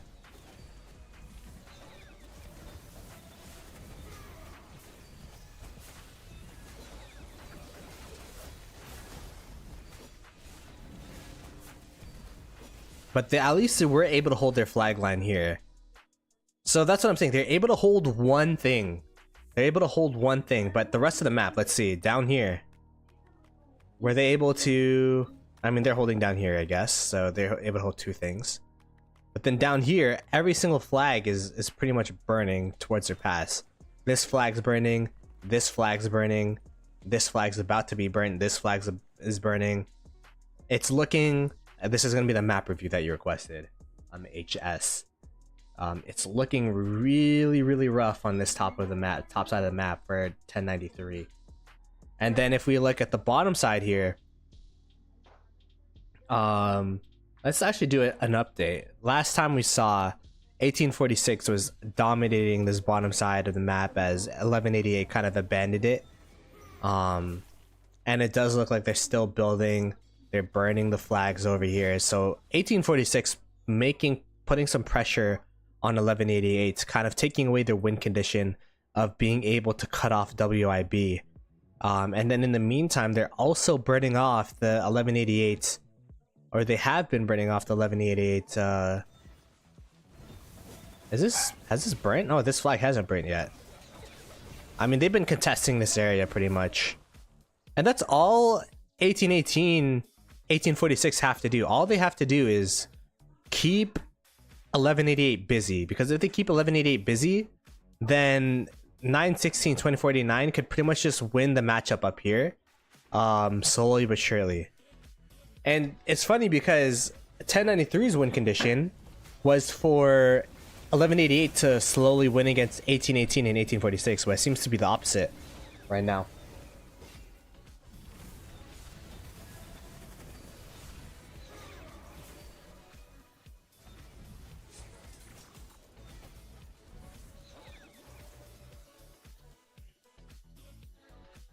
But yeah, that is the map update.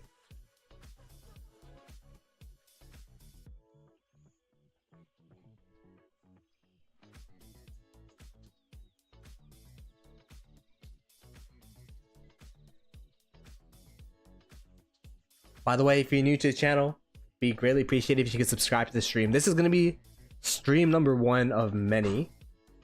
I'm planning to take the night shift today as well, so we'll probably be streaming around 2 UTC to around like 6. It'll be the second stream of the day. So if you guys like this KvK, we're also going to be watching the 1365 KvK. And of course, whenever we get into our KvK ourselves, we'll be streaming that as well. There you go. Do I have a prediction? If the map continues as it is now, if things continue, like, if things stay the status quo and nothing changes, 960 2049 should win this KvK within 2 to 3 days. But 1093, if there's any kingdom that can come back from this situation and could make up a miraculous plan, it'd be 1093. So I wouldn't be surprised if this KvK lasts 5 to 6, but it would ultimately end at a 1093 loss as it is right now. But the thing is, you can't really judge a Kingsland until a full 24 hours. Like, you have to give both sides their uptime, both sides their downtime. Of course, it's Kingsland, so perhaps people are going to be up for 24 hours straight, but you have to give people the chance to prove themselves. But right now, at least for the first, how long have I been streaming? The first 4 hours of Kingsland, it's definitely been 960 2049 favored.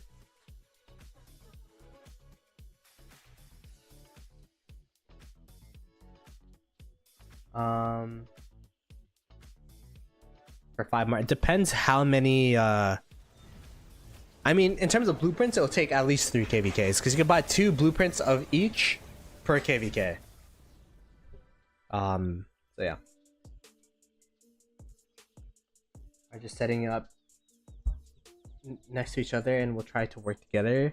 But losing ground is not smart against their opponents. Yeah, I mean, if they could hold their ground, they probably would be holding, but right now they just don't have the ability to. 1818, 1846 to bounce back in that zone 7 as well as they did. Yeah, they did look cooked in that zone 7 fight, but they definitely came out to play during Kingsland. And you know, 1846 has always been a really, really strong Kingsland kingdom.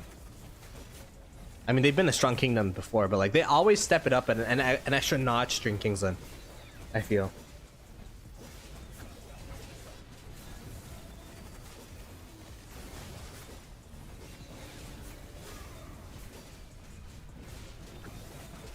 Spectating KvK 4 hours, yo.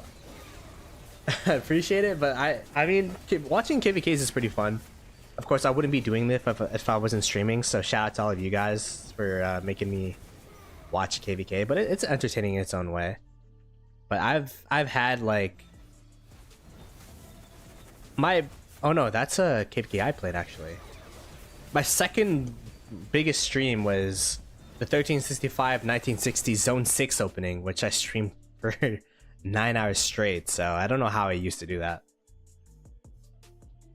How much marches in one ball? Yo, chat, how many marches do you think?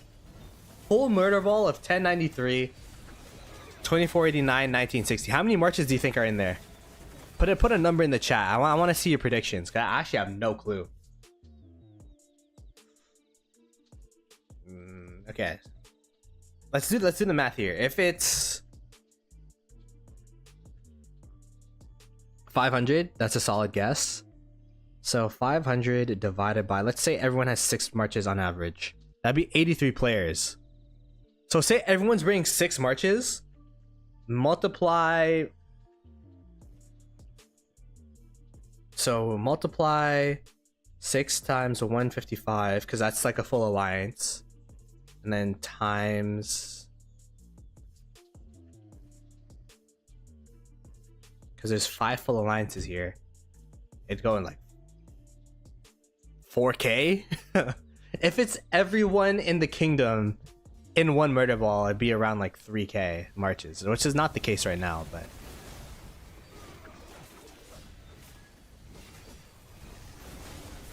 I don't know. Maybe, I think we've seen a Murderball with at least 2K. I might be wrong though.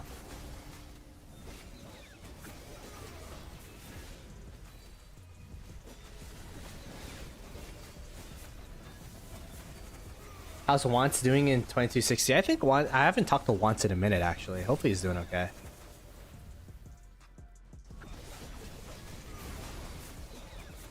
Honestly, I haven't been talking to the 2268 people that much. This KvK started going on, and then I'm like, all right, let me just stream this. I mean, I talked to Bus a little bit, but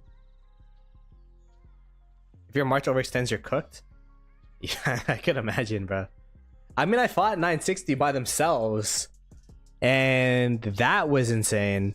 So just imagine 960 and 2049. You get like a little bit overextended. Your march just insta sad faces. Like I could imagine it actually.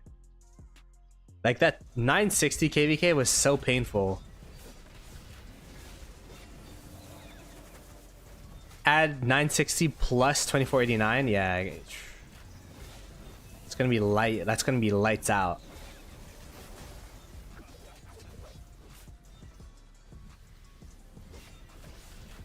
That camp is a walking bad trade. 100 P.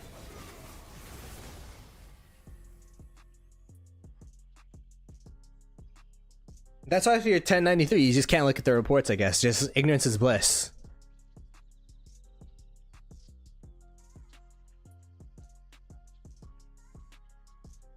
He fights 2605 and 1093 and we know crying.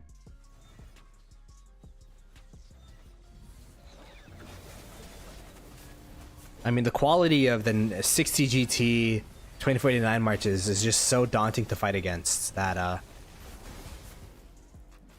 I mean, the traits can't be that good.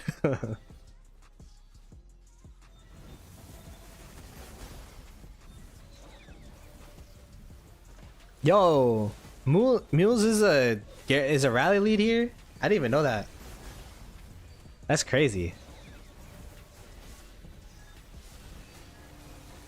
He went from, where did he go? He was like in 1780, right?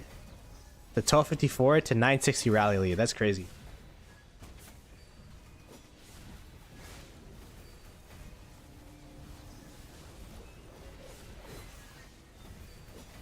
I don't get message. That's the thing. I haven't been checking the server though. Here, like I'll put in 2268 KD 2268 chat.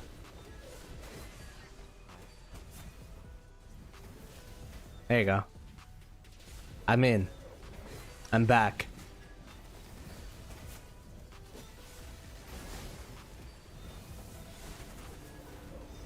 Mrs. Fake Aussie accent. Oh yeah, like fake Aussie. I forgot he's from New Zealand. I'm not leaving 2268. I'm not planning to leave it anyways. I don't know. I got too many resources to leave 2068. Let's be real. It'd be a waste of resources. I'm playing.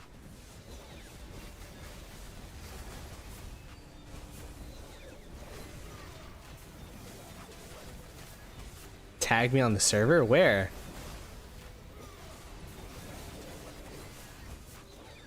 Wait, why do I not have notifications for this?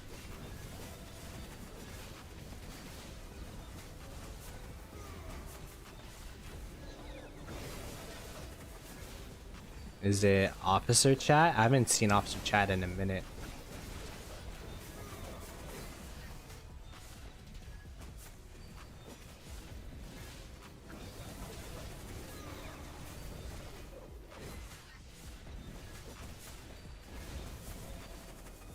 Oh no, there's a CPO Prime garrison. Get a garrison in there quick. Oh my gosh, it's getting schmookled, bruh. They're not even swarming it anymore. Yeah, there you go. Dunzo. The CPO Prime garrison.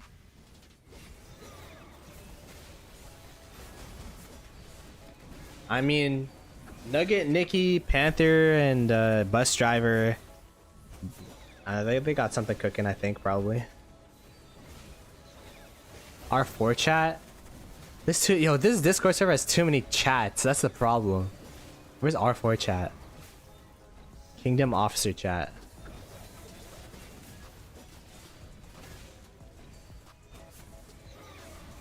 Oh, it's not Kingdom Officer chat, that's for sure. The last message in here was my birthday.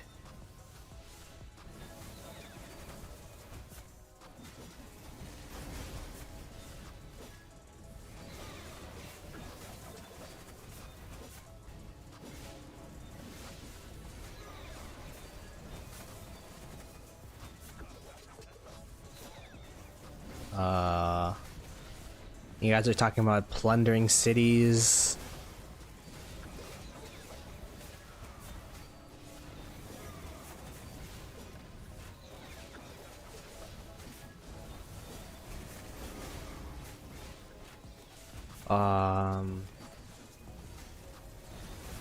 You guys yap in here a lot, huh? Wow.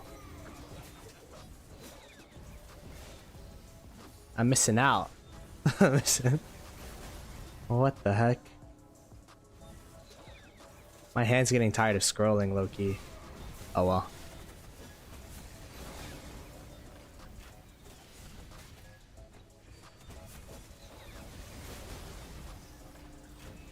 Who's winning? 916, 2049 are winning right now. They've been pushing. Their allies have been pushing. So it's looking rather rough for 1188 and 1093.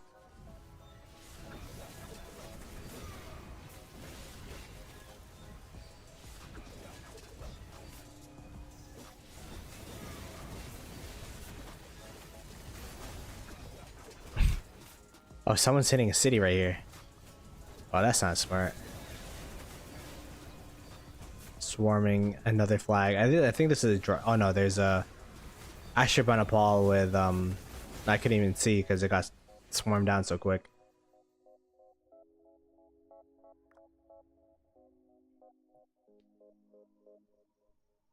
Man, it's a morale thing too. Like it's gonna be tough to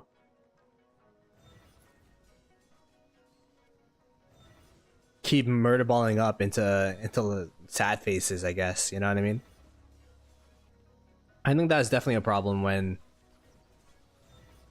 2268 fought against 960.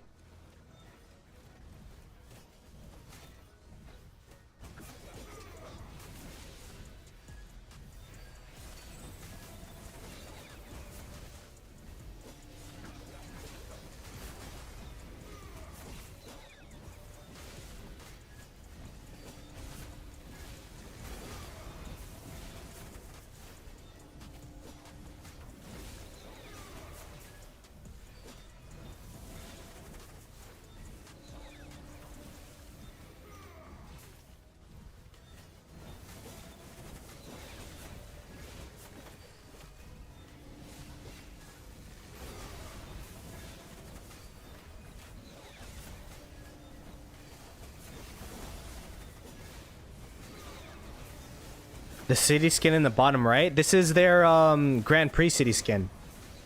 They won Grand Prix, so they got a special city skin, which is probably one of the best city skins in Rise of Kingdoms IMO.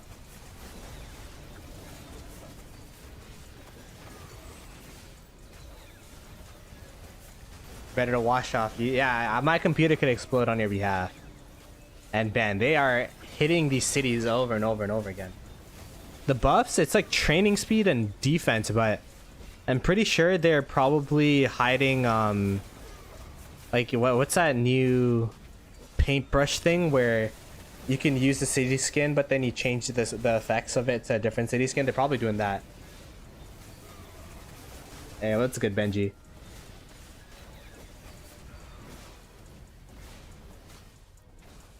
Benji said he'd come back because William Wallace, the Scottish god, is coming into the game. So I'm looking forward to Benji's return to Rock.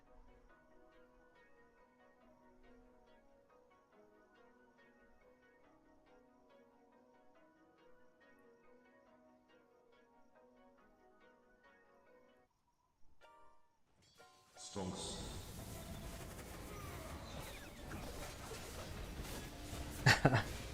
Don't worry, it's soon, I think. Hey, appreciate the memberships from both Benji and Sean. Appreciate y'all. We got the TR and the SW in here. I think CPO Prime will still be really, really good second Inf March. If you don't have good arch armaments, I'm pretty sure Liu Che CPO will still be a really, really good, solid March. Like, I think the best March in Rise of Kingdoms, if you're looking for pure debuffs, will probably still be, I mean, for infantry, pure debuffs, CPO Liu Che. But William Wallace with Liu Che is going to do so much damage. So if you need trades and KP, that'd be the March for sure.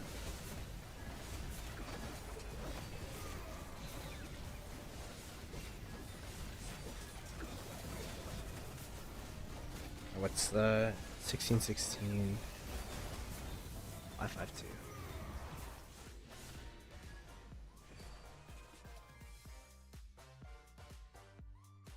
Oh, they're murderballing up here? What is going on with the frames? My goodness. Yeah, I think I need a better processor, if anything. I see Alex is really, really good, yeah. I think LC with, or WWLC or LCWW, I don't know what the pair will be the primary. It's gonna be like a more cracked version of LC with Alex, IMO.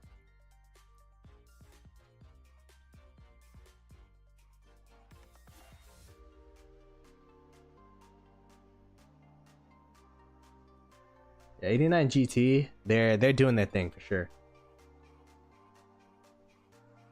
I don't know who won pre-KvK actually.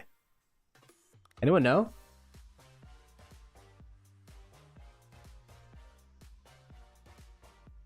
The thing about pre-KvK, it's per kingdom, right?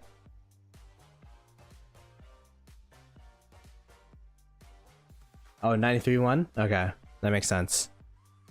Yeah, Alexander, the reinforcements, like the reigns for the Murderball is taking so long, which is why the fights have been going 960's favor, in my opinion. Then 960, then 1049. Gotcha. I mean, I'd expect those three kingdoms to get top 3, right? Pre-KvK is per kingdom. It shows the camp which it shows which camp each kingdom's in, but it's still per kingdom. Yeah, I mean, I don't pay attention to pre-KvK anyways, but like the all damage buff, 3% all damage is a lot. That it's pretty decent. Let's be frank, but it's not as powerful as it used to be because of the dilution of how diluted stats have been. With the addition of so many stats, the 3% all damage from 5 years ago is not as impactful as the 3% all damage now, with armaments, with awakening, crystal tech, all that stuff makes it not as valuable, but it's still pretty valuable.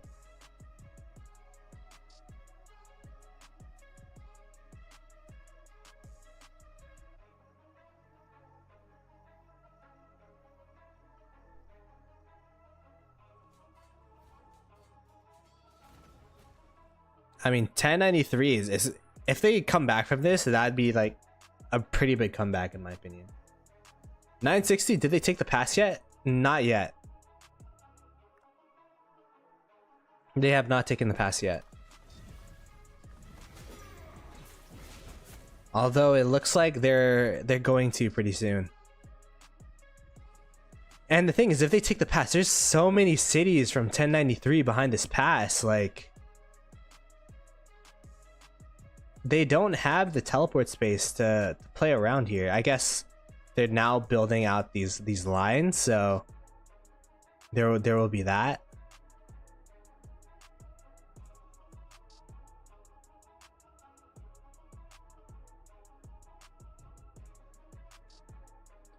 But in my opinion, 1093 is not gonna lie down, and they're probably gonna fight until they run out of territory or something.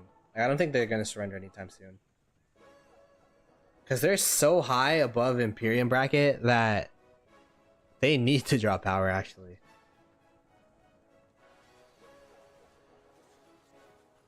greatest glory. That's it. Greatest glory for Liu Che is like all damage. You know what I mean?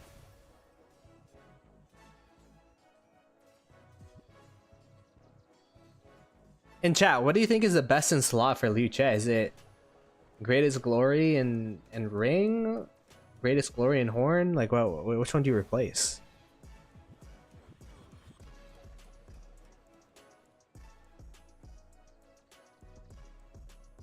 War of Attrition? Perhaps it will be. There's gonna be the mental attrition too, you know what I mean? This guy mentally going to be shocked because his marches are just running straight into 2489. Same thing with this guy. I know Popo is awake at least.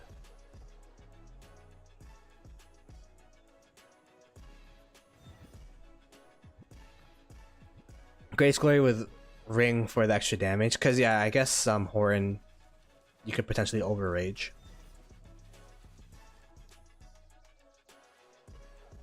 Alright, while these two Murderball up, I'm gonna go to the bathroom. I've been streaming for 4 hours, another bathroom break. I'll be back.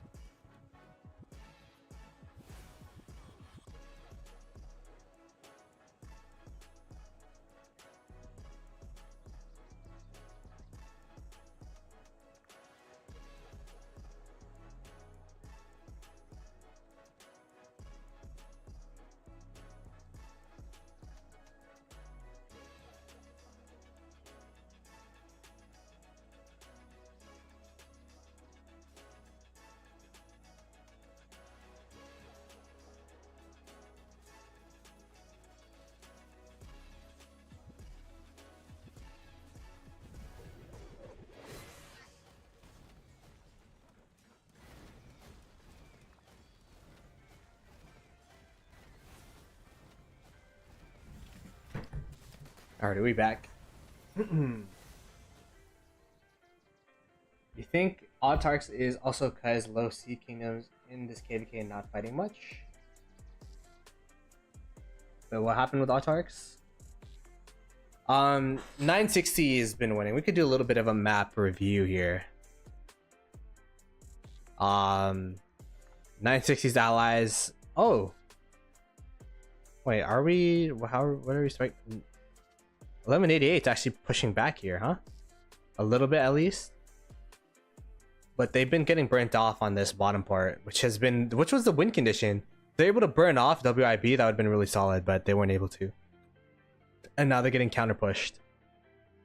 They've been holding this area, but it's been a tough fight. And 1188 was kind of seen as 1093's win condition.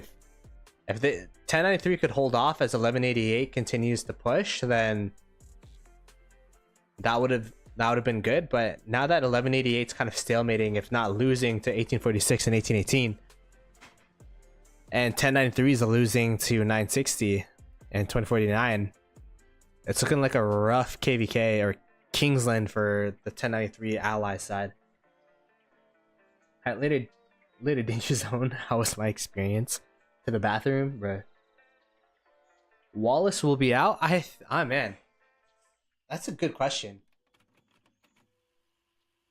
Maybe 2 KvK cycles from now. I think 1 is too soon. Maybe 2 KvK cycles from now. I'm not sure though. I'm not the best with predicting commander releases, to be honest.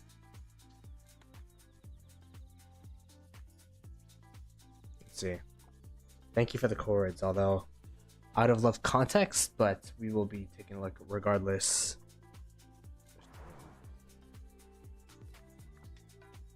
What is going on here? What in the world?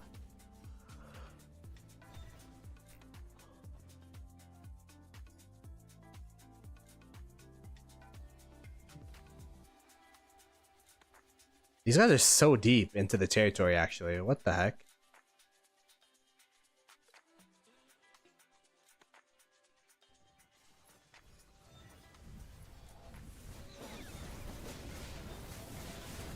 Just having some fun, I guess. Second stream should be around 2 UTC. Danger Zone.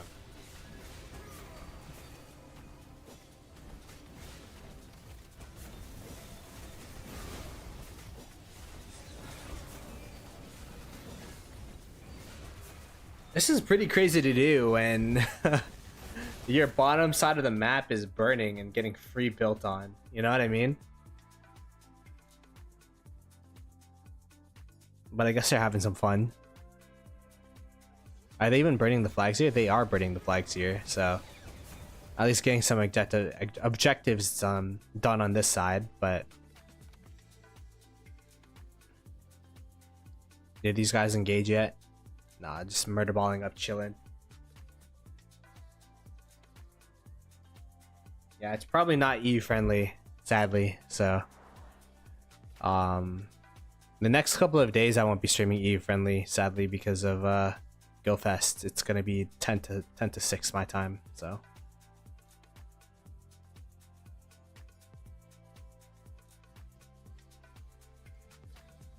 I still think, even if it's 1093 and 1916, that KvK, just straight up,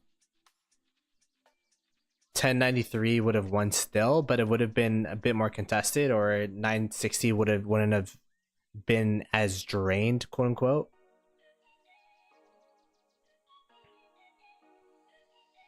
I think the big difference this KvK is definitely 2489 being a campmate.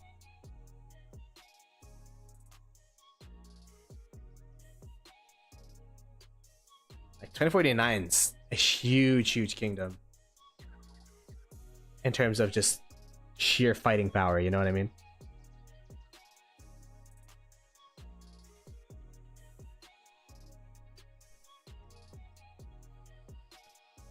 This is a crazy sight to see. It's a ton of marches from 1188 coming back home from a little trek into enemy territory.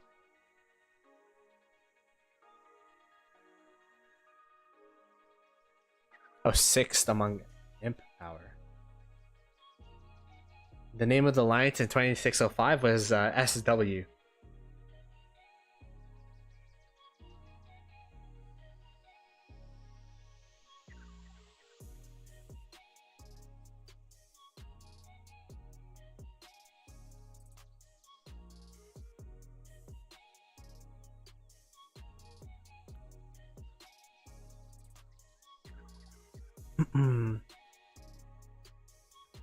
So that's the fight going on that side. This side is very civil. They got a little bit of a truce going on. Bathroom breaks. Touch your toes. Stretch your. I was gonna stretch your eyes. Make your eyes look elsewhere. Stand up. Meanwhile, this side is just pure mayhem. Like, look at this. Well, we'll keep our eyes here for now.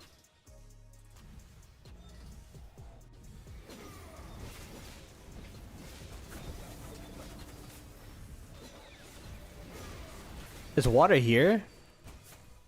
in this Murderball? Let me see. I don't see any water on this side. The water's been over here, I think. Oh.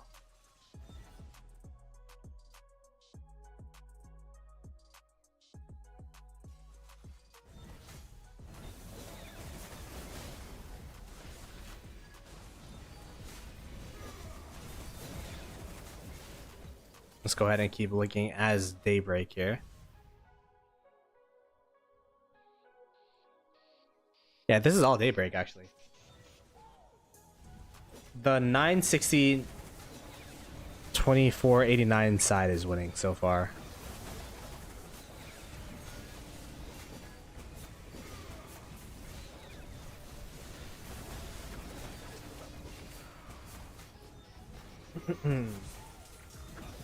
The real question is, will Greenwood be able to get into Kingsland? And if they do get into Kingsland, will they even make an impact? Have they been making impact in the south here? I mean, they're burning the forts slowly but surely. But nothing too crazy. Next to the 61 BR fort. Let's see, 61.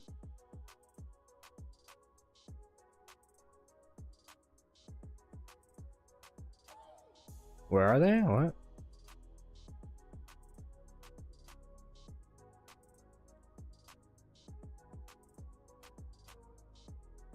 Are you guys pass sharing right now? Is that what's going on? I saw the forts there, but I didn't know if you guys were able to get in yet. They're not in yet. Okay, there you go.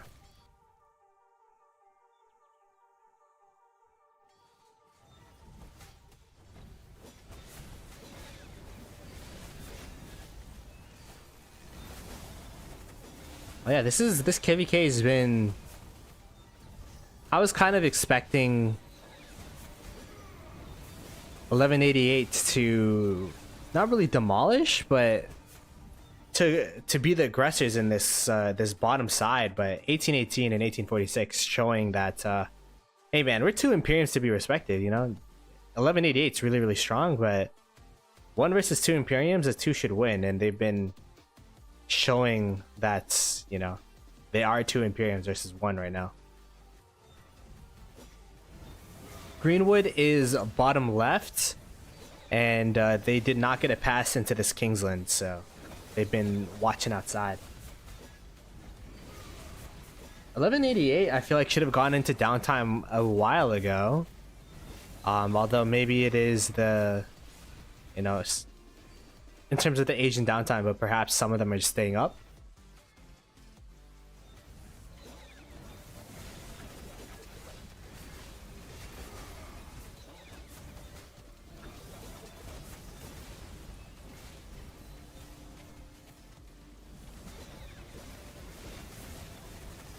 Oh, it's 89 GT. It's their 3rd camp. It's weekend, so no downtime for KL. Yeah, I would assume so, right? But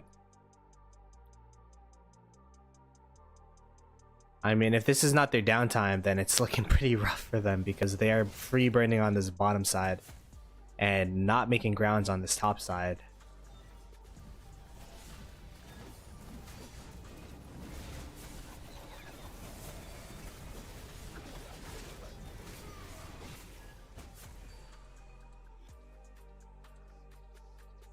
Water camp murderballing up here, trying to aggress onto 2489, I believe.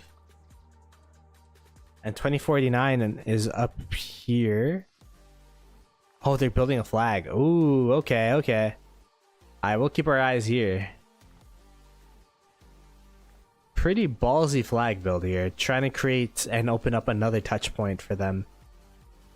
960 has been pretty successful with having multiple touch points. Oh my goodness, this flag here is crazy. This flag will actually touch the pass once this one burns. So they are literally building the flag to touch the pass. and also building a distraction flag-ish. It's kind of a distraction flag, but it's also another touch point that 1093 definitely do not want. So honestly, I feel like 1093 is kind of already waving the white flag per se on the 93L territory, with the lack of emphasis on defending this pass area. Like, they already have the backup plan set up with the amount of forts they have here and then a bunch of flag lines. So I mean, they're set up for for losing this pass for sure, but this flag is pretty illegal, not gonna lie.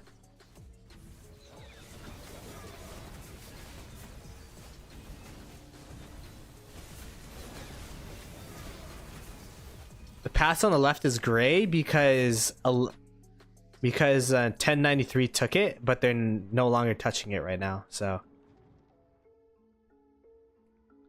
it doesn't really matter because the two camps over here are from the bottom pass. So it's a luxury that the 1093 side had because they were able to win 3 out of the 4 passes on the bottom side. The Greenwood camp was supposed to come out of one of those passes, but they were not able to win it from 1188 rather. Well, yeah, look at that. They're getting pass locked right now.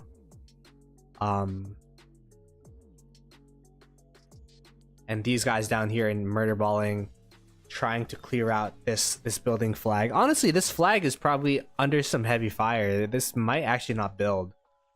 Because this is the main Murderball force of both 1093 and 1960 2049. So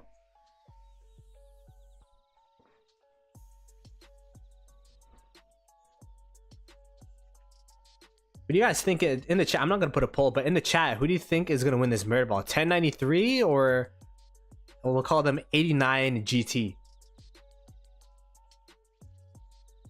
Again, this is probably like 1,000 marches. 1093 said Kappa Ross.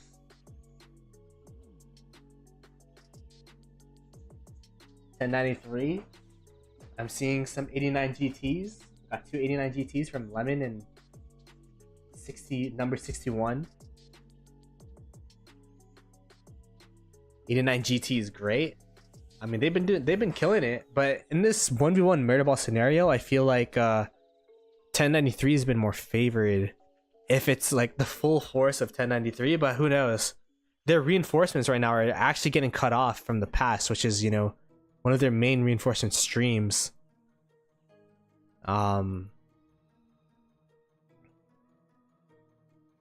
It also looks like 89 GT are not fully focused on this flag build, so they have a lot of players in that bottom side, which is, you know, they're trading the 1093 reinforcements with those marches, so it's not the end of the world.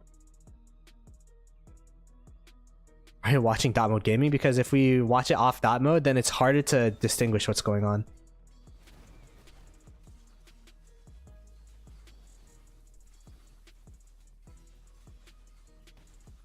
Like, I feel like dot mode illustrates the tide of battle more than not dot mode. It's harder to distinguish who's winning and who's losing, but we could watch off dot mode.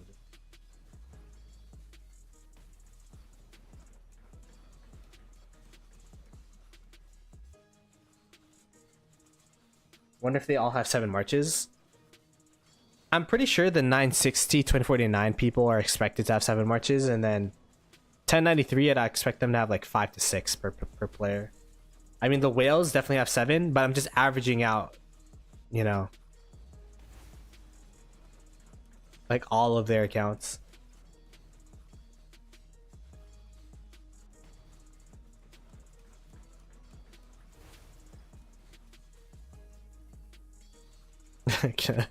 That frame delay was crazy. If you're 1093, you just try to defend your pass. I think you garrison it at least. You don't give it for free. The reason being is, like, why not? It's easier to garrison. Although 960 could be sneaky and just go on the other side of the pass, Murderball up and not allow people to garrison. But I don't think you give it for free. You just try to hold it, and if you can't, then you give it up, obviously.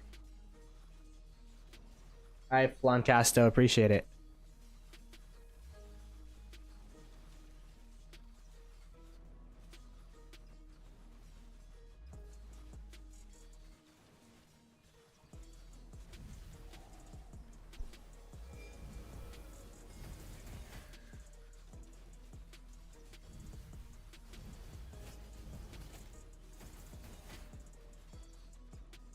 Downtime for 89 soon. I mean, if either of these kingdoms or camps have a downtime. By the way, 1093 actually getting pushed back here from the 89 GT camp. Although these guys are getting some free kill points.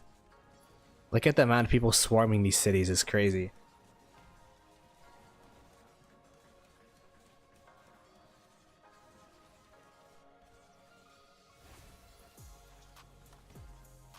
Four minutes left, and they're pushing in. I think this flag will build pretty handily here. It'll be pretty safe flag.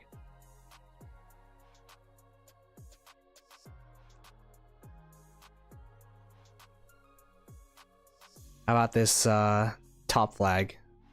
Yeah, uncontested. How much time? 5 minutes. Yeah. So 60 GT, like, they kind of did this thing where they built two flags at the same time, making 1093 have to choose between one or the other. And I mean, 960 was able to build both of them, or 89 GT was able to build both of them. So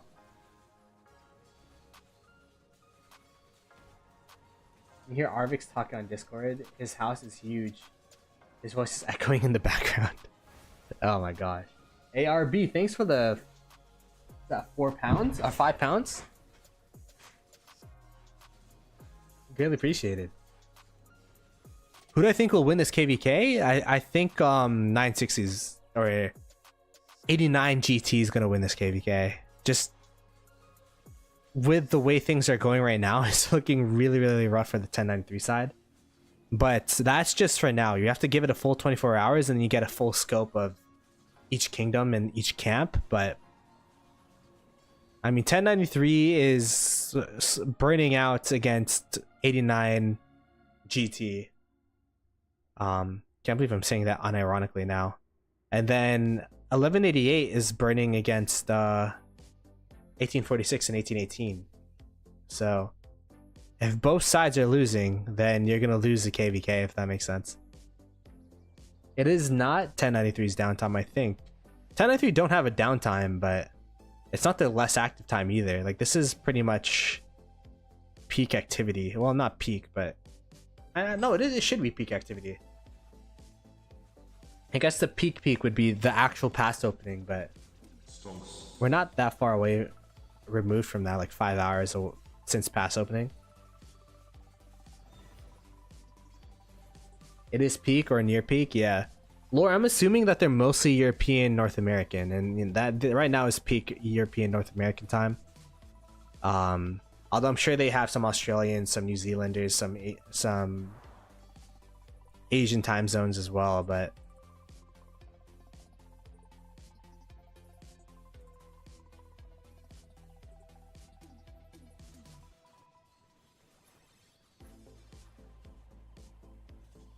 yeah. Skew a bit more towards European. I would assume so. But getting pushed back this far is pretty crazy, by the way. And again, I think it also comes down to a morale thing, right? Where if you keep losing murder balls over and over and over again, you see your territory burn. It's getting more and more daunting to get out of your city. It's getting more and more daunting to listen to instructions, and you know, that's what 960 has done in their past KvKs, and which they weren't able to do last KvK against 1093, because 1093 had more numbers. But now that they have an extra alliance full of max tech players with 2049 on their side, they can go back to the strategy that have won them every KvK except for the last one that they played, which is continuing to open field fight as much as possible and let the trades do the rest. Like that's kind of been their game plan since day one.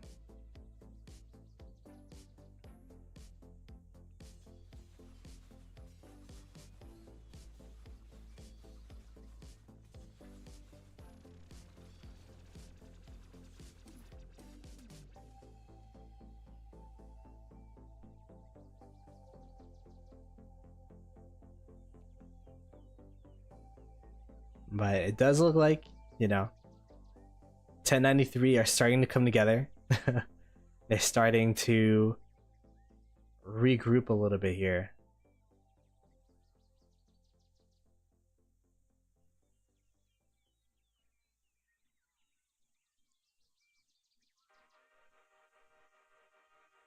Let the money do the talking, basically. I mean, it's more so like, you know, being in such a big whale kingdom and whale alliance, you have not infinite, but more speed ups and resources than the average player you're versing against. So what they usually do is they just try to continuously fight over and over and over again. One, because it's demoralizing to get trade negative all the time. And two, because if you're trading better than your opponent, I mean, even if you're not trading better than your opponent, if you have more base resources and speed ups, then percentage wise you're probably taking away more percentage of their speed ups and resources versus your speed ups and resources, even if the trade's negative, because you start off with more of a base, you know what I mean? So that's kind of been the 960 like way of playing. 1093, like, you know, they're one of the kingdoms that don't really care usually. Like their numbers kind of prevail over the trades, but when you have two max alliances, then it becomes, wait, we can't even push through their murderball like we usually can. Yeah, it is a lot to do with money, but it's also just it's not individual money, it's more so like the alliance money with all the gifts and all the resources and everything. So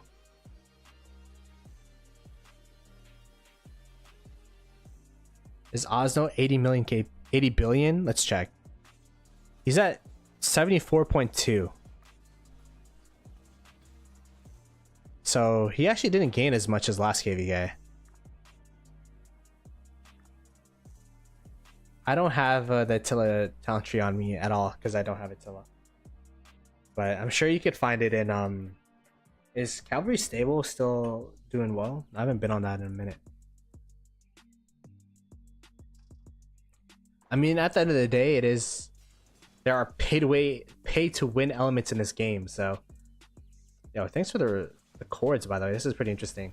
You got Eleanor Garrison getting swarmed down by 1188. 1188 saying, "Hey, we're still alive. We're still active. We're not in downtime. You can't just build flags on us." At least in this front. In the other front, they're able to, but.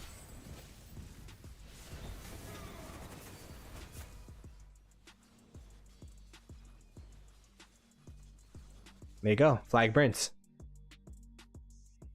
He started at 72, so he gained 2 bill. I mean, 2 bill for an average player is really, really good, but I think people were expecting Osno to like hit 90 or something crazy, but that's just unrealistic expectations, I guess.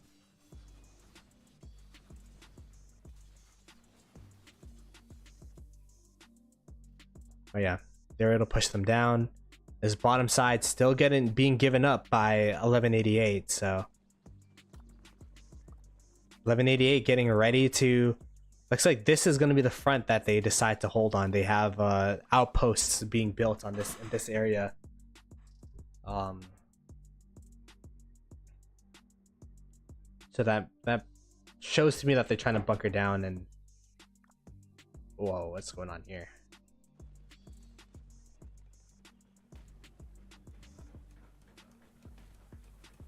Yeah, I'm sure Osno has been like pretty objective focused. Like you could see the Murderball here isn't like consistent over and over and over again Murderballs. It's just been like big clashes every 15 minutes. So I can understand why the KP gain might be a bit lower than usual.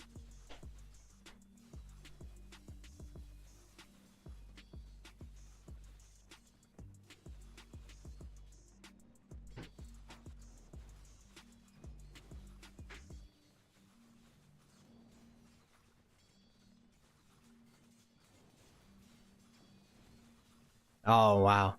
It's actually 1093 this time that's getting sandwiched. The latecomers of into this Murderball are gonna get destroyed. 1093 trying to push into the right here. The right play when you're getting sandwiched, by the way, is to focus on one side. You have to focus down this side, clear this side, and go backwards. But clearing a 89 GT Murderball is easier said than done.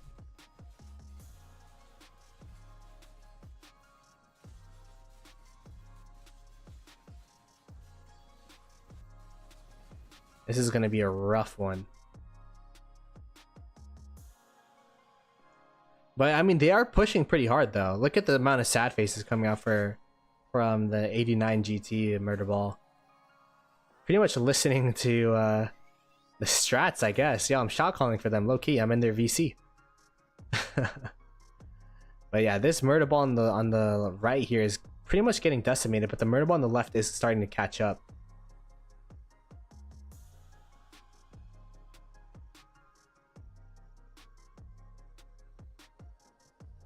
How much you will spend at resources and speed ups if you're here, Ploto? Man, I'd probably be zeroed out on my resources and speed ups as in this KvK, not gonna lie. How is everyone doing so far in this Kingsland? The 960 2489 side has been winning so far. We're spectating from the 1093 perspective right now, and they're currently getting sandwiched by the 89 GT Murderball. Although I feel like they're doing pretty decently here. A lot of blue marches, so they were able to push out one side of the Murderball, and now they're trying to engage both sides at the same time.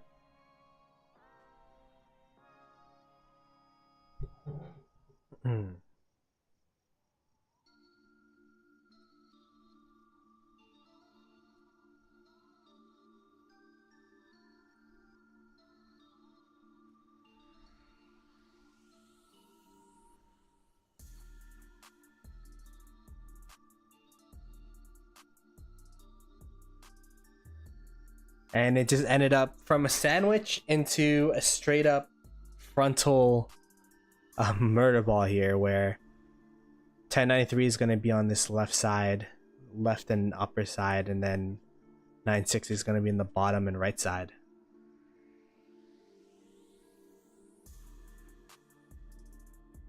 Are they getting a ball ready for the pass here? Oh, they are. Hey, this is what I was talking about. You can't just farm fill with this freely, because there's going to be a bunch of accounts here from 960 that could just kill the reinforcements to the pass. So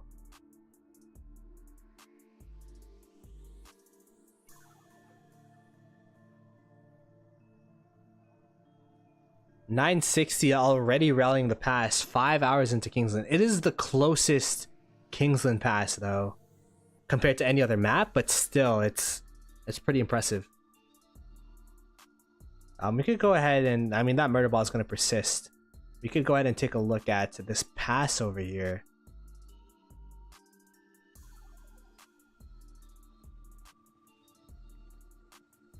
Very questionable name here. What?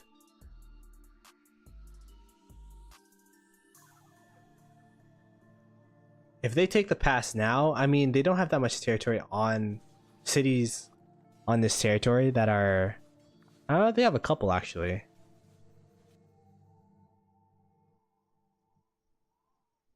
That Murderball is continuing, and then I wonder how long the rally has until it hits the pass, or if they're rallying it right now anyways.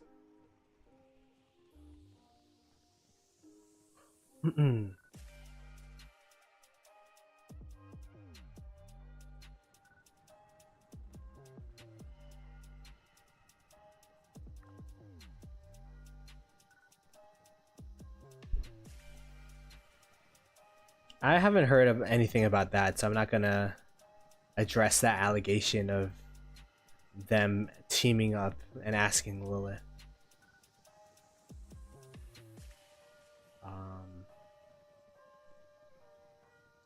But I really want to watch a pass rally or a pass take, potential pass take from 960 before anything happens.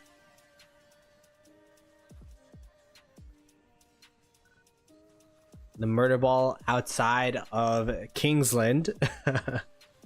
That's what happens when the pass is literally right in front of each other. The flag's burning as well as, and the lines for it, so. The outside of Kingsland truce is officially over, with there being a Murderball fight going on between the two sides.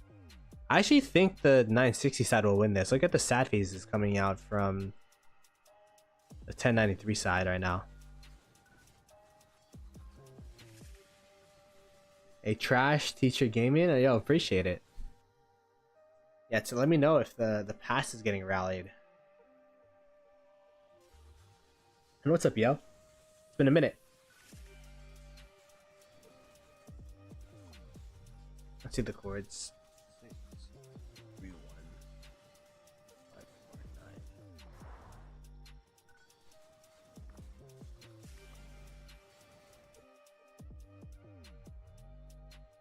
They're still fighting here. Oh my god. There's a lot of numbers here, by the way.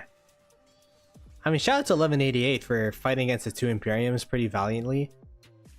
But there are a lot of numbers on this side, and then on the top side here, it's gonna be pretty tough for them to win that Murderball.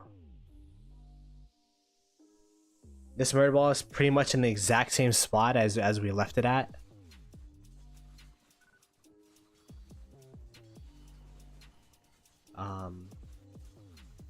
Both sides here just continuing to go back and forth, back and forth, back and forth with these Murderballs.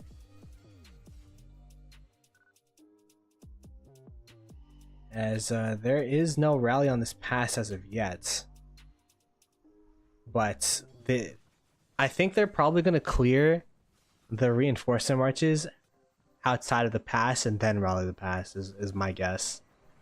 Because yeah, they are clearing the marches here, although I'm not too sure why some of these marches are running at full health.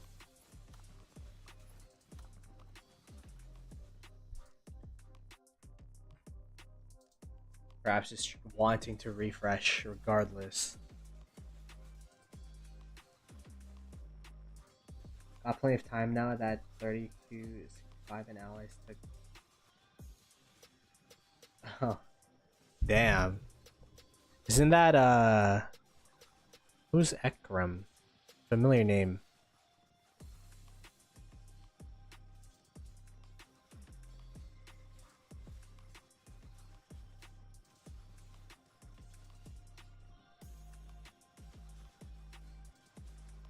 And here you go. It's gonna be an absolute wipe. Look at the farm. Oh, the farm account marches are probably gonna take some deads here. Oh, the 2 bill power guy. Gotcha, gotcha.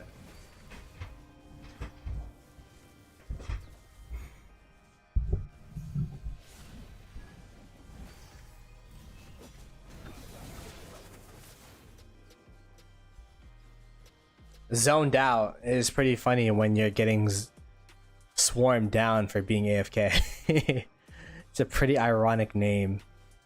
But yeah, these guys are starting to get wiped. We'll probably start to see a rally hit this pass, and all of this territory here is going to go offline.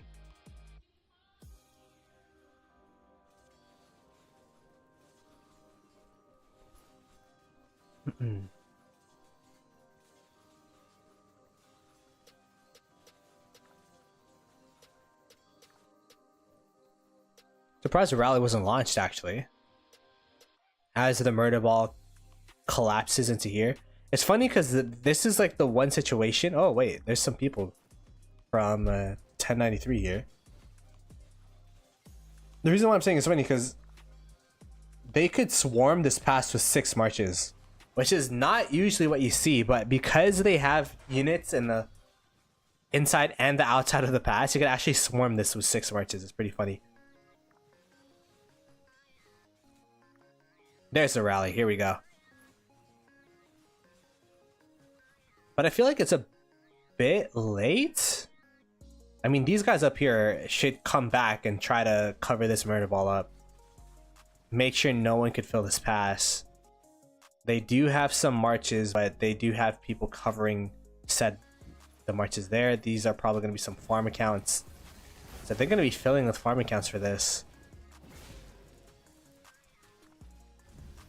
Yeah, there you go. They're coming over to the right side now.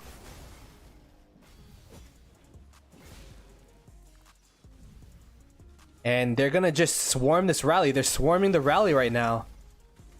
Will they have enough reinforcements to deal with the swarmers here? They're gonna swarm the rally and fill the pass. Oh my gosh, wait, this might be a failed attempt to take this pass. If they have enough people swarming this rally. The pass looks like it's getting pretty low though. Less than half health, but the rally is gonna die. They gotta keep filling this thing with mains, not only farm accounts. Rally half health. I mean, rally almost dead while the pass is at half health. The rally is dead, so that's gonna be a failed pass attempt. Pass take by 960. Good hold by 1093.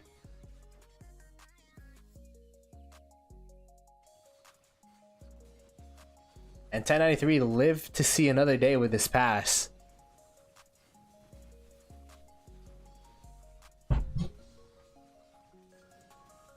I mean, they did exactly what they need to do. They just need to swarm down that rally, and then there would be no threat on the pass, which is exactly what happened. Now you reset and do the exact same thing. But the thing is, the murder ball of 960 is now sad-faced. Are they going to reball up and then try again? It looks like they are.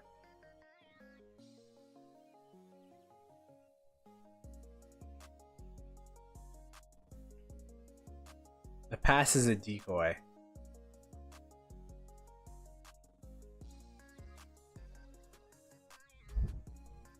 I mean, the pass would really help 960 because it'll take away this huge flag line that 1093 have, right? So it's both beneficial to take and defend this pass, as you know, 1093 is starting to send a lot of marches towards this direction.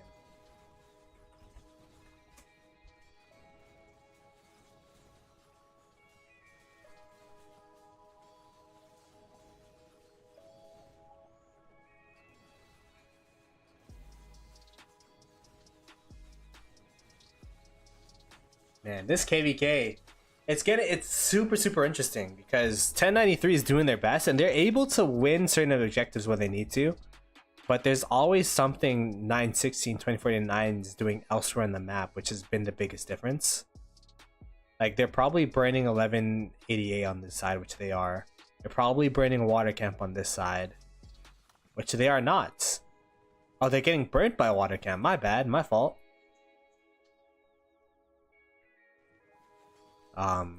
Meanwhile, 1188's just doing their best to hold off against 1818 and 1846. And they are prepping to defend these two areas here for the next upcoming fights to be had.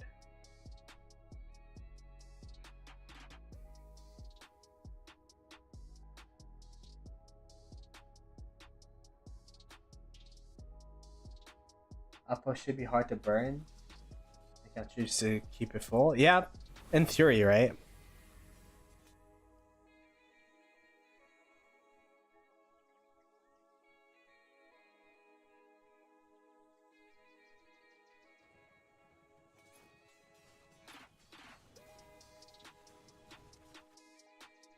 There's just a lot of marches for 1188 to handle right now.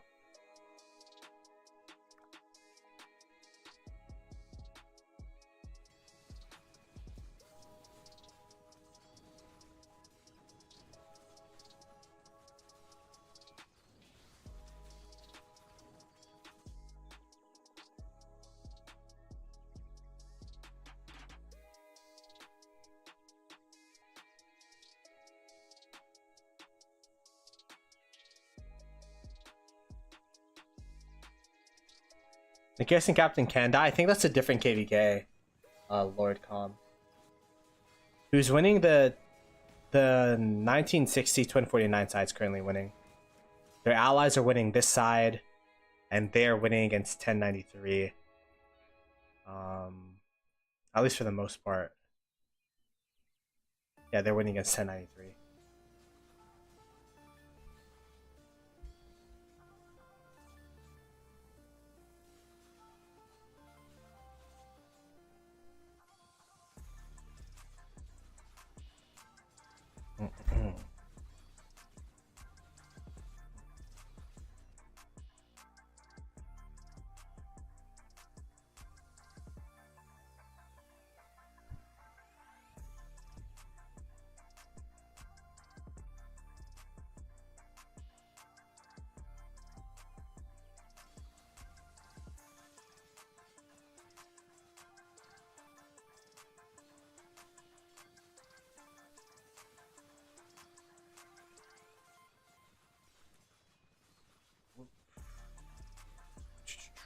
Whoops.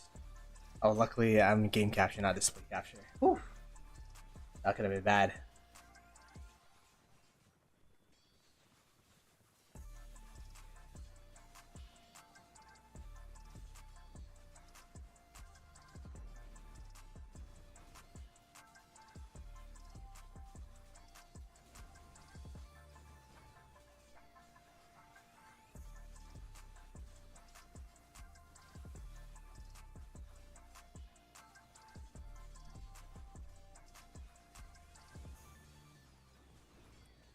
Well, what time is it? Oh shit. I streamed over my time. Well, if you guys like Rise of Kingdoms watch party streams, we're going to be doing a lot more of these on my channel. 340 viewers, greatly appreciated. Be sure to subscribe to the channel if you have not already. I will be streaming again at 2 UTC. I just gotta do some chores real quick, do some errands real quick. So I will be back at 2 UTC, and I'm gonna be raiding I think Lefty the Spartan. I haven't raided him in a while, and he is also a smaller content creator that's spectating this KvK, so give him some love. Hashtag Ploto raid, and you guys can continue watching the KvK from his perspective. So appreciate you guys for coming through. I'll be back at 2 UTC, and subscribe to the channel because we're gonna be streaming this KvK, the 1365 KvK, and more. So I'll catch you guys later. Peace.